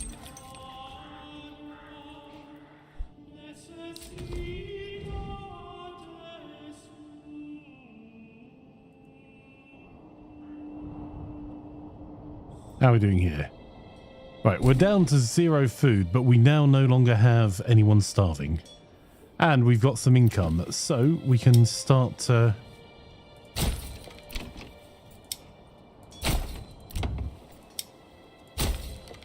it's not going to be exciting food, but it's food.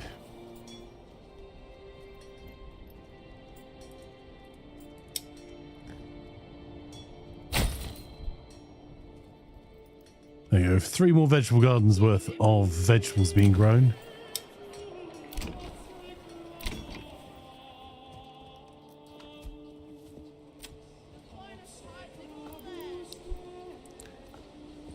So we'll get on to making these all level 3.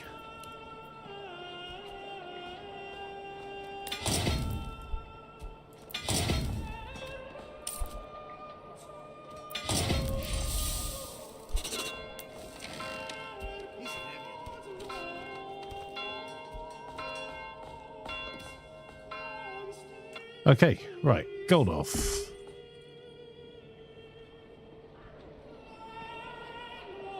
I think this area is now a-okay for us to just double check there's nothing we need to be aware of nearby. There isn't, so let's build ourselves a church.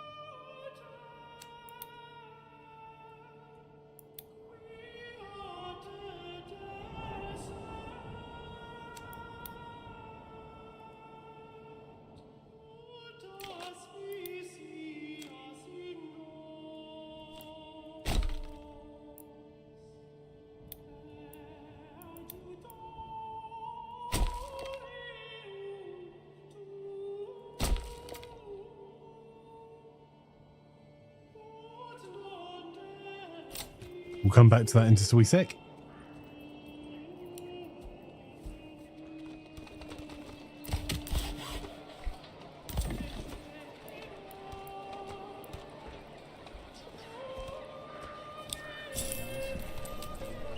I'll spend our wealth on getting new stables here.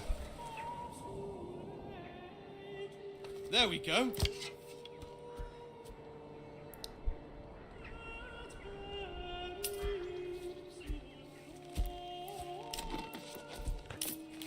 Let's expand our food here a little bit as well.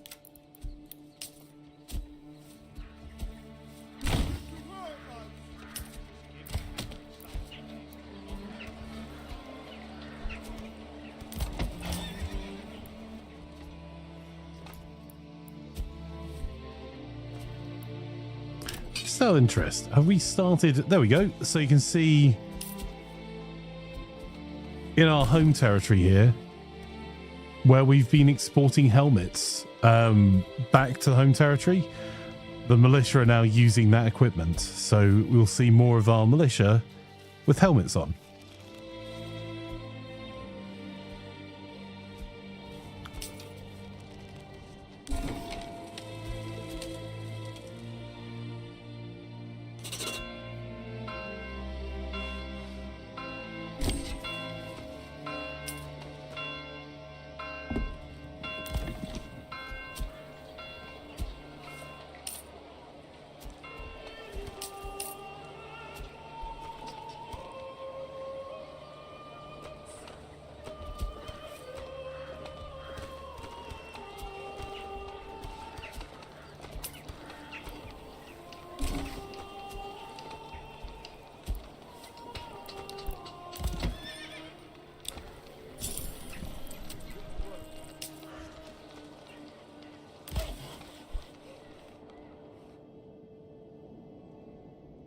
Helmet review.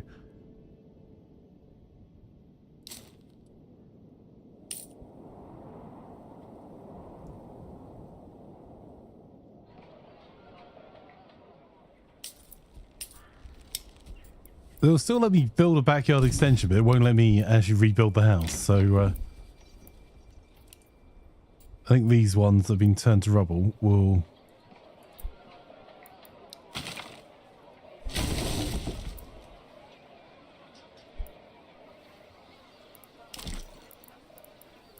start to manually go back and backfill.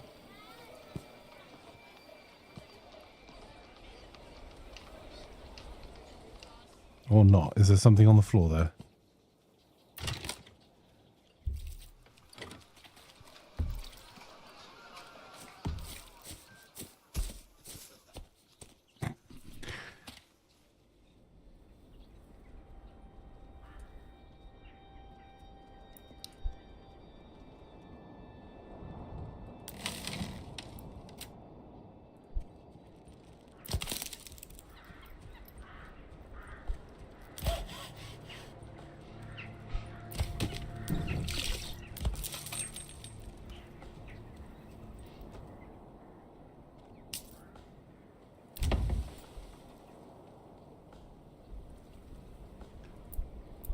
So we don't have a clothing supply stall. That's going to be because we don't have anyone in a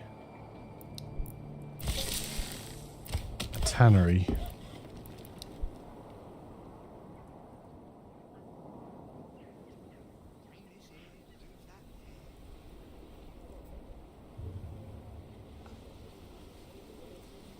Step right up and set.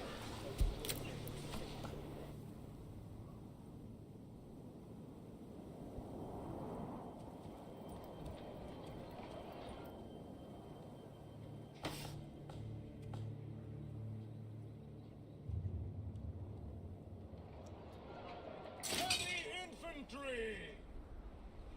Heavy infantry!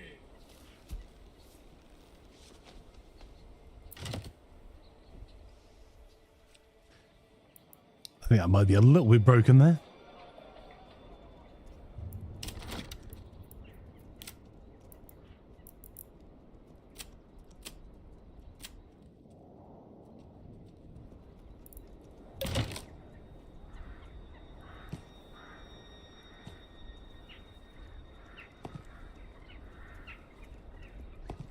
You know what that means. March!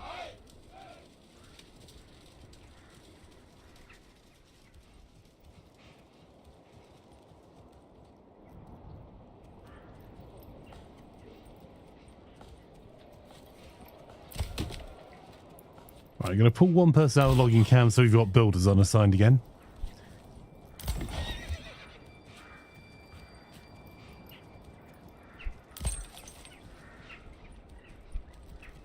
That should be that town sorted.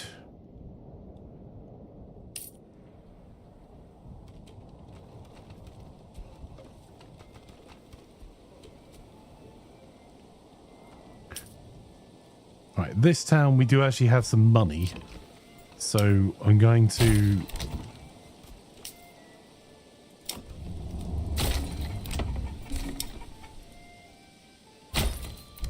spend some of that money.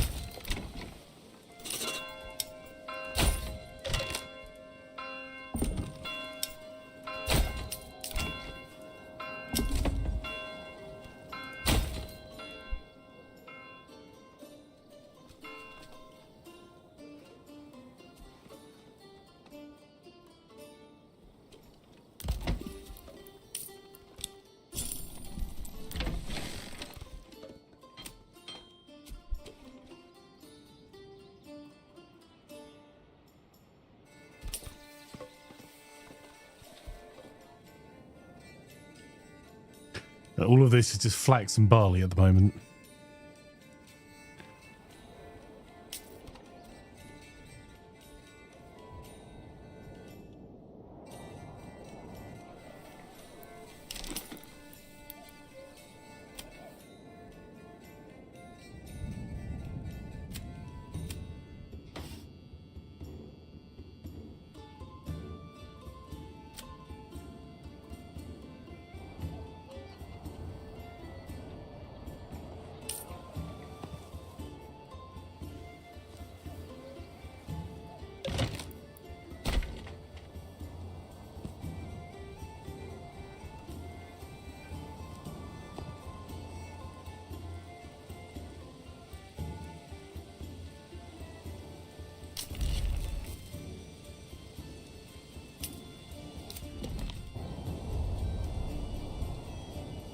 So let's see if we can sort out a storehouse. It's alright done.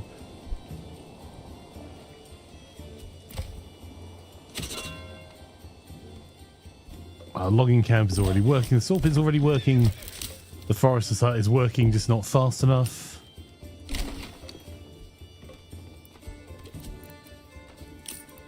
So I'm going to set myself up another forester's hut back here.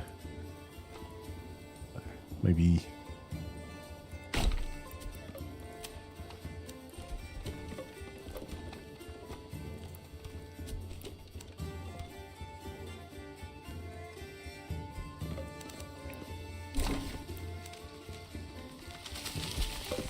There you go.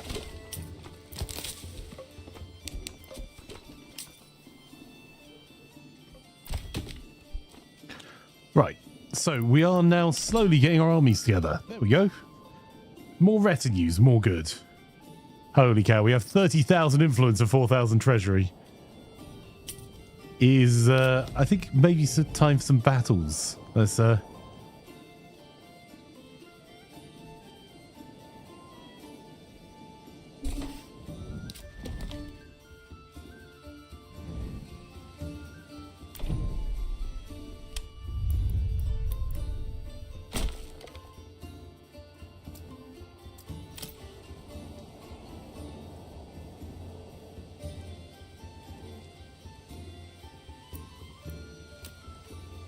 we go. That'll get built in a wee seg. So, more retinues.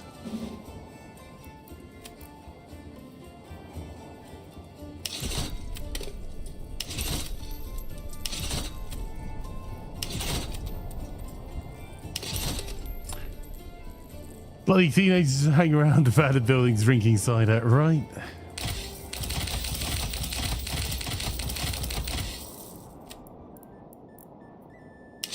So these are all going to be expensive because we're importing armor because we're not making any of it locally in any of these territories.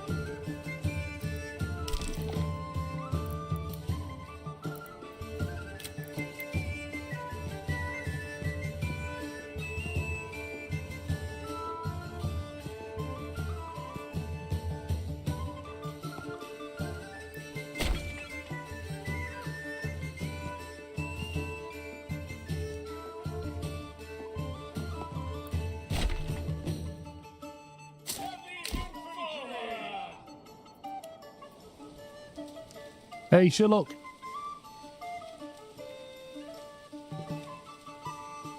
Oh, invisible supplies, right? That is a problem.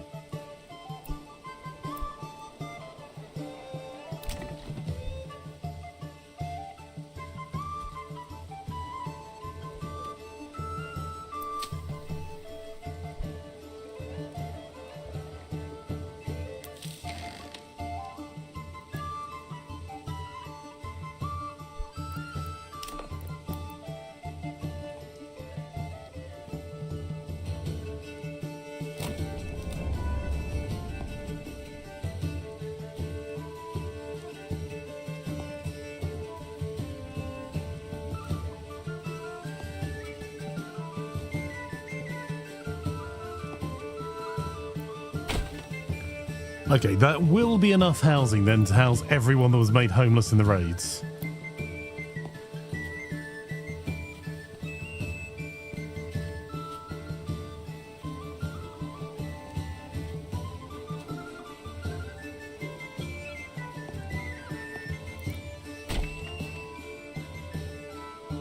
And then we can demolish all of this lot and start afresh.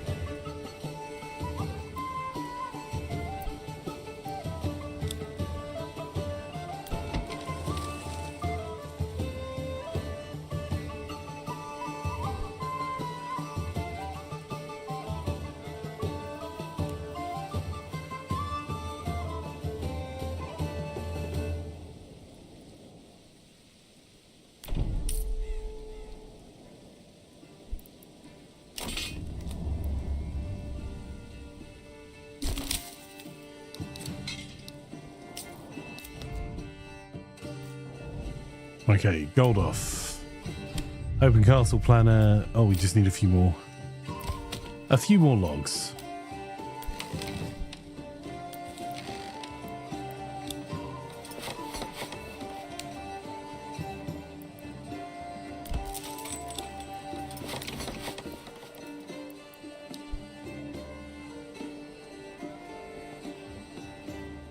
Our capital is just a powerhouse.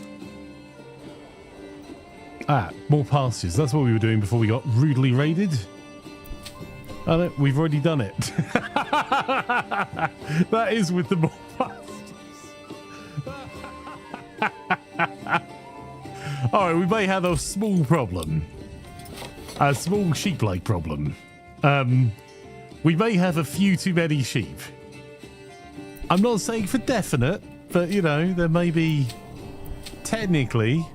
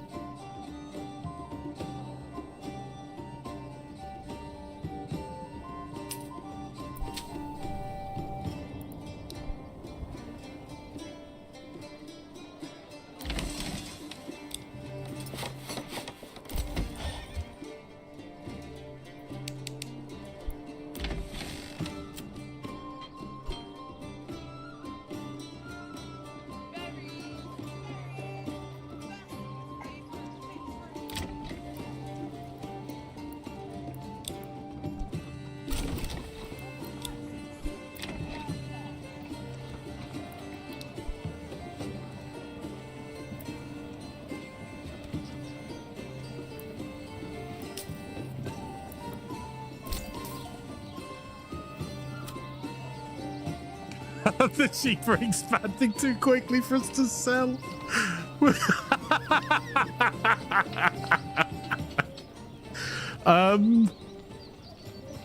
We may have a problem.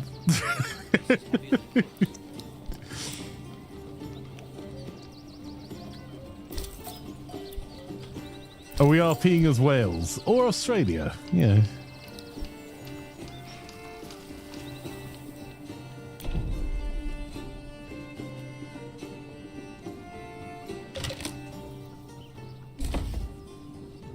Keep your heart warm.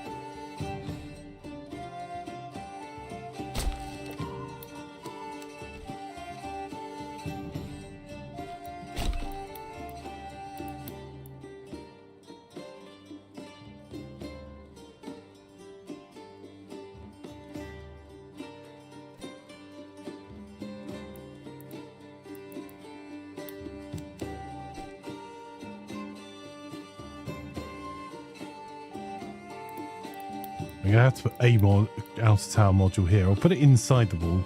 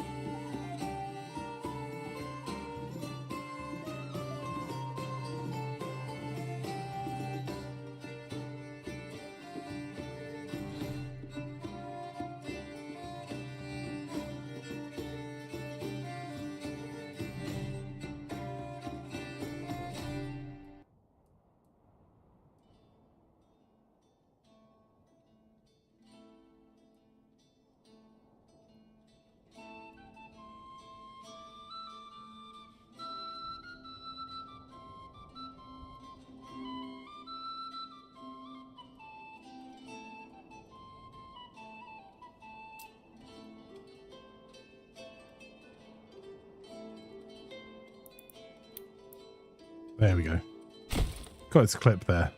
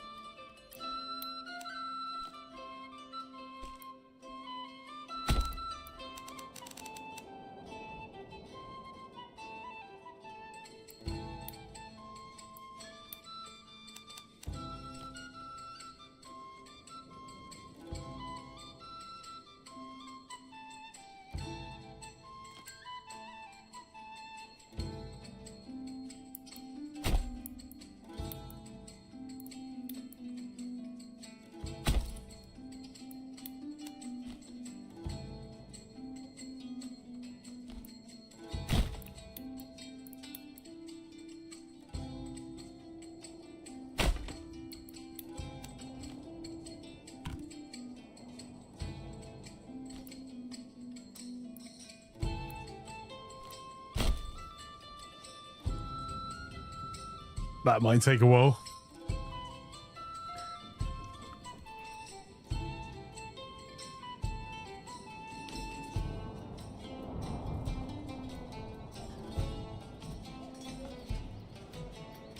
All right, our meat and our vegetables and berries are certainly helping here.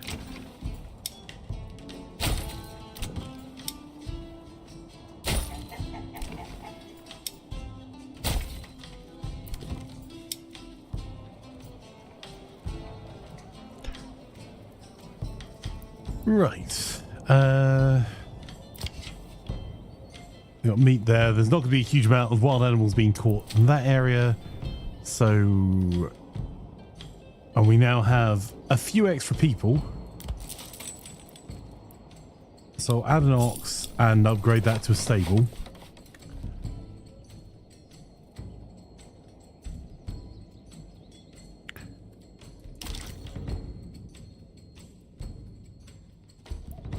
And think about making small burgage plots.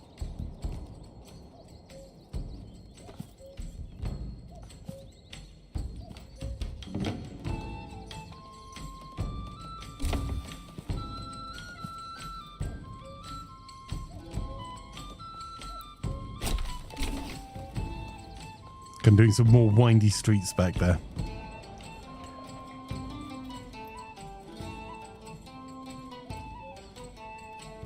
The sheep are breeding like tribbles, say Steve Hotel. They really are. As New Zealand says, Callic.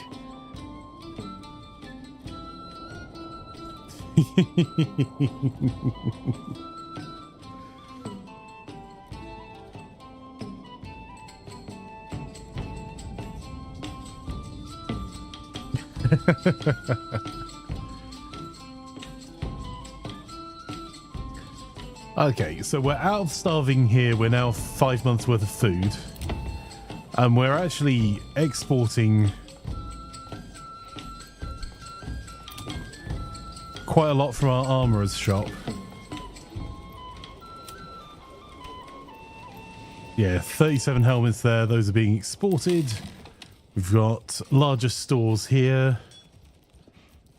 We imported some war bows before. That was... Well, perhaps it was simply a bad... Oh no, we've got war bows to export, in fact. So that trading post. I'm going to use trade, and we're going to go for spending a lot of money setting up a war bow trade. Establish. We'll export them, and we want to hold on to... No, bad words. Come back here. Trade. War bows. We want to export... Just in case we want to set up 2 retinues, everything else can go. And that should help start building some town wealth here.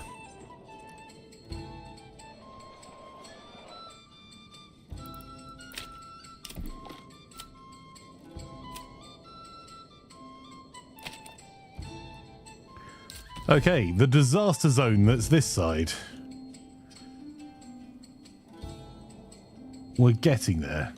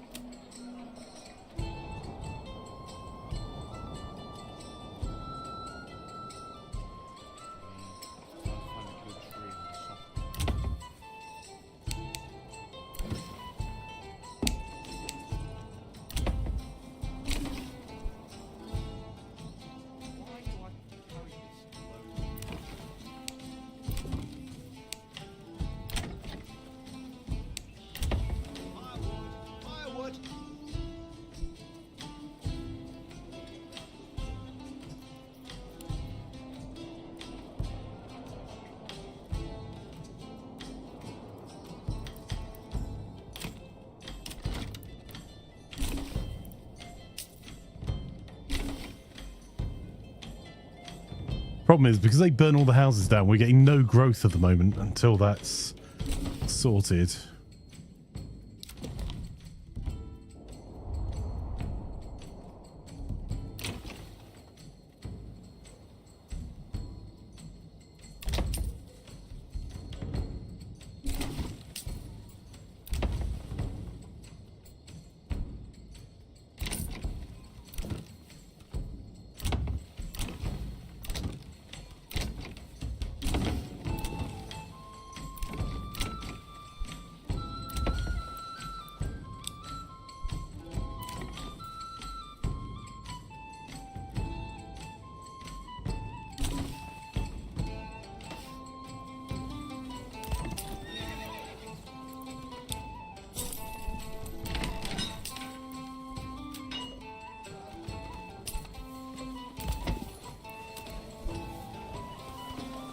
Okay, this area is looking pretty good, and we do have, in case of attack, a small manor over here.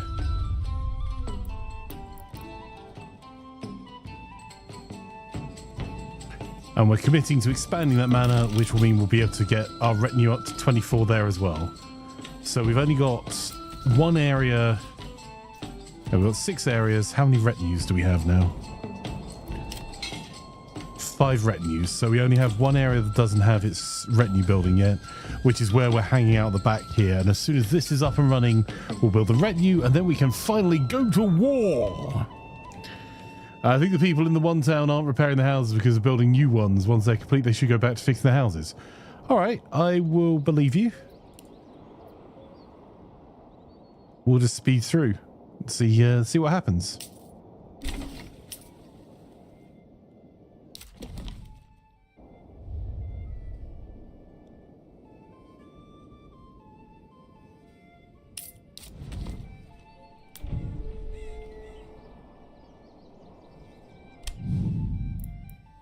We're a few logs short of a castle. That sounds like an insult.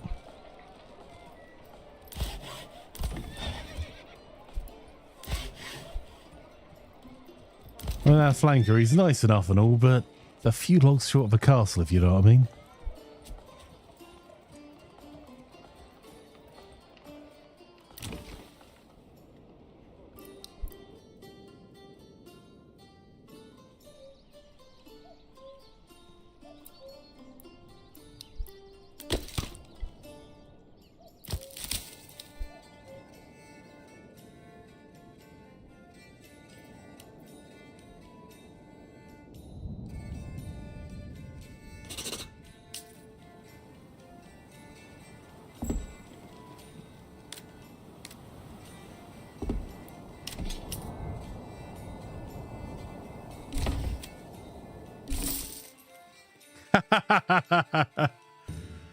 Wow. I mean, we could really go to town on him at the moment.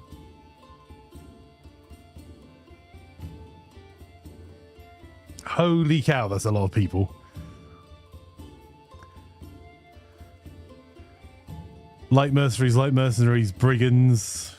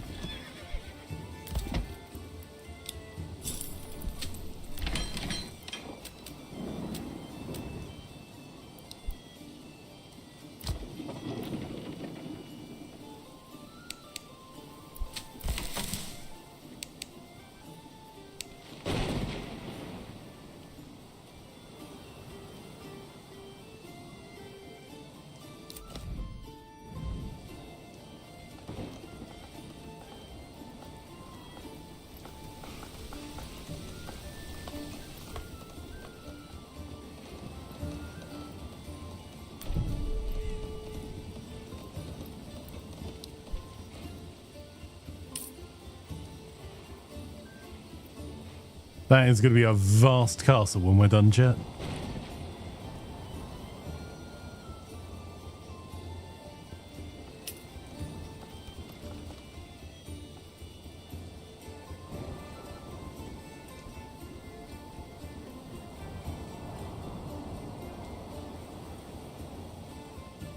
Look at that regional wealth. That is just spectacular. And we're not even keeping up. We're just not managing to trade the sheep away fast enough. Although we have managed to get the numbers down a bit. We're down to 387 out of 350 sheep. I wonder how much of those are just getting... escaping, basically. It's...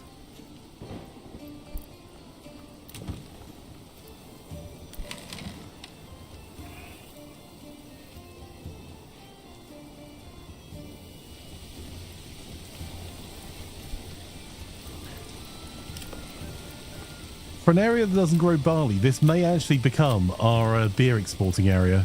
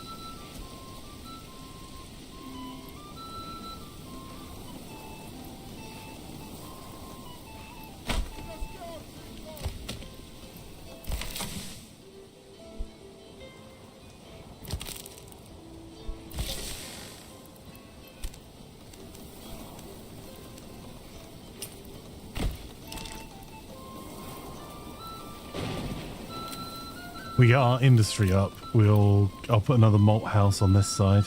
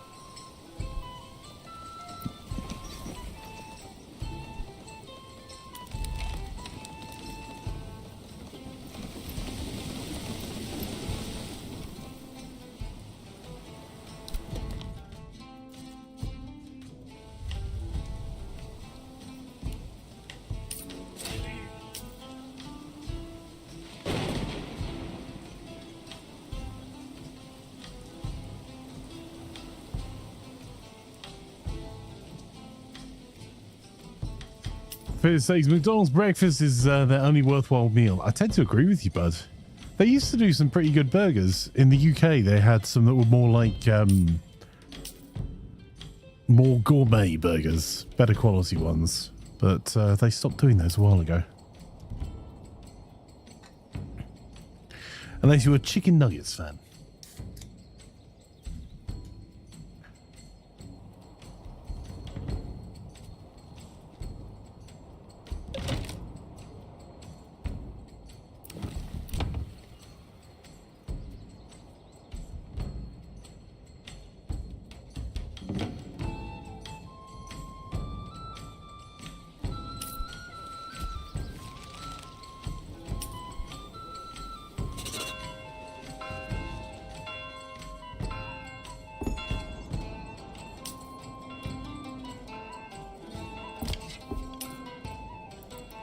Every random takeaway place in my area that does burgers is better than McDonald's. Yeah, McDonald's used to be like cheap food, and it is not anymore.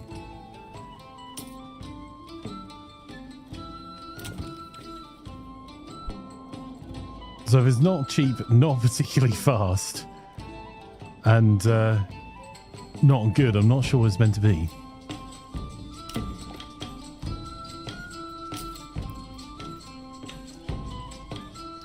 There's still cheap food is not valuable. Not in the UK, bud. It is cheaper for me to go to another takeaway and get a better quality burger for less money.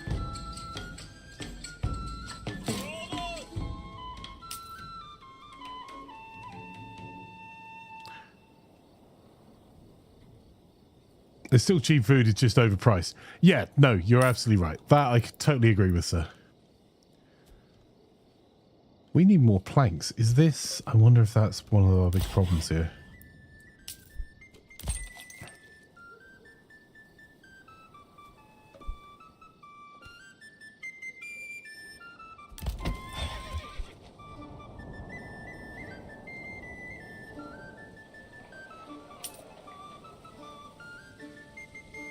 Look at our wealth. It's just ridiculous.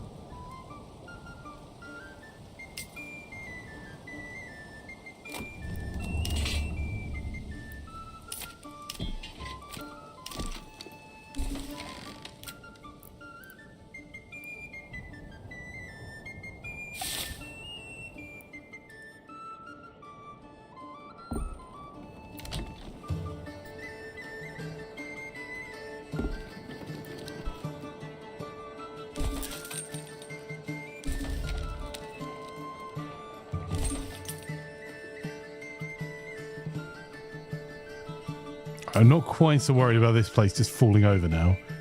I am going to put a tannery right next to the housing.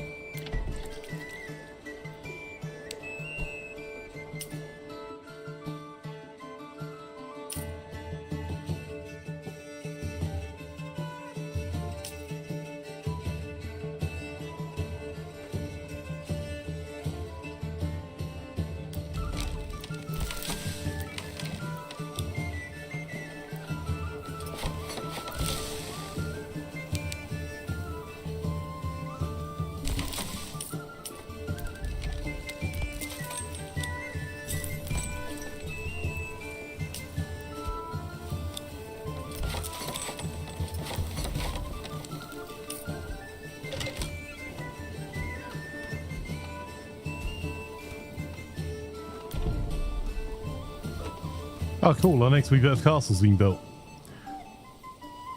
Slow it down a little bit. Open the castle planner up.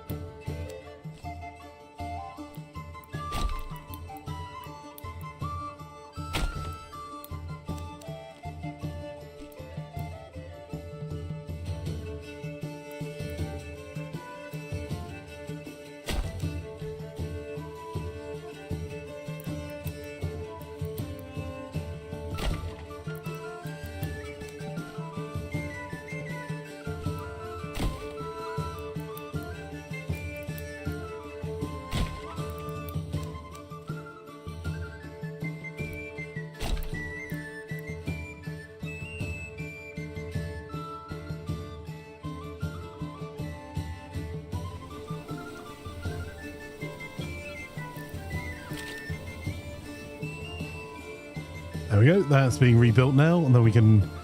I'm going to try and build that all the way around to this side here.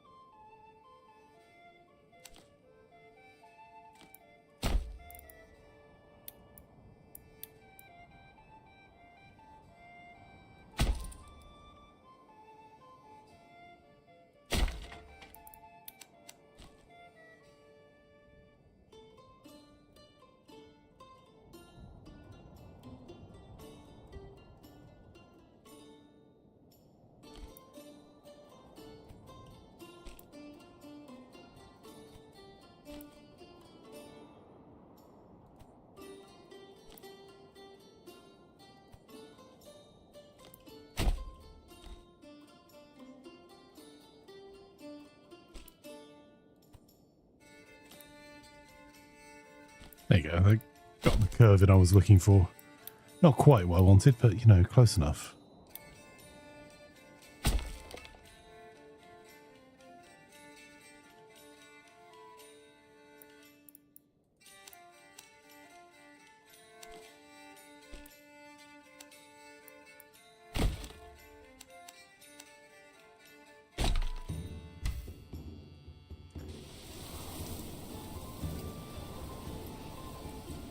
Get that committed. I was going to do more, but it had the small wall bug, so I'm just going to leave it for a wee sec.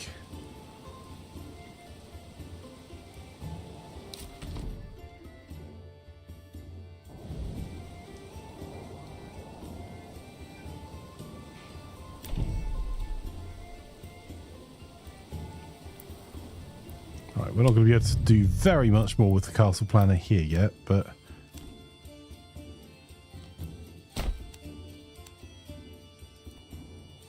hang on. Oh.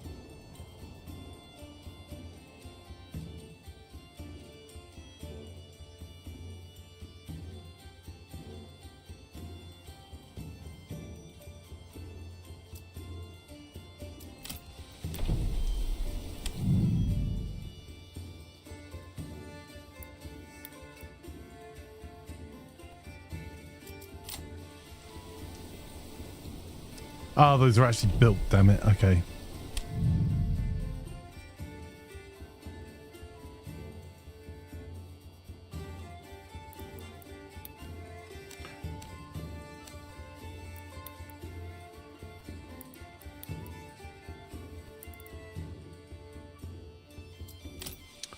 Well, that was stupid. Of me.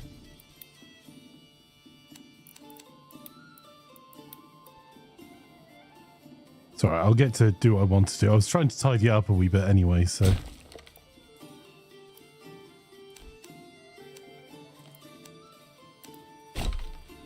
Oh, no, hang on.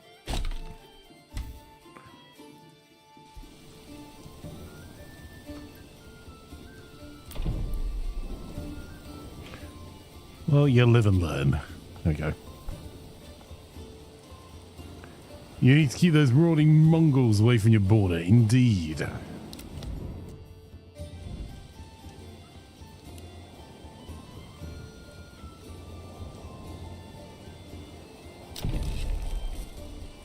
There is so much money just going into building out our castle here. For no reason. We can ruffle stomp the Lord whenever we want to now. I just want to build the biggest army we can and make them crash against our walls.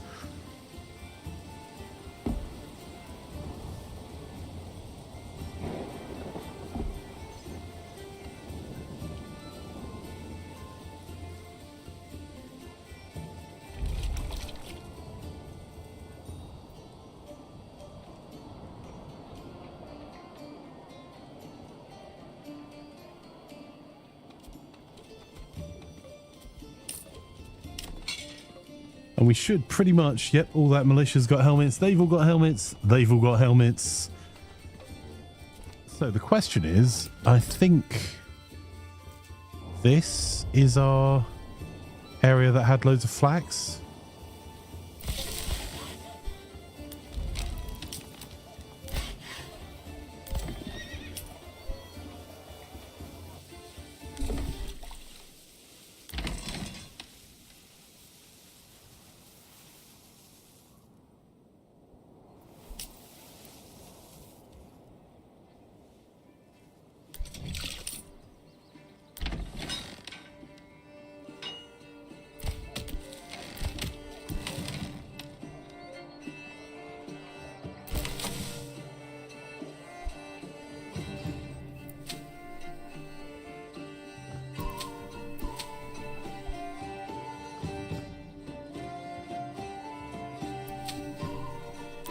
We've had 6 families in the farm doing very little for a long time. Okay, there's some flax there. If we set up our industry here, we got a weaver's workshop.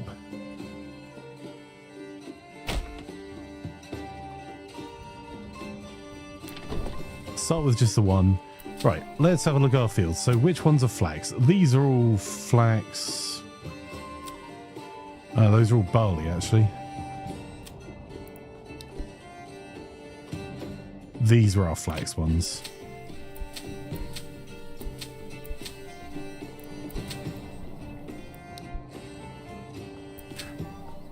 Okay, I suppose we've got farmers. Let's sort these out.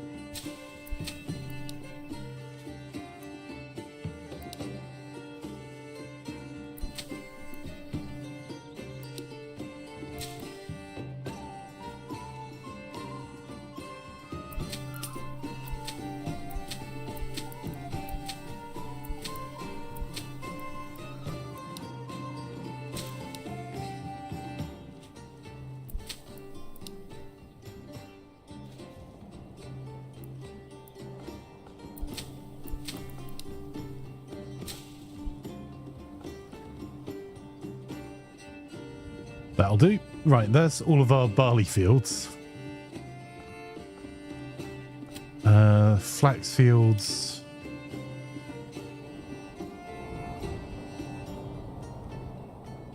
Those have already been set up over there.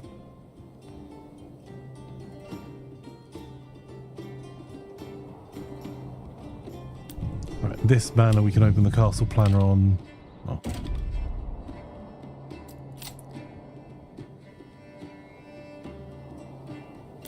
We could build a couple of towers, so...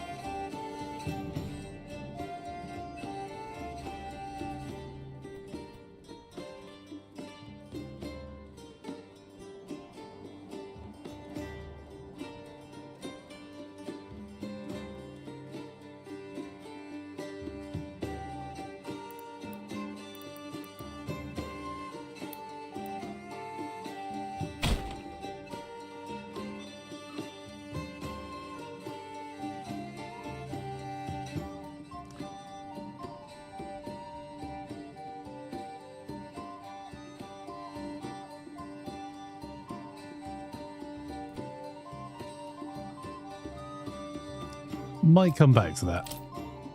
Have a think about it. Excel crashed on you, Sherlock. That sucks.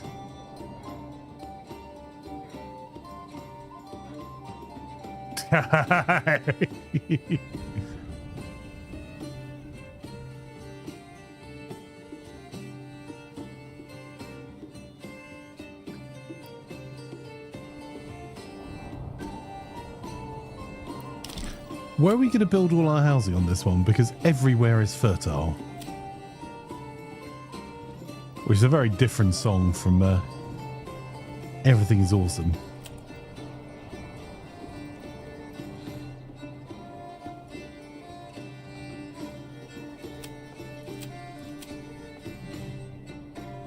Actually, maybe this area is one of the areas we could build a second set of housing.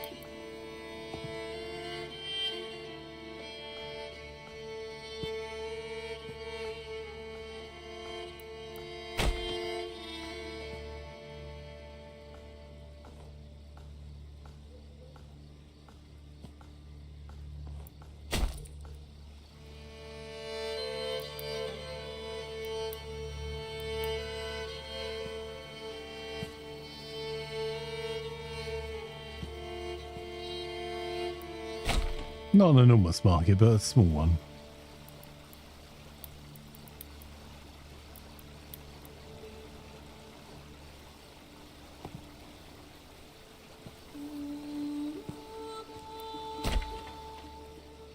Because they can all go, they can walk to the church strand here. But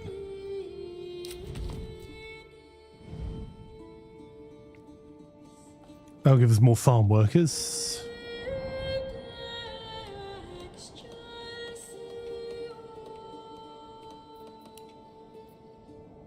They're still rebuilding after the raid.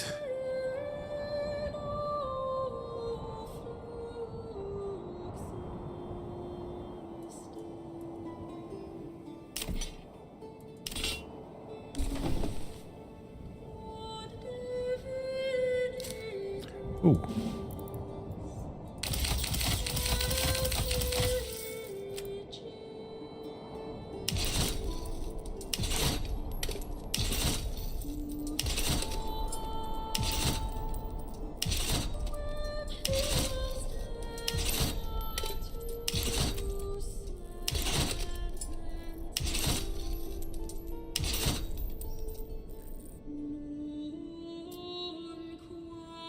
I can't wait to see what this looks like as they grow expertise.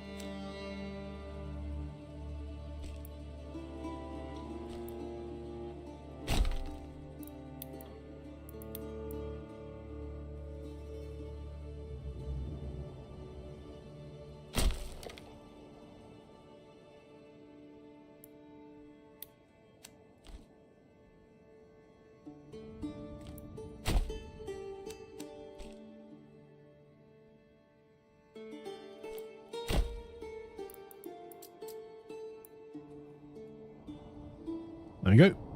We'll start expanding our manor here. This is going to be the one that will build a semicircle of walls on this side, I think.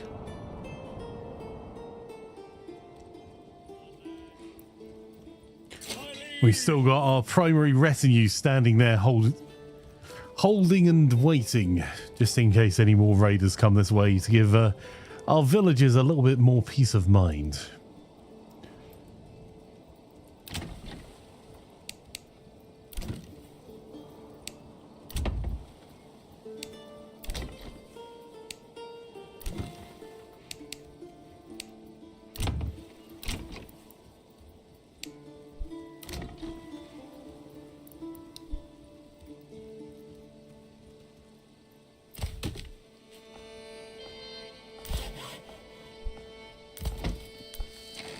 That's really rough to recover from, that raid.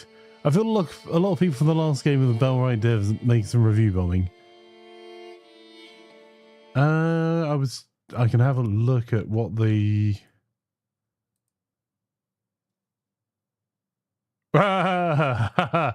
Mostly negative. That's impressive.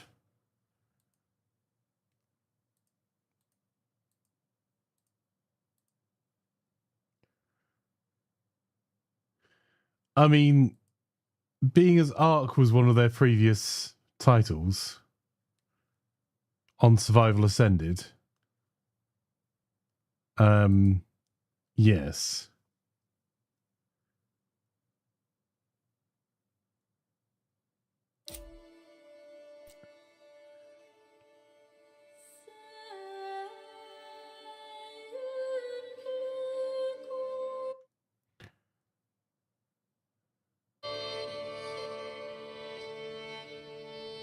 Yeah, the basically abandoned Last Oasis made another project. You can't even stack items. You have to place every single stick at your house. You build one. Only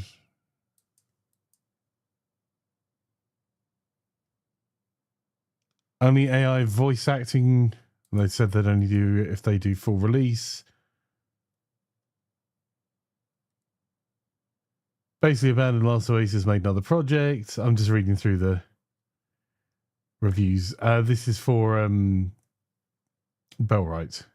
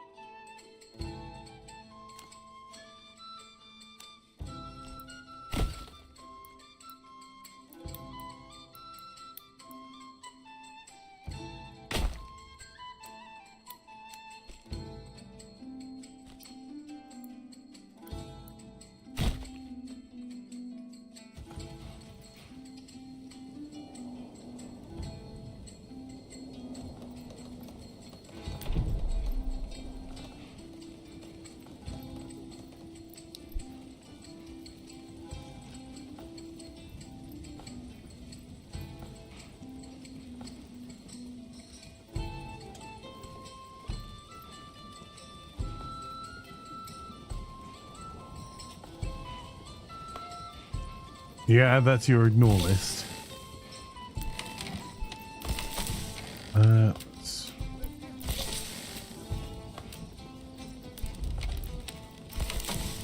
Upgrade there. The game or the reviewer? What happened to Last Oasis? I actually don't know.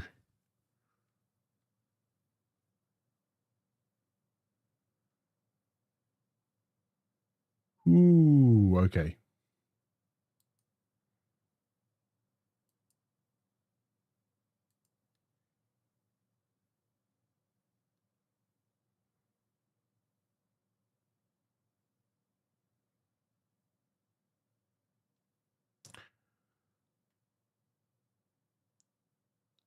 All right. Yeah, I can understand why people are annoyed, because Last Oasis is still in early access. And has been for 4 years, to then release another title without at least pushing it to a finished state. I can understand why people are salty.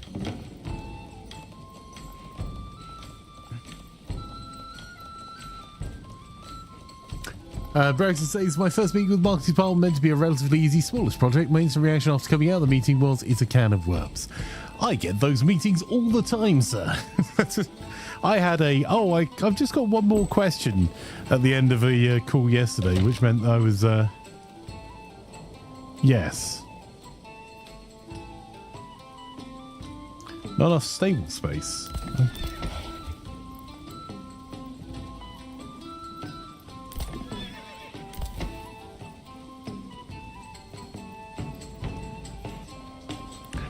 I think that's a lie.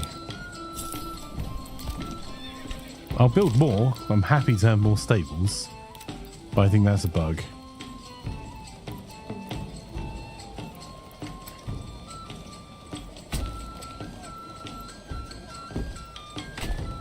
I think it would be as aesthetically pleasing having stables going all the way up to the top.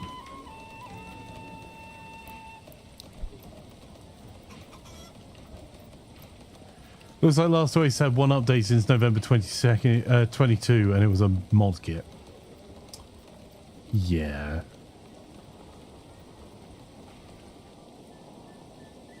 I can understand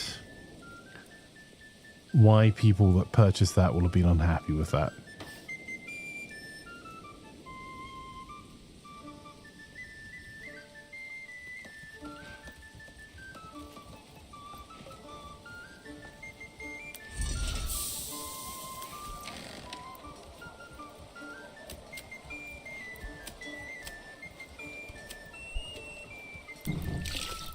And that's not casting judgment on anything. I've just been having a look at the background, just saying, if, like, as a developer, if you take a game into early access, don't take it out of early access and then put another game into early access. Yeah, you've got to expect people are going to be unhappy, man. Particularly if you haven't had kind of an upfront discussion that, look, here's where we are, here's where we think we can get to. And these are the reasons why we don't think this is going to get any further for us.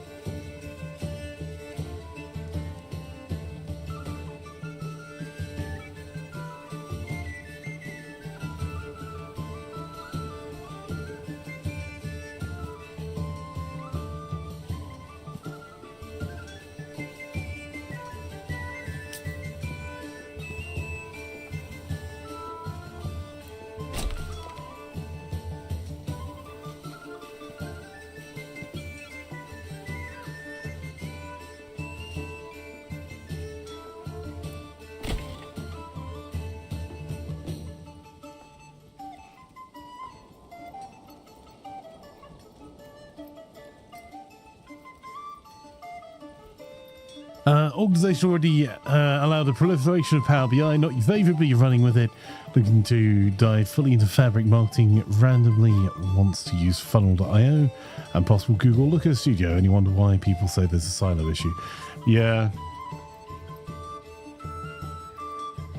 It's really common as well, like that exact problem is really common as well, where different departments want to use a different tool because that tool does one thing slightly better. And yeah, it's rough.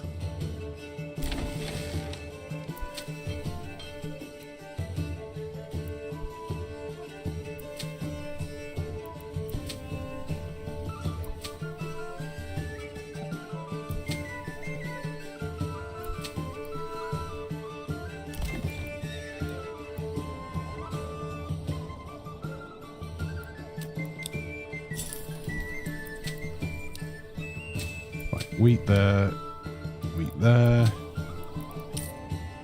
wheat there, wheat there, wheat there, there.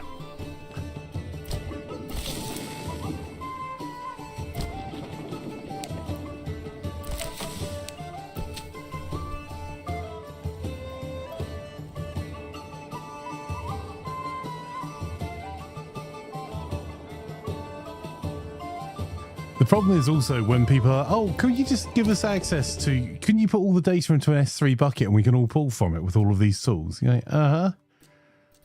Oh, and they can just share the same password. No, they can't. No, no, no.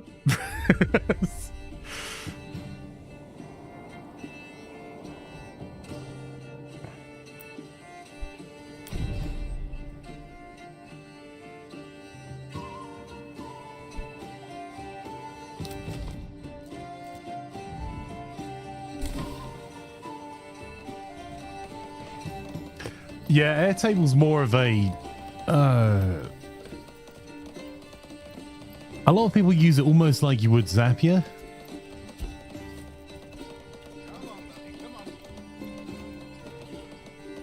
Or an IFT kind of thing, but for more other applications.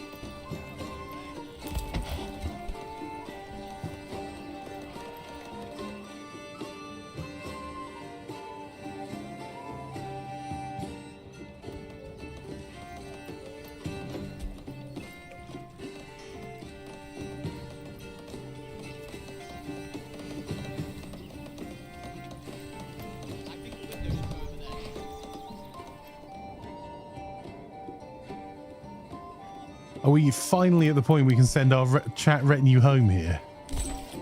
Dig the foundations deeper for this one. Not quite. Although all of our people are housed at least.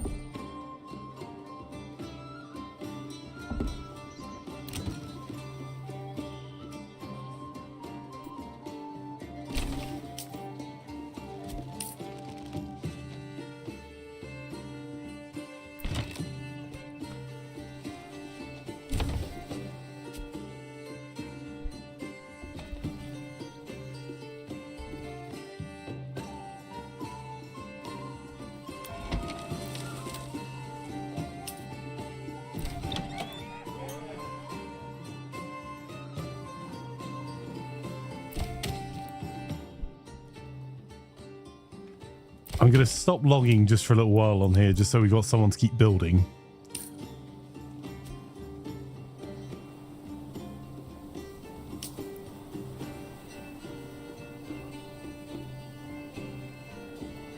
I'm just intrigued to see whether these do actually ever rebuild.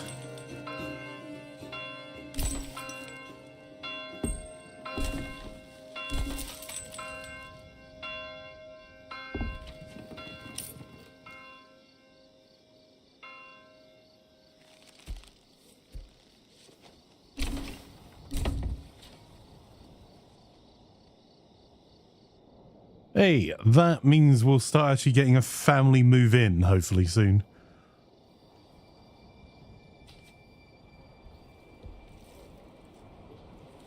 Tableau is so expensive.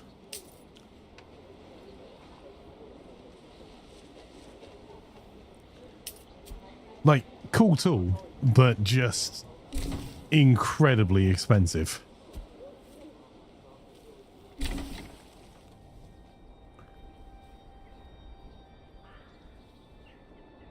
Power buys and cheap if you want to use it properly. Yeah, but it's still not Tableau. Like,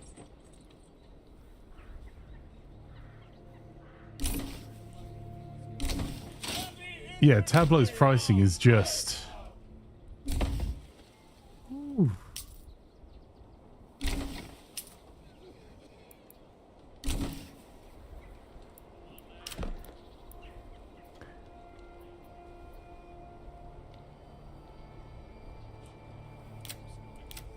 I don't know if they even publish pricing. Hang on. I think you have to have a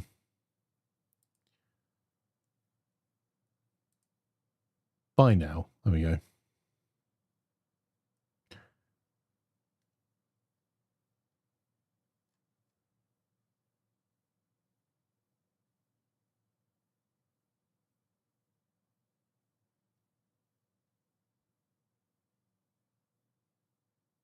Right, so here's what the killer for us was on the projects I worked on.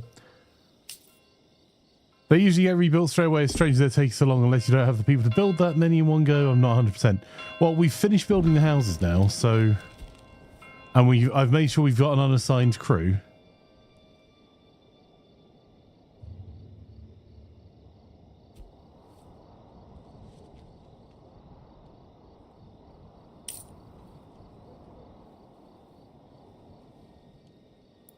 In fact, I'm going to actually build the last bit so we can move some of our army away from here.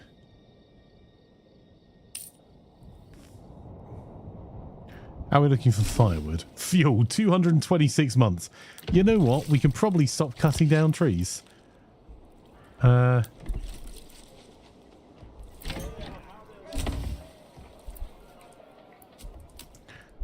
I've removed the builders from there.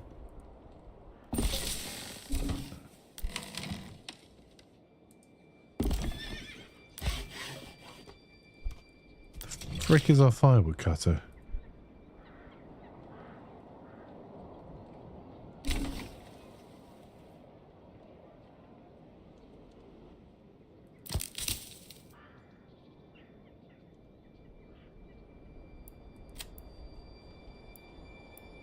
So I'll move 2 out of our foraging pit up here. We'll see what happens. My ears are burning. I hear PVI talk. Yeah.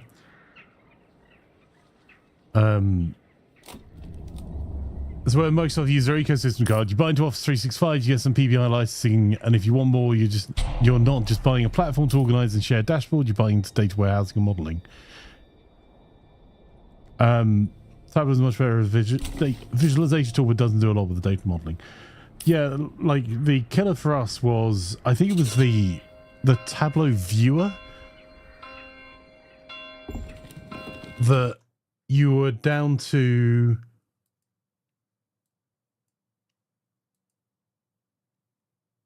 something like, is a team of the Tableau creator, excluding the Tableau cloud, was something like 7,200 for 10 people that were involved in putting it together. But then you were into lots of thousands for viewer, just to be able to view and interact with it. Which is fine if you've got a tiny dashboard that only a few executives are looking at. If you've got something that you want people to be able to see across an estate of, say, 400 stores, it just became like the licensing was in the millions of dollars. So Duke says, bro, you're really convinced me to buy this game. Well, when it releases, if you fancy supporting us, then, there will be a link down below on all the YouTube videos that you'll be able to use to buy the game, or in the Discord that will support the stream at no extra cost to you. But it's coming out very soon. I really want to get this built. Come on.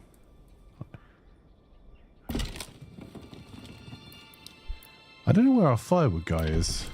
Tannery, stonecutter, hunting camp. Because normally I stick them all over here together. What have I done? It's a logging camp. There's a saw pit. Well, wait, what the heck?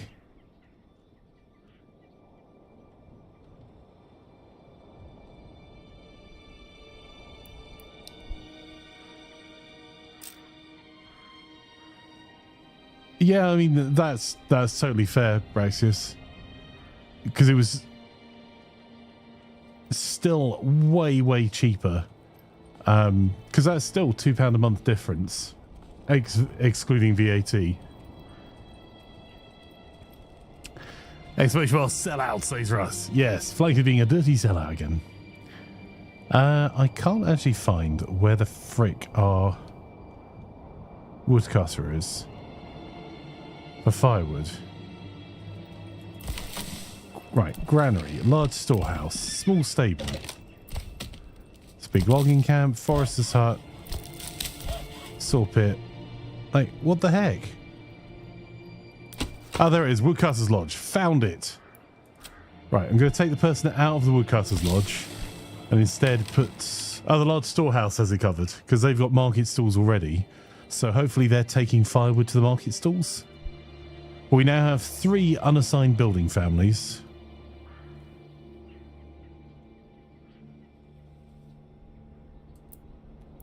And we've got 1 lot of stone being built there. So we'll speed this up and we'll see if we can get a manor. Get to work.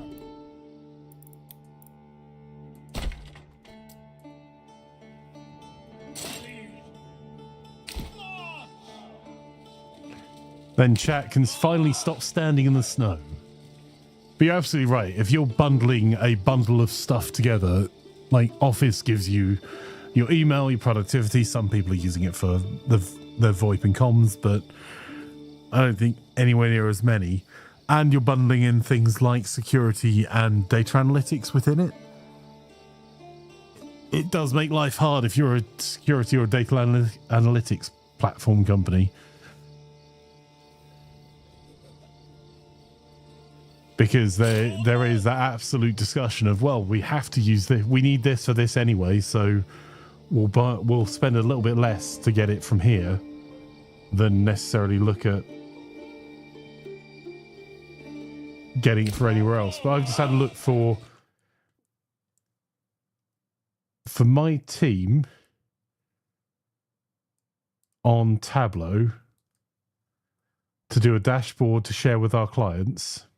So it's 10 people that would need access to be able to build dashboards, and I can't even get it to the 50 that would be like a couple of people for each of the clients.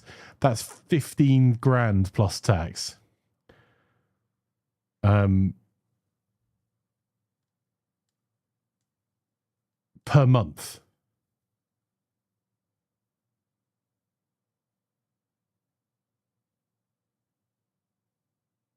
Oh no, sorry, it's being billed annually. So it's 15 grand a year. Like, honestly, there's not very many dashboards you couldn't hire a developer to build it for you. You're trialing Fabric at the moment and trying to buy it. Interesting.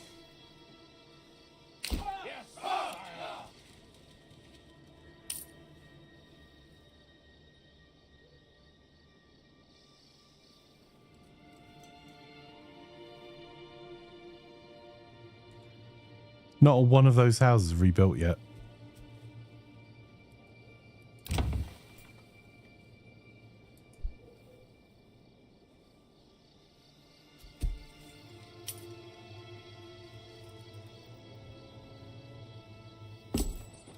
Thomas says £10 users using Power BI's efficient method, though you're better off using the new Fabric capacities. The lowest tier is £242 per month.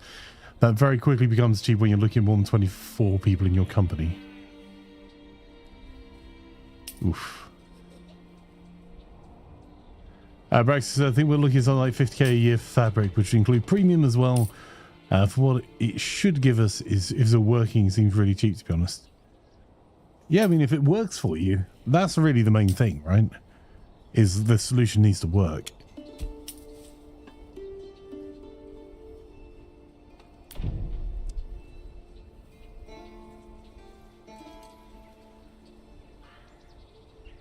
If it works and it saves you money on the big picture, it's been well worth it. Come on, I just want the retinues to go fighting. Come on, get building. Should probably check out the other settlements. Waldbred, exposed goods. If you've been exposing your goods, check out Imaflanker. Oh, hang on.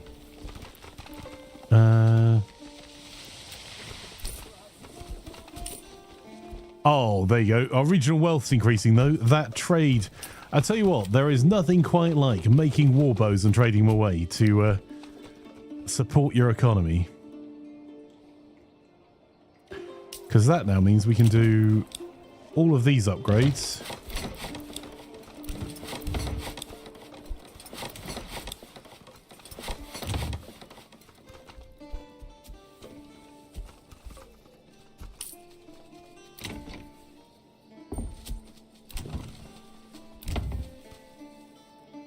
So I'll just go through and get all these level 1 burgage plots upgraded because that will give us additional income per month.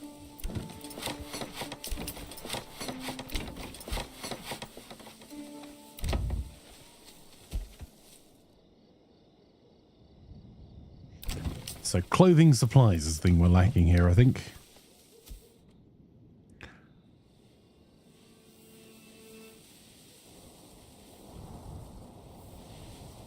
There's nothing like that moment where a piece of music suddenly stops to make you absolutely yourself.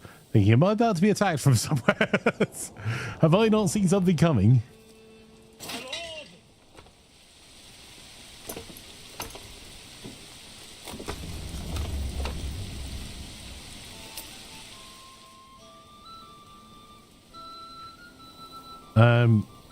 So as those practice Fabric and Power BI has had a lot of it's coming soon for the last 5 years. Like the other thing that's been coming soon for freaking ages is Copilot. Not Copilot. No, not that Copilot. You know, the other Copilot. We've got cold feet from standing the stove for months. Can we disband, please? Not until this is built here.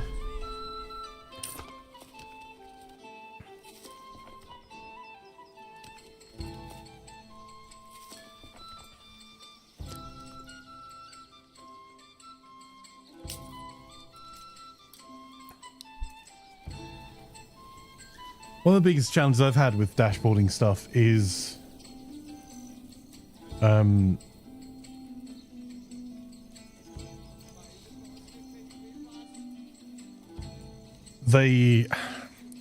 is actually just getting stakeholders to decide what they want on a dashboard as a KPI and why they're measuring it.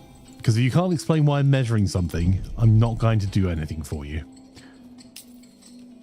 Like, explain what you want to see, why you want to see it, and what actions are you going to take based on that. I've sat in so many hours of meetings with people that don't know the answers to any of those questions.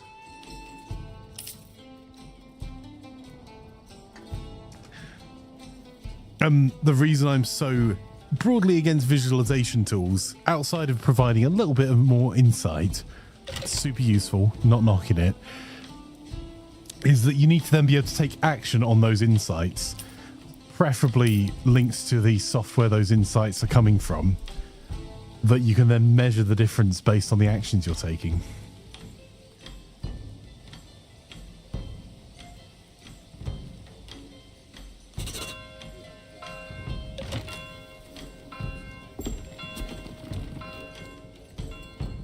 Like, there's no point finding out you've got massive amounts of people that haven't paid their bills if you're a utility, unless you're going to give people the tools to then take action on those insights, and then split test or do other things.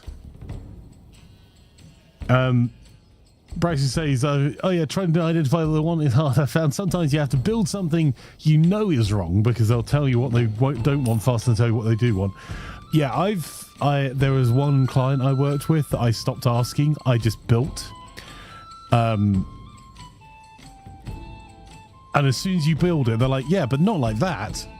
But I used to sit in hours and hours of meetings with them and not get any sense out of them at all.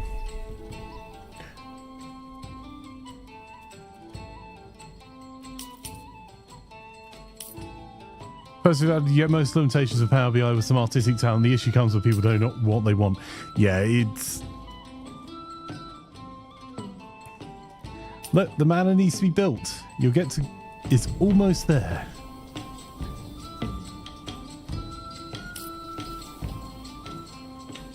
I am discovering more and more that your biggest problem is almost always stables in this.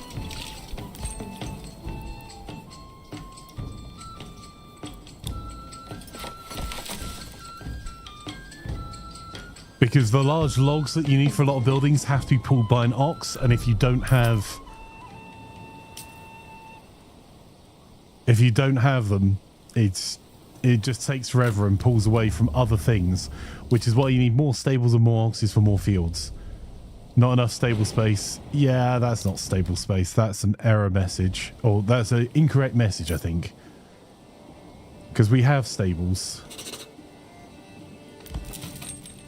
Right, if I go one there. I'll build them here. So you see we've got spare hitching posts.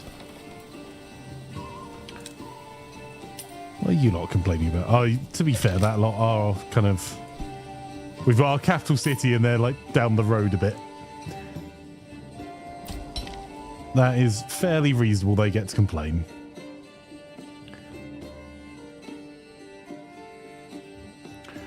It's down to me. I'll probably build the visualizations dashboard in Python, I think, but we need to be able to support non-technical staff and do their own analysis as well. And though we're already using Power BI. Yeah, I would think I think that's the challenge, is that if you are building something in Python, you need to make it so that it is able to be edited and sustained over time by people that aren't technical in the slightest. Because whatever the intention is going to be non-technical senior management, they're the ones that are going to want things. And very few organizations seem to hold on to their developers long term.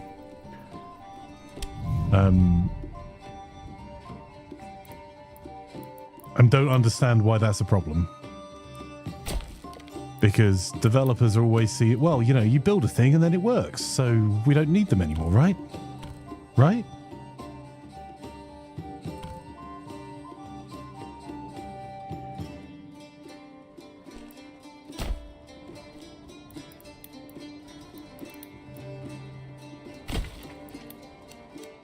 And trying to explain that actually, no, you do need them. And that's not how it works.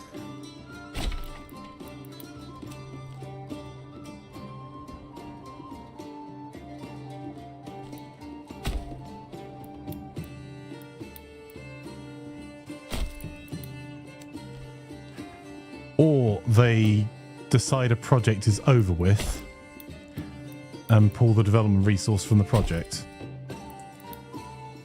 Oh, well, yeah, but we finished that one and we decided you can come work on this new shiny thing. Yep, no, that's cool. So who's maintaining the existing project? Oh, well,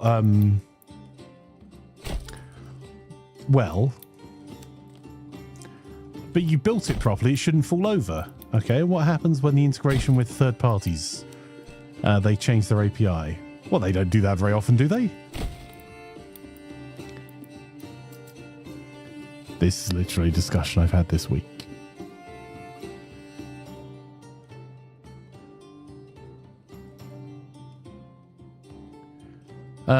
Thomas says, I don't have much experience actually using Tableau. Most of my experience has been making Power BI things. People saying it's better than what they previously had. That's fair. Is that 374 sheep trying to run away? I think it might be. I mean, honestly, if they ran away, it wouldn't be the worst thing. Our trading posts aren't successfully managing to trade them out faster than they're breeding. Where's the, here's our livestock trader. Yeah, we have not yet managed to trade it down to 350 sheep.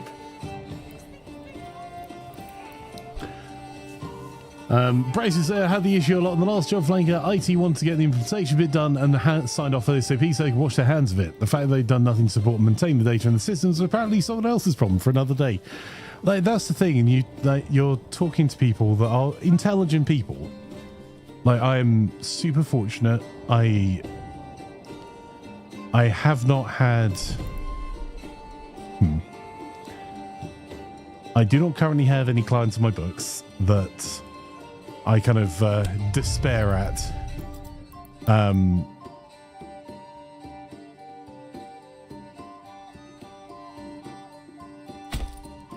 Oh, hang on. That's the wrong way round.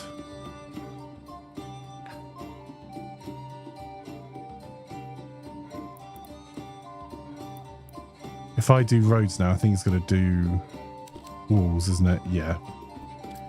All right. Let's close that and let's build the road this way.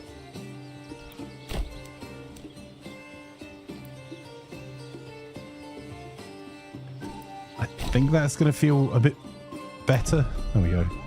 Over the castle planner.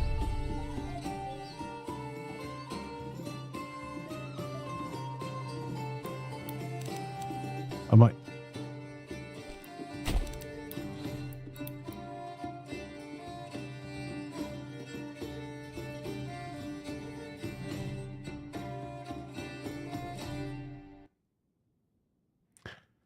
That's putting the tower the wrong way round.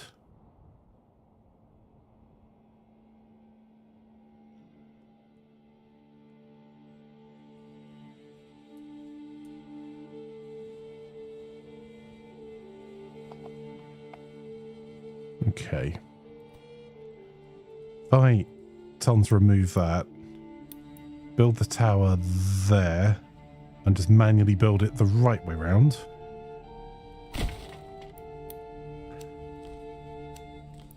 Build our wall into there, and then out to there. And I'd afford one more tower.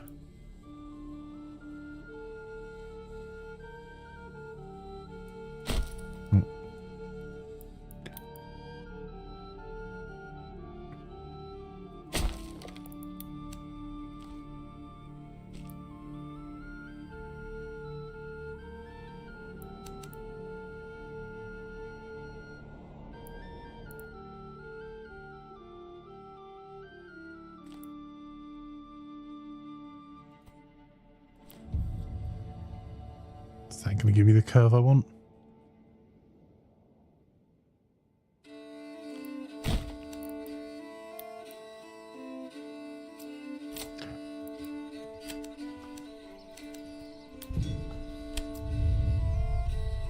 Let's hit commit. Let's hit commit and give it a go. Sounds suspiciously like the last time I did development. I've been unintentional how at spending my career so far, joining place with awful reporting and helping save it. Brexit says my current job was the organisation deciding it needed a data analysis team to come in and fix MIBI. They had data scientists for a few years and some data engineers, but never actual analysts. So yeah, we're in the process of working out what we need to do now, how we need to do it, and looking at large organisation who all need things done. Hence needing to support people around it all doing their own stuff.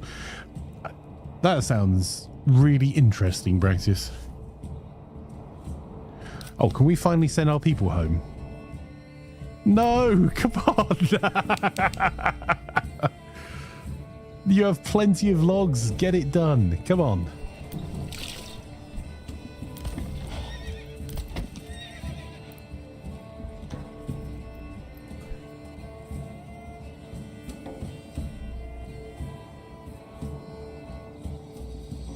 Where even is the cattle?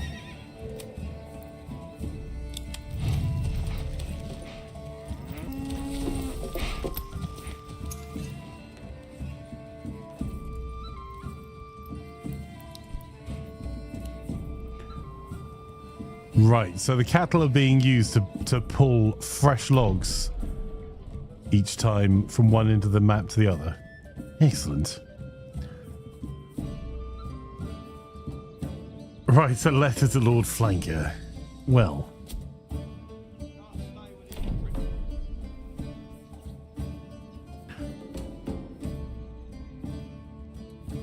If the town had a wee bit more wealth, I would, you'd be home already.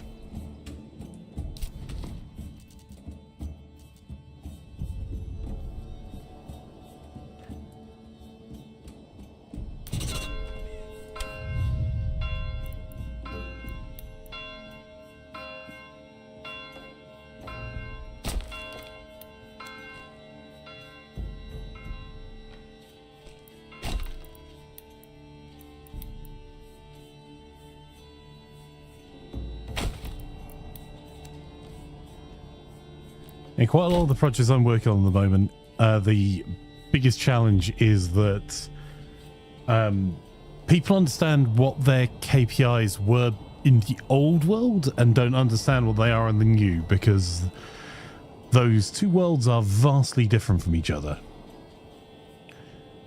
Can I get myself another ox now, please?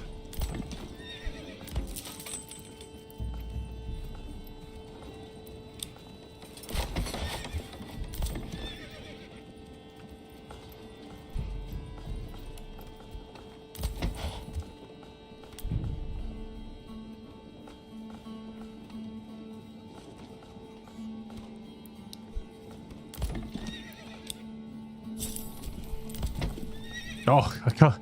You only buy one ox every 30 days from the trader. Our livestock trading post. Can we trade?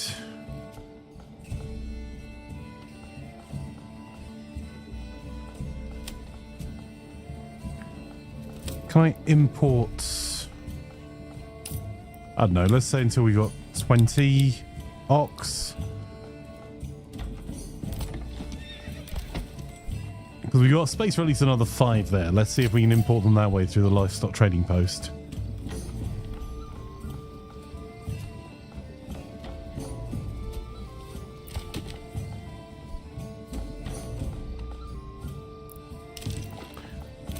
Might just put another hitching post there as well.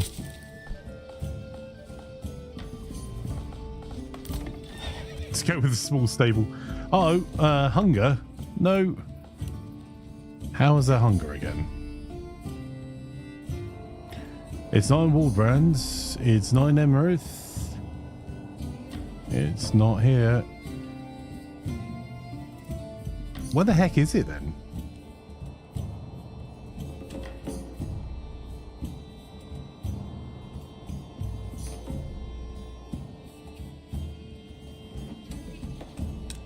It's in Goldhoff. Okay.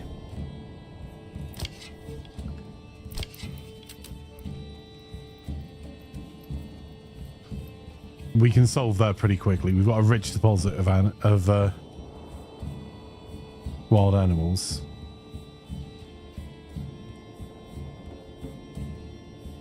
That berry deposit we can use as well. We'll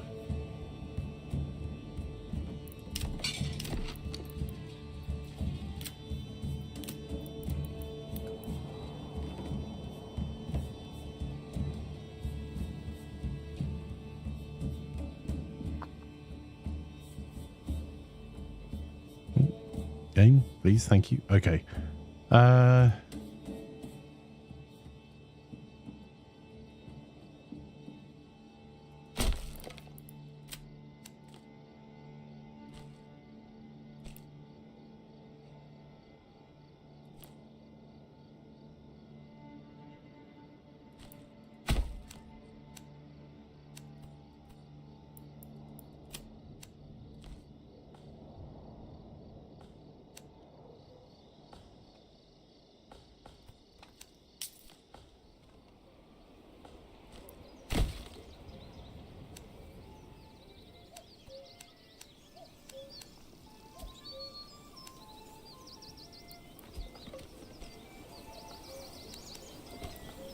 There we go.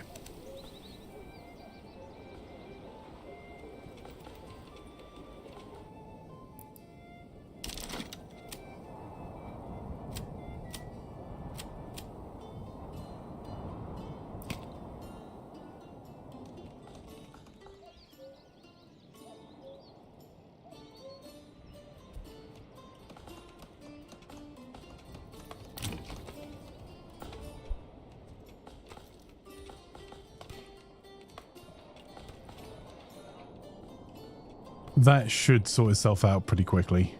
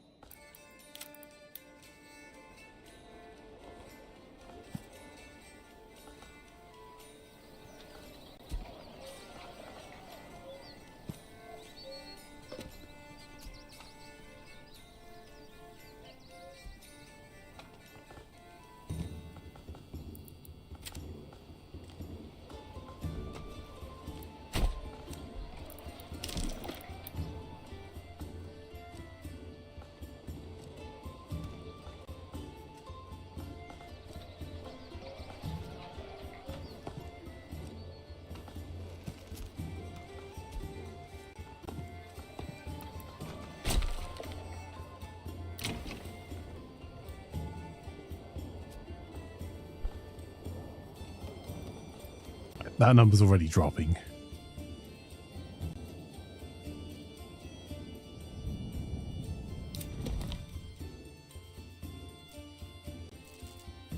There we go. Does it finally look like Sherlock gets to walk home? Nope, not yet.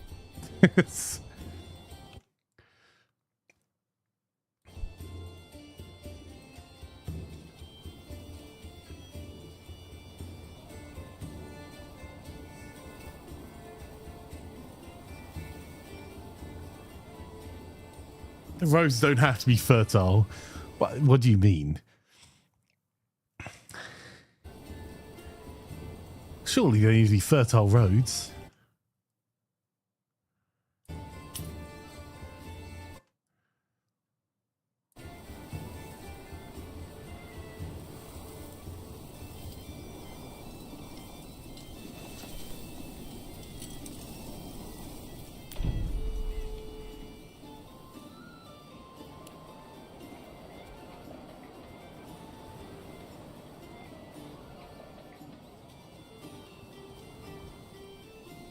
Please, can we get this manor done? Please.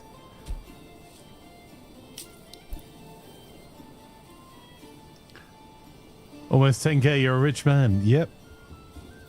And all that, only one of these provinces is being taxed.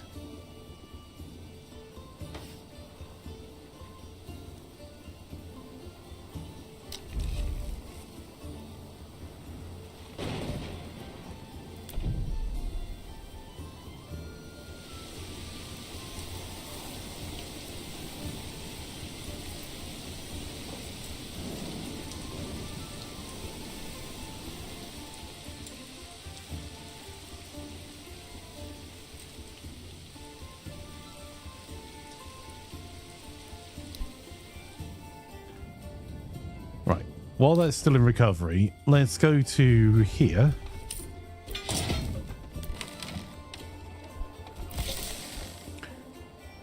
I need to get ourselves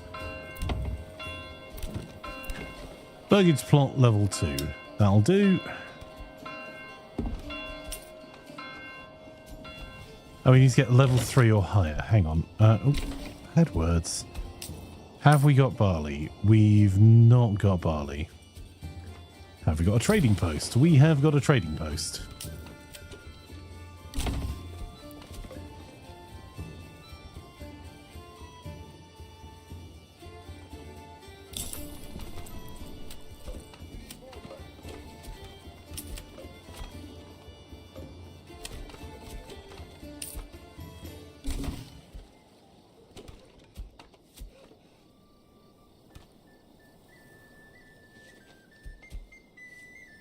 That's 12 to import barley. How much is it to just import beer?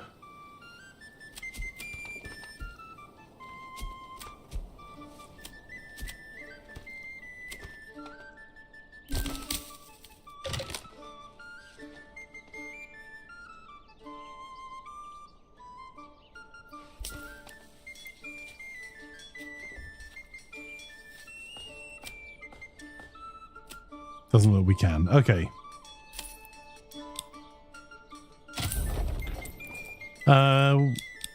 We're going to spend a fortune on this to start with, but...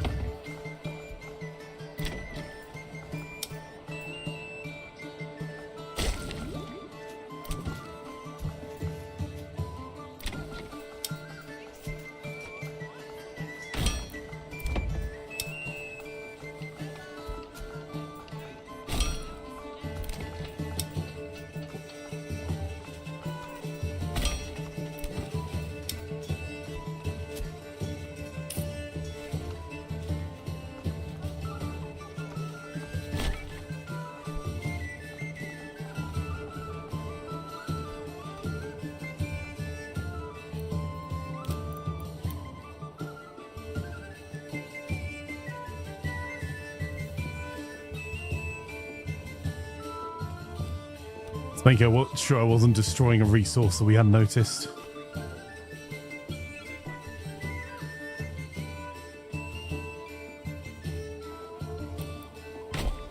Go.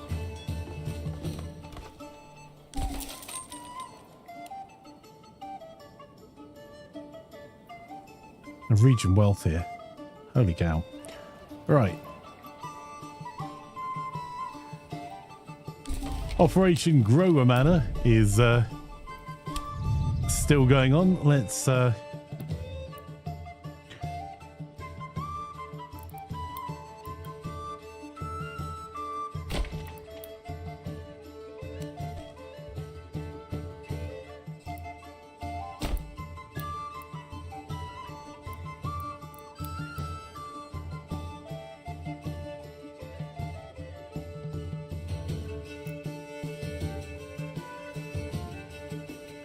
that's now suddenly doing the thing the other one was. Hang on.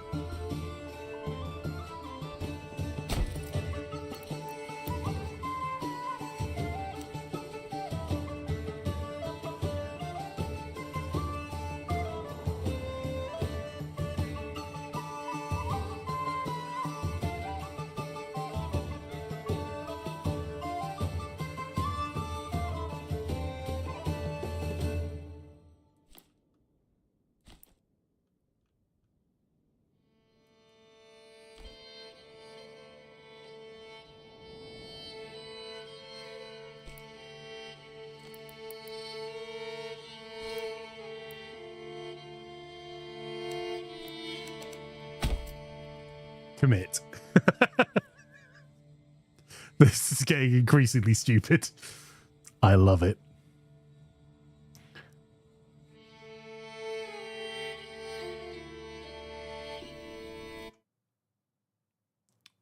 There we go.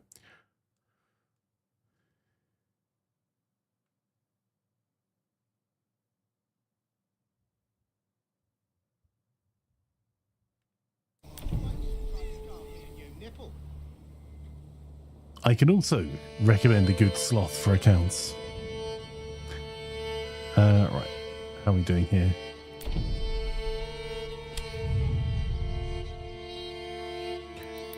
Not going to be able to get very much further with this one, but at least the gate's facing the right way.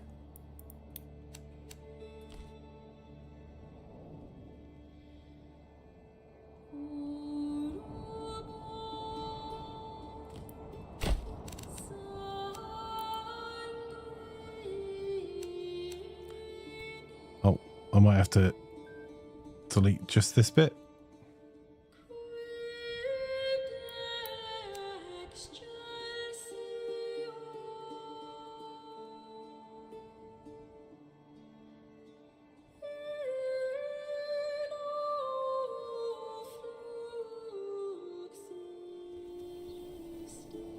Okay, there's a little bit of building committed there.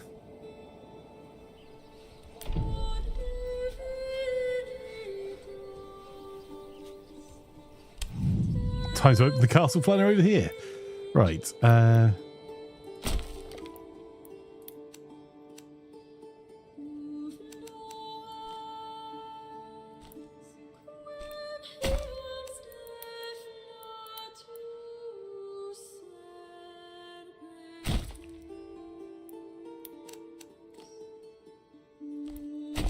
Great Wall of Manor Lords.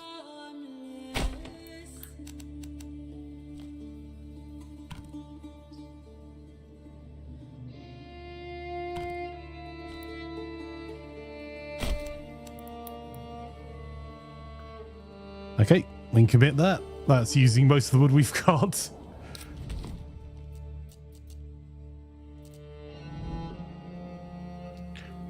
Good news, chat. Our Waldbrand retinue can finally walk home.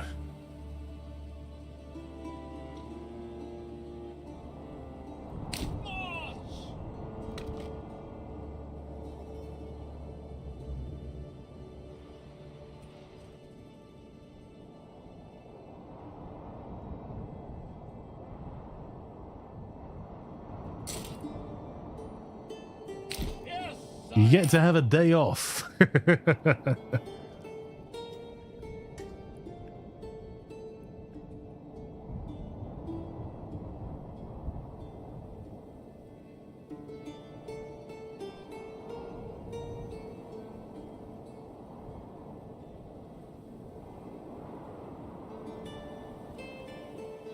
So we can finally get our last retinue up.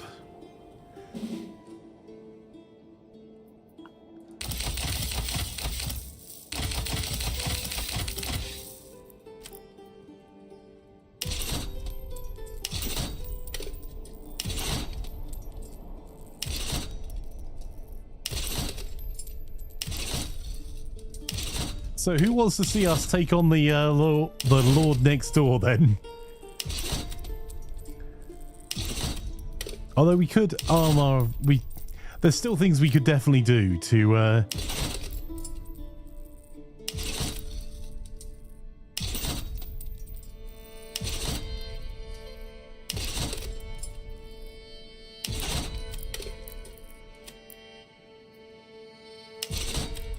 to war, say Sherlock. Oh.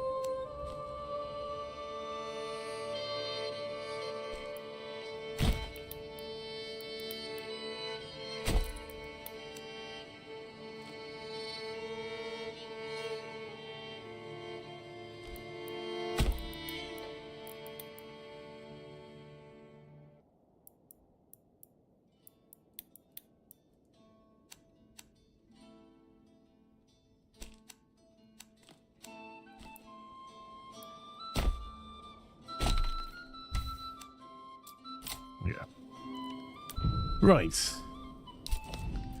About those mercenaries, my lord.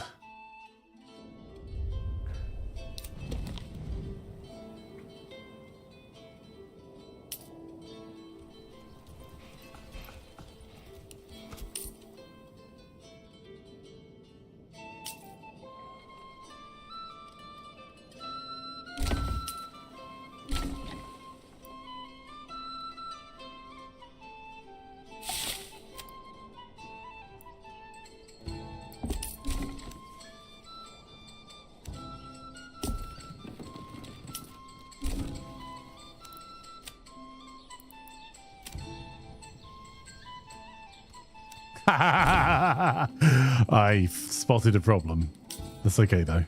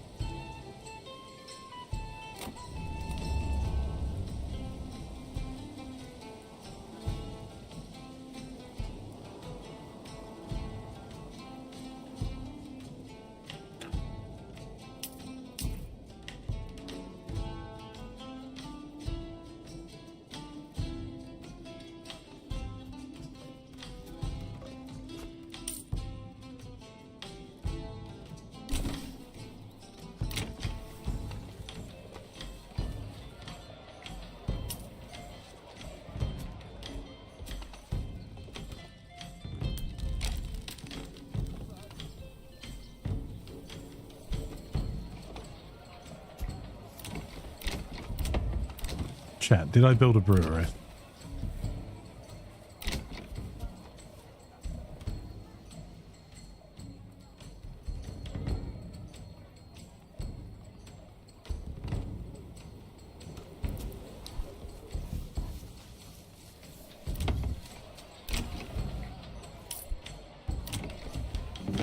Yes, excellent, cool.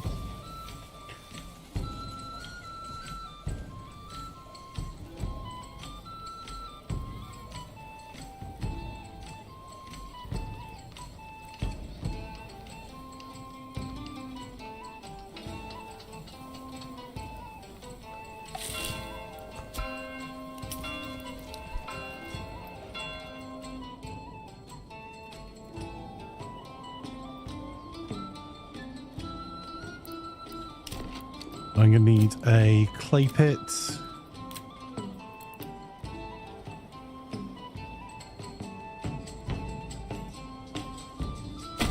You'll do.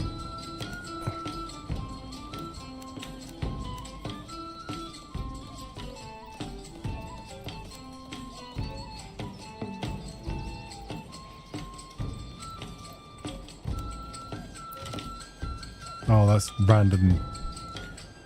Not despawn supplies.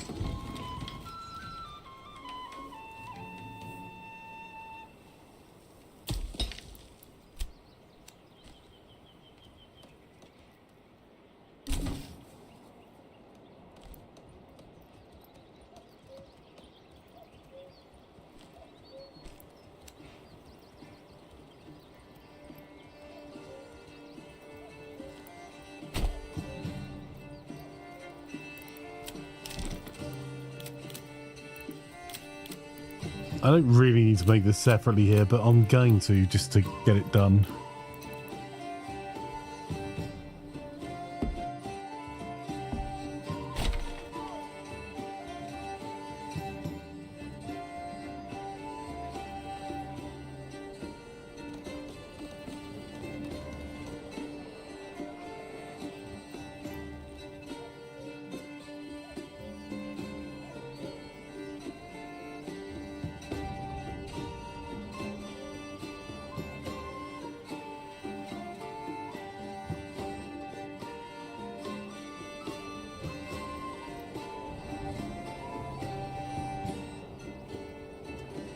Why is there hunger?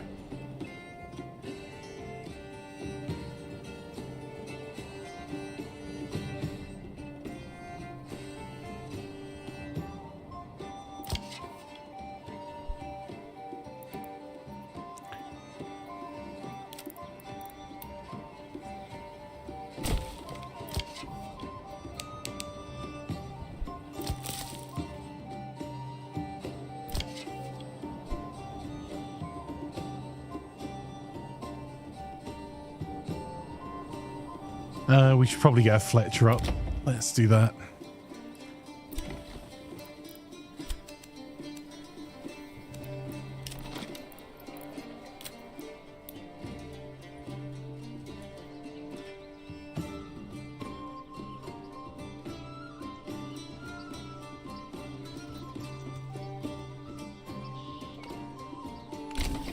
Okay, why is that not working? That's working there.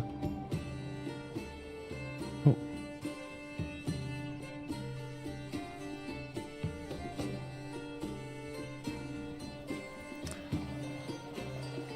Ah, stuff it. We'll put it up here.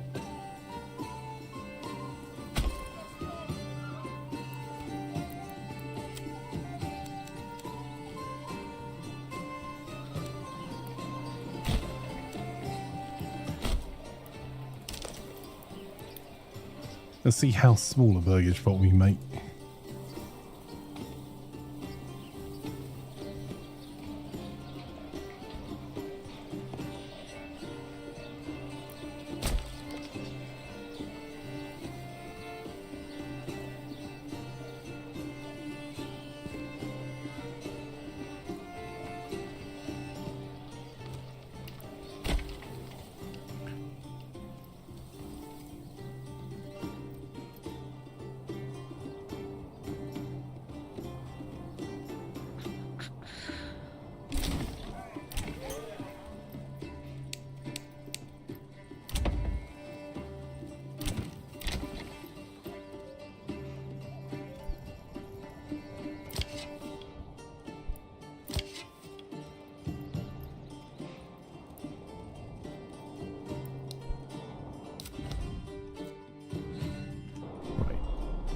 I want to do some more playing around with this particular map, but what I'm going to do...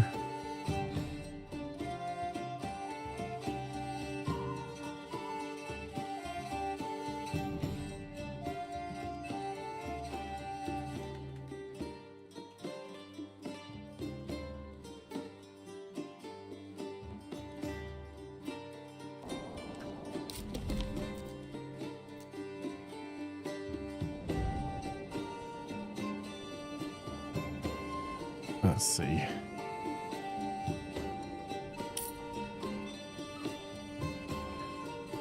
Right, these are wheat somewhere around here. Oh, I think it's actually this one. Might come back to that in a wee sec. Can they have a wee burgage plot that's not got anything on it yet?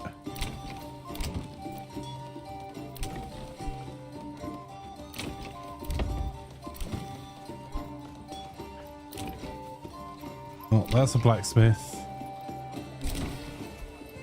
Armorer's shop. Armorer's blacksmith.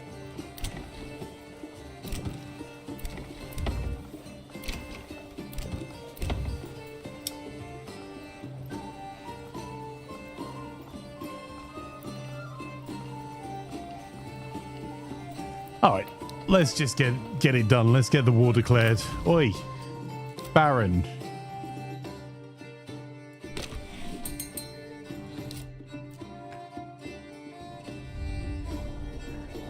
Also, in other news, I'd like to hire some mercenaries.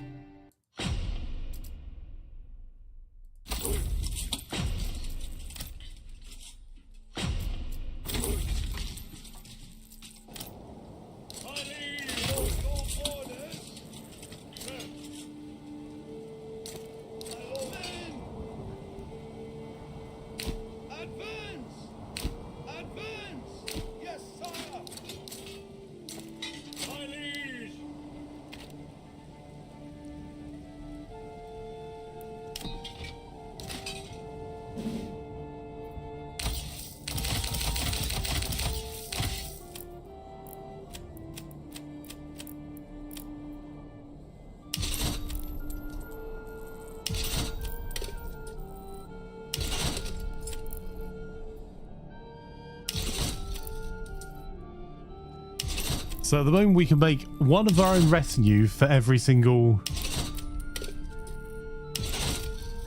area that we've got a manor in.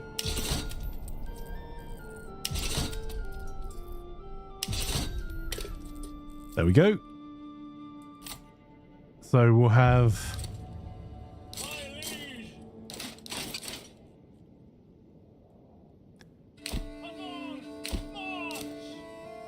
Oh, hang on. We need to call them our bannermen to arms.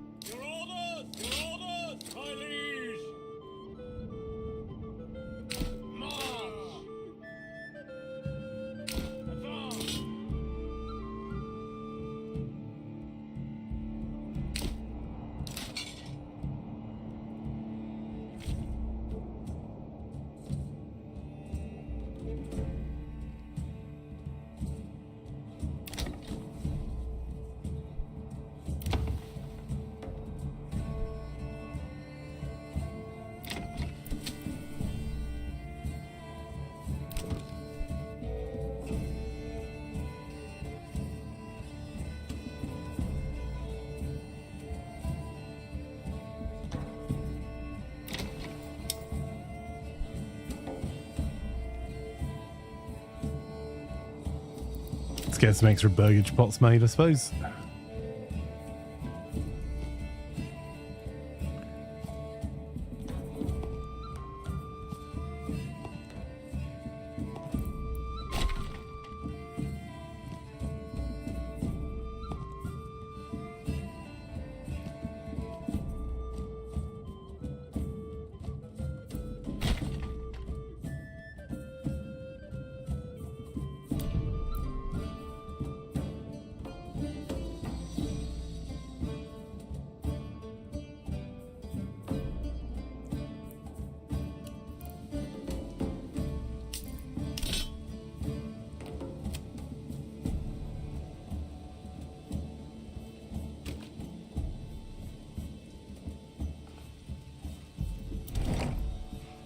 Yeah, I think every single one of our burgage plots in our capital to keep our capital fed is already set up or something. Oh no, there you go. You know, a tailor's workshop. That's our highest priority.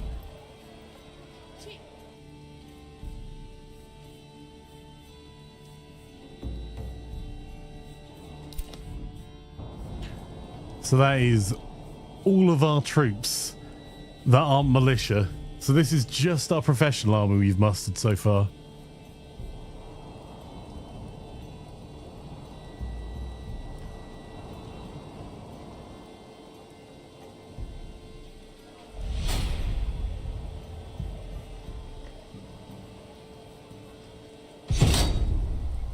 An enemy unit has been spotted.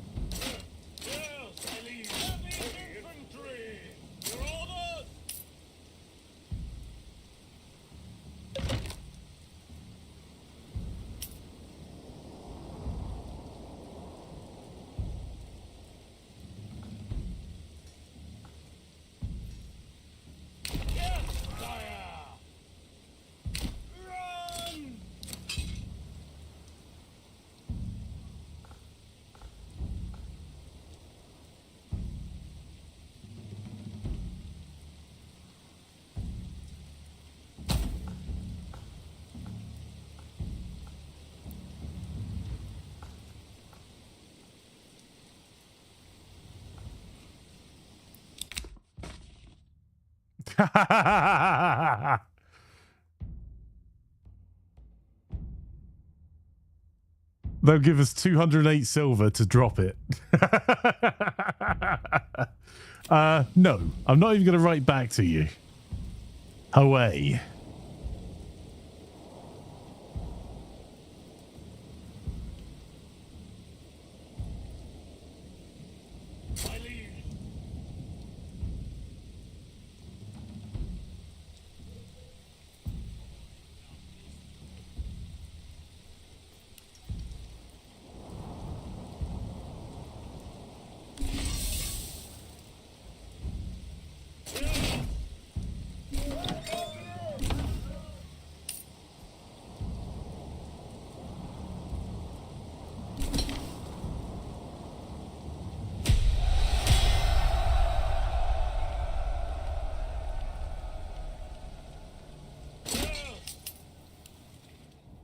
Men!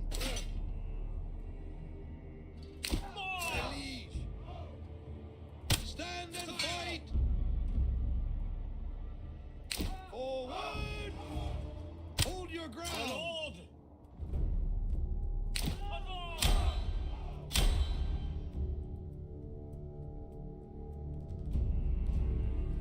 Yes, sire! Yes, sire! My liege! Forward! Your orders! Faster! Run!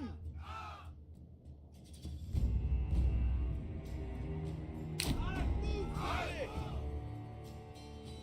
Pick up the formation! That's our militia. Right. Where else? Who else do we have?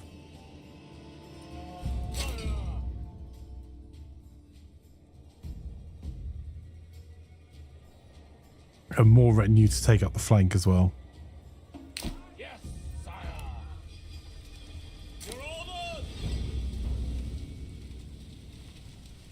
Stand, my lord! Heavy infantry!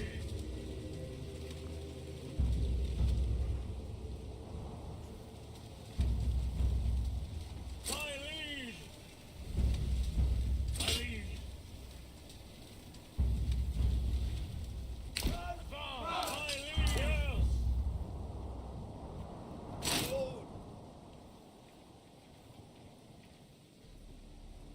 Pick up the pace! Move quickly!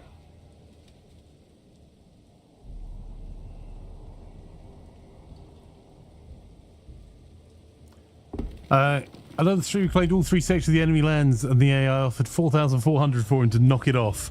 In 3 months, he took all the lands and won with just 5 units. I totally believe that. Honestly, I'm doing this for silliness rather than anything else.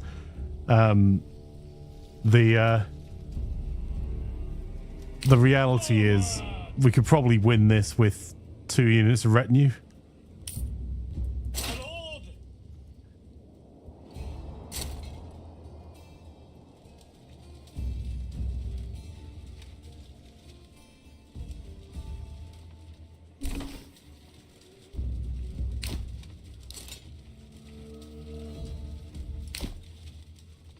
Your orders!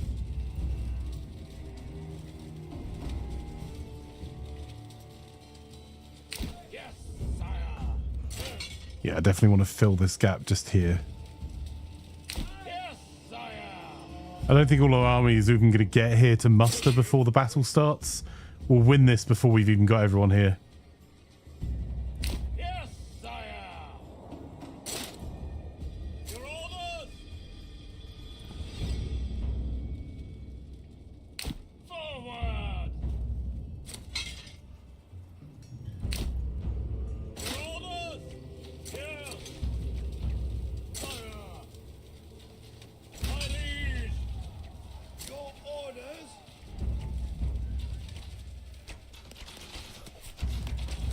My liege!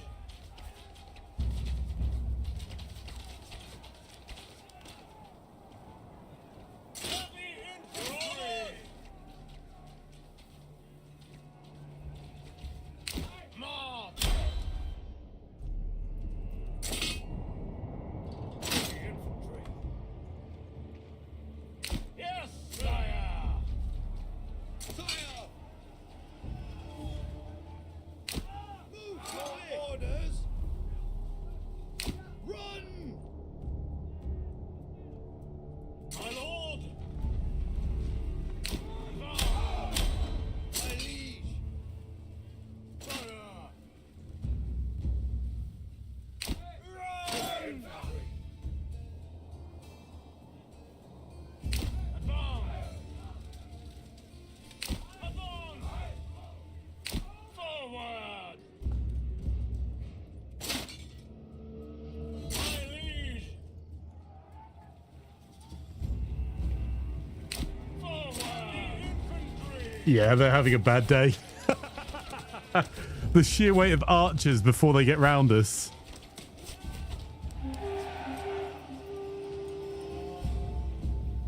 Your orders!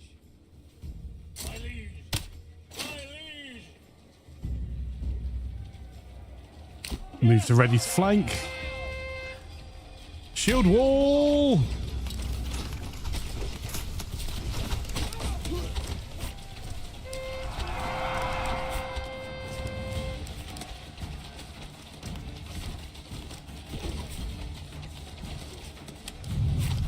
Go on, get him!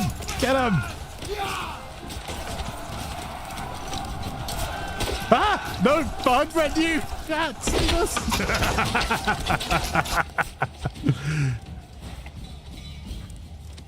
My liege!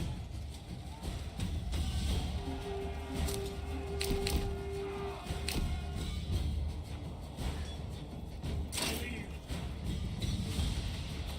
Yes, sire! Advance!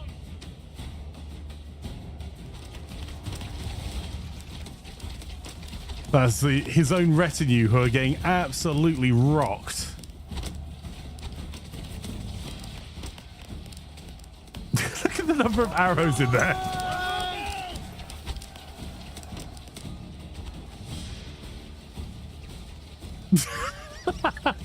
Just-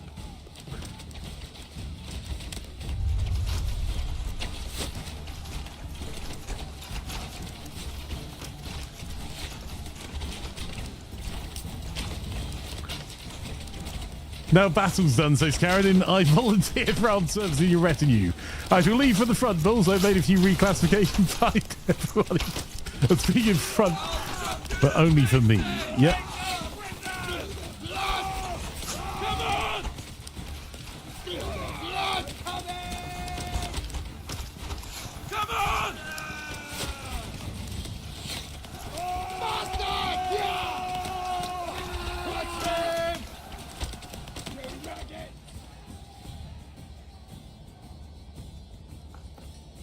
Come on. Okay, we can technically say we got all our retinues on the battlefield. That is all of them. Form up.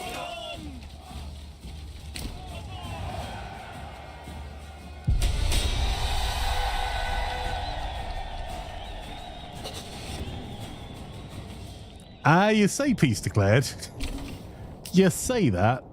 I mean, although technically tomorrow, then if we don't just crush them right away, we could build another city here and get another unit of retinue for chat.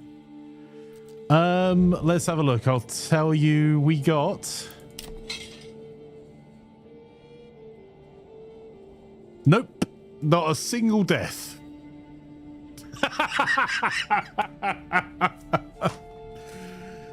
They got bounced off us hard.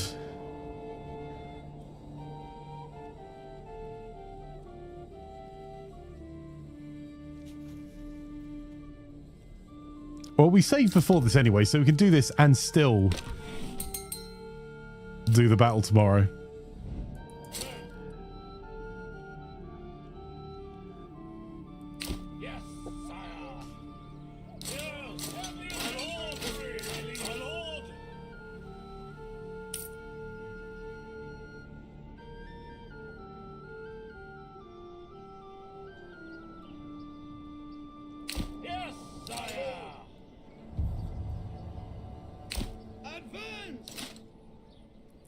We haven't even called all our troops to battle.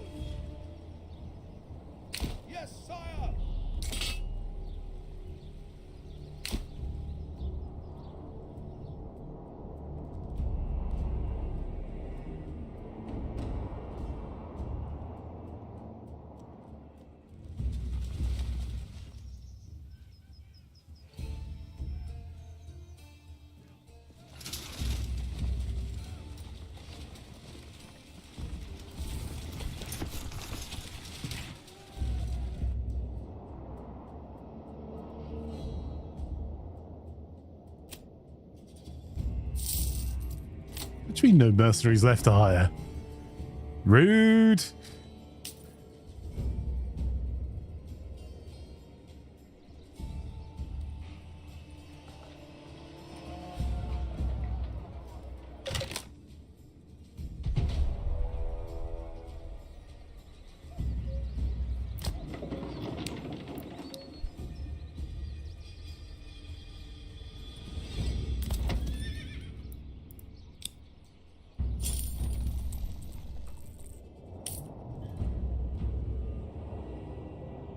That is a much bigger army. He's hired mercs.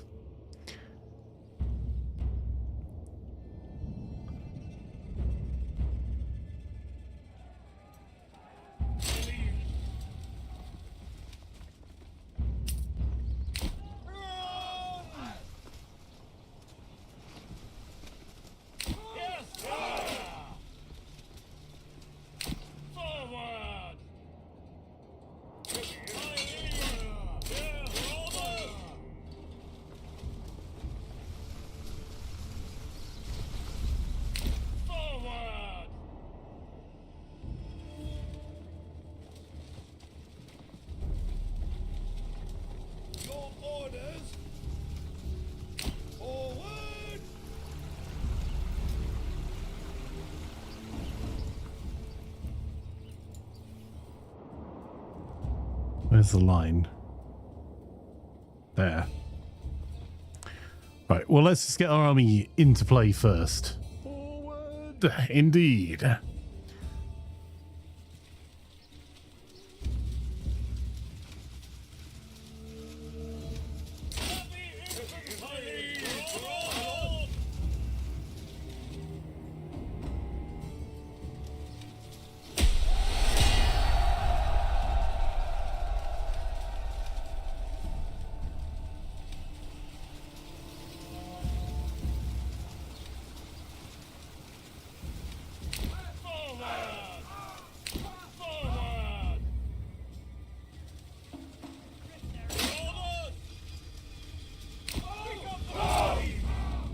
Just checking where the border is.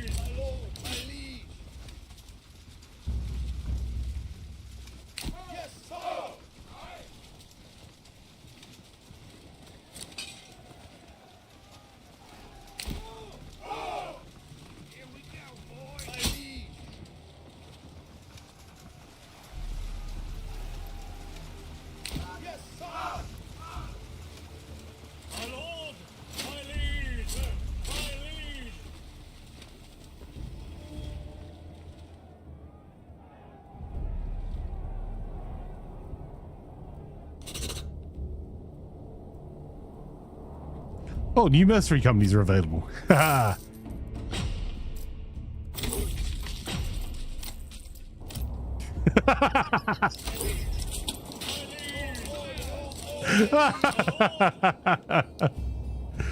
Oh, I don't even think I can see them all. I think we have more. Yeah, we're definitely not going to be able to get all of our mercs to bear.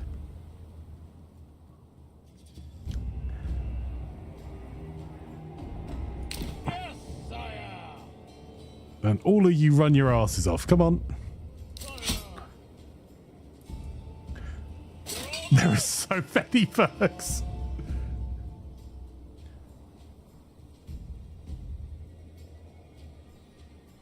Yes, sire.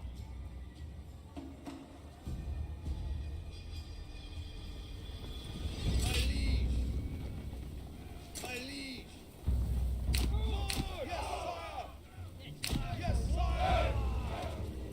My liege. My liege. Yes, sire. Yes, sire.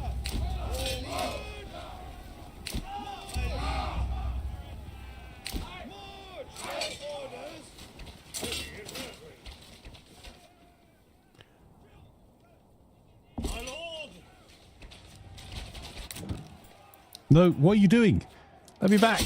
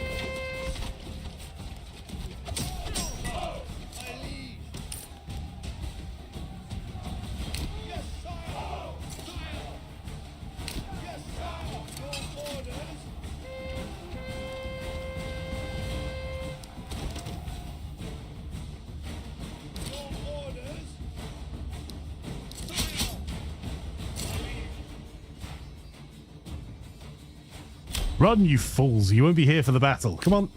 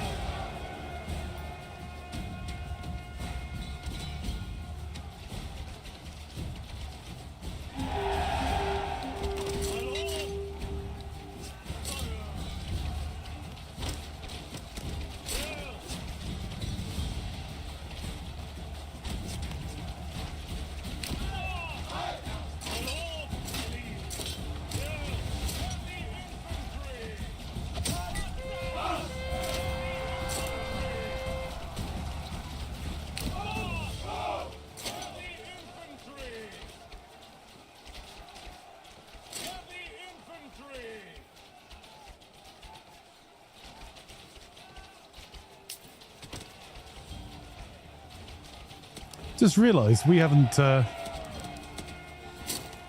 they're getting a pummeling on the way out.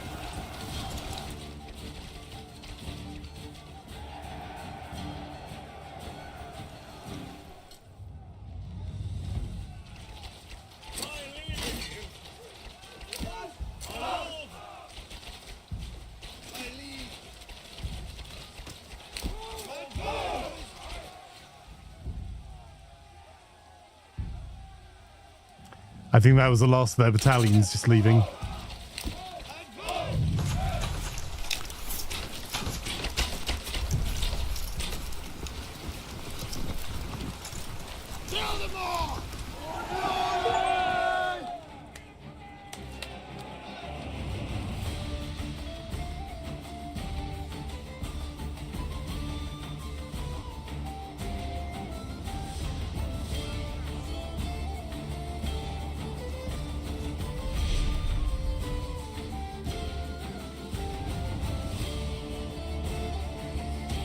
There we go. We was a little battle.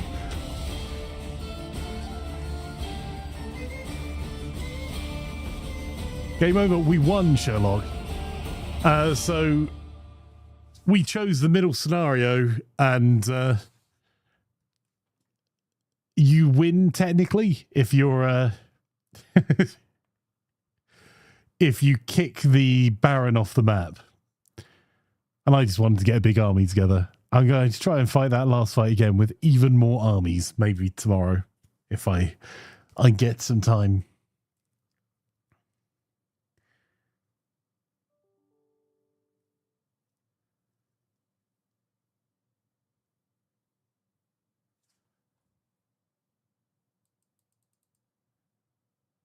Doesn't look like I can. Oh, there we go. Finish the game then. They were directionally challenged. Yeah, they ran across water to run into our units, and then we're getting absolutely thoroughly rained on by our archers. That battle was epic at the end. Yeah, the only reason I was building up so long, because we probably could have done that with 2 or 3 units, truth be told, and some mercs. But I'm quite enjoying, and I'm going to go back to playing that run to expand out our cities, because I want to see how much more, how much impact having like the padded jack and mail has, because we've got our blacksmith city set up, and that was very cool. Watching that battle from the Lord's perspective as well at the end, just seeing the arrows firing over the top, it's amazing. And they did, to be fair, I thought I was going to get to roll them over on the last battle, and they brought a lot more people than I was ready for. And I don't think we lost anyone, although I did spot that we had one of our retinue was 1 man short. So that'll do. That'll do. Right, I suppose we should do our normal scheduled Tactical Tuesday stuff. That's why rude calling Wagney short like that. Well, If Wagney doesn't want to be called short, she could not be short. Is that not how it works? So, I think what we're going to do is we're going to switch on over to our next game, which is Northgard. Ah, there we go. 2 minutes ahead of time. So what we're going to do is play some Northgard as part of our Tactical Tuesday. For those that are new here, Tactical Tuesday is our weekly Tuesday night games where we play some PvE shenanigans as a community, and a range of games that I haven't actually planned out what we're playing tonight. So we'll be doing a couple of rounds of Northgard, and then we'll be switching something else, probably either AoE or potentially something like Ready or Not, something a little bit different. I've arrived home. Hey, well, welcome. So, what we're going to need to do, I can set the lobby up so our community can join. That.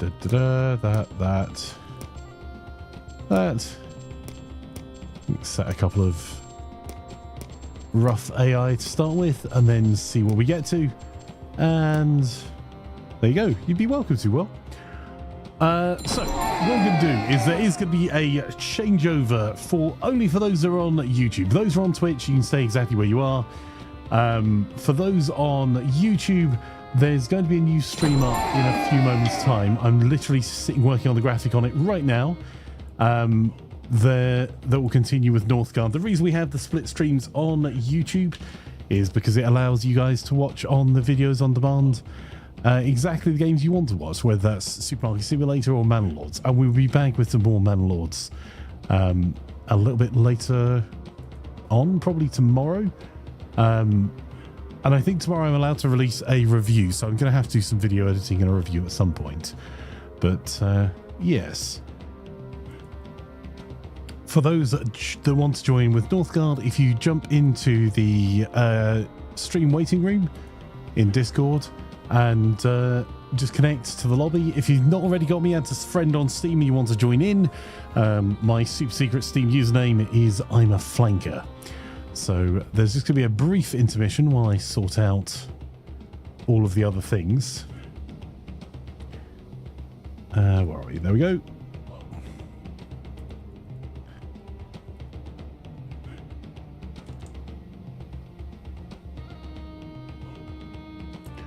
And by brief, I mean I've almost got the new stream live on YouTube. But yeah, regardless of whether you join us for Northgard or not, thank you everyone for watching and hanging out as we've been playing all of the games today, and it has really been a lot of fun. And if you are watching on YouTube, if you wouldn't mind doing the liking, subscribing, ring that bell icon, would be super useful, super helpful, as we're trying to aim for the 1,000 subscribers to make YouTube a little bit more sustainable for us. So really appreciate it. And that's not me talking about us in the third person, myself and the whole Gaming Buzz team and the Gaming Buzz YouTube as well. So really appreciate all of you. Right, let's just make sure the other stream's live. It's thinking about it.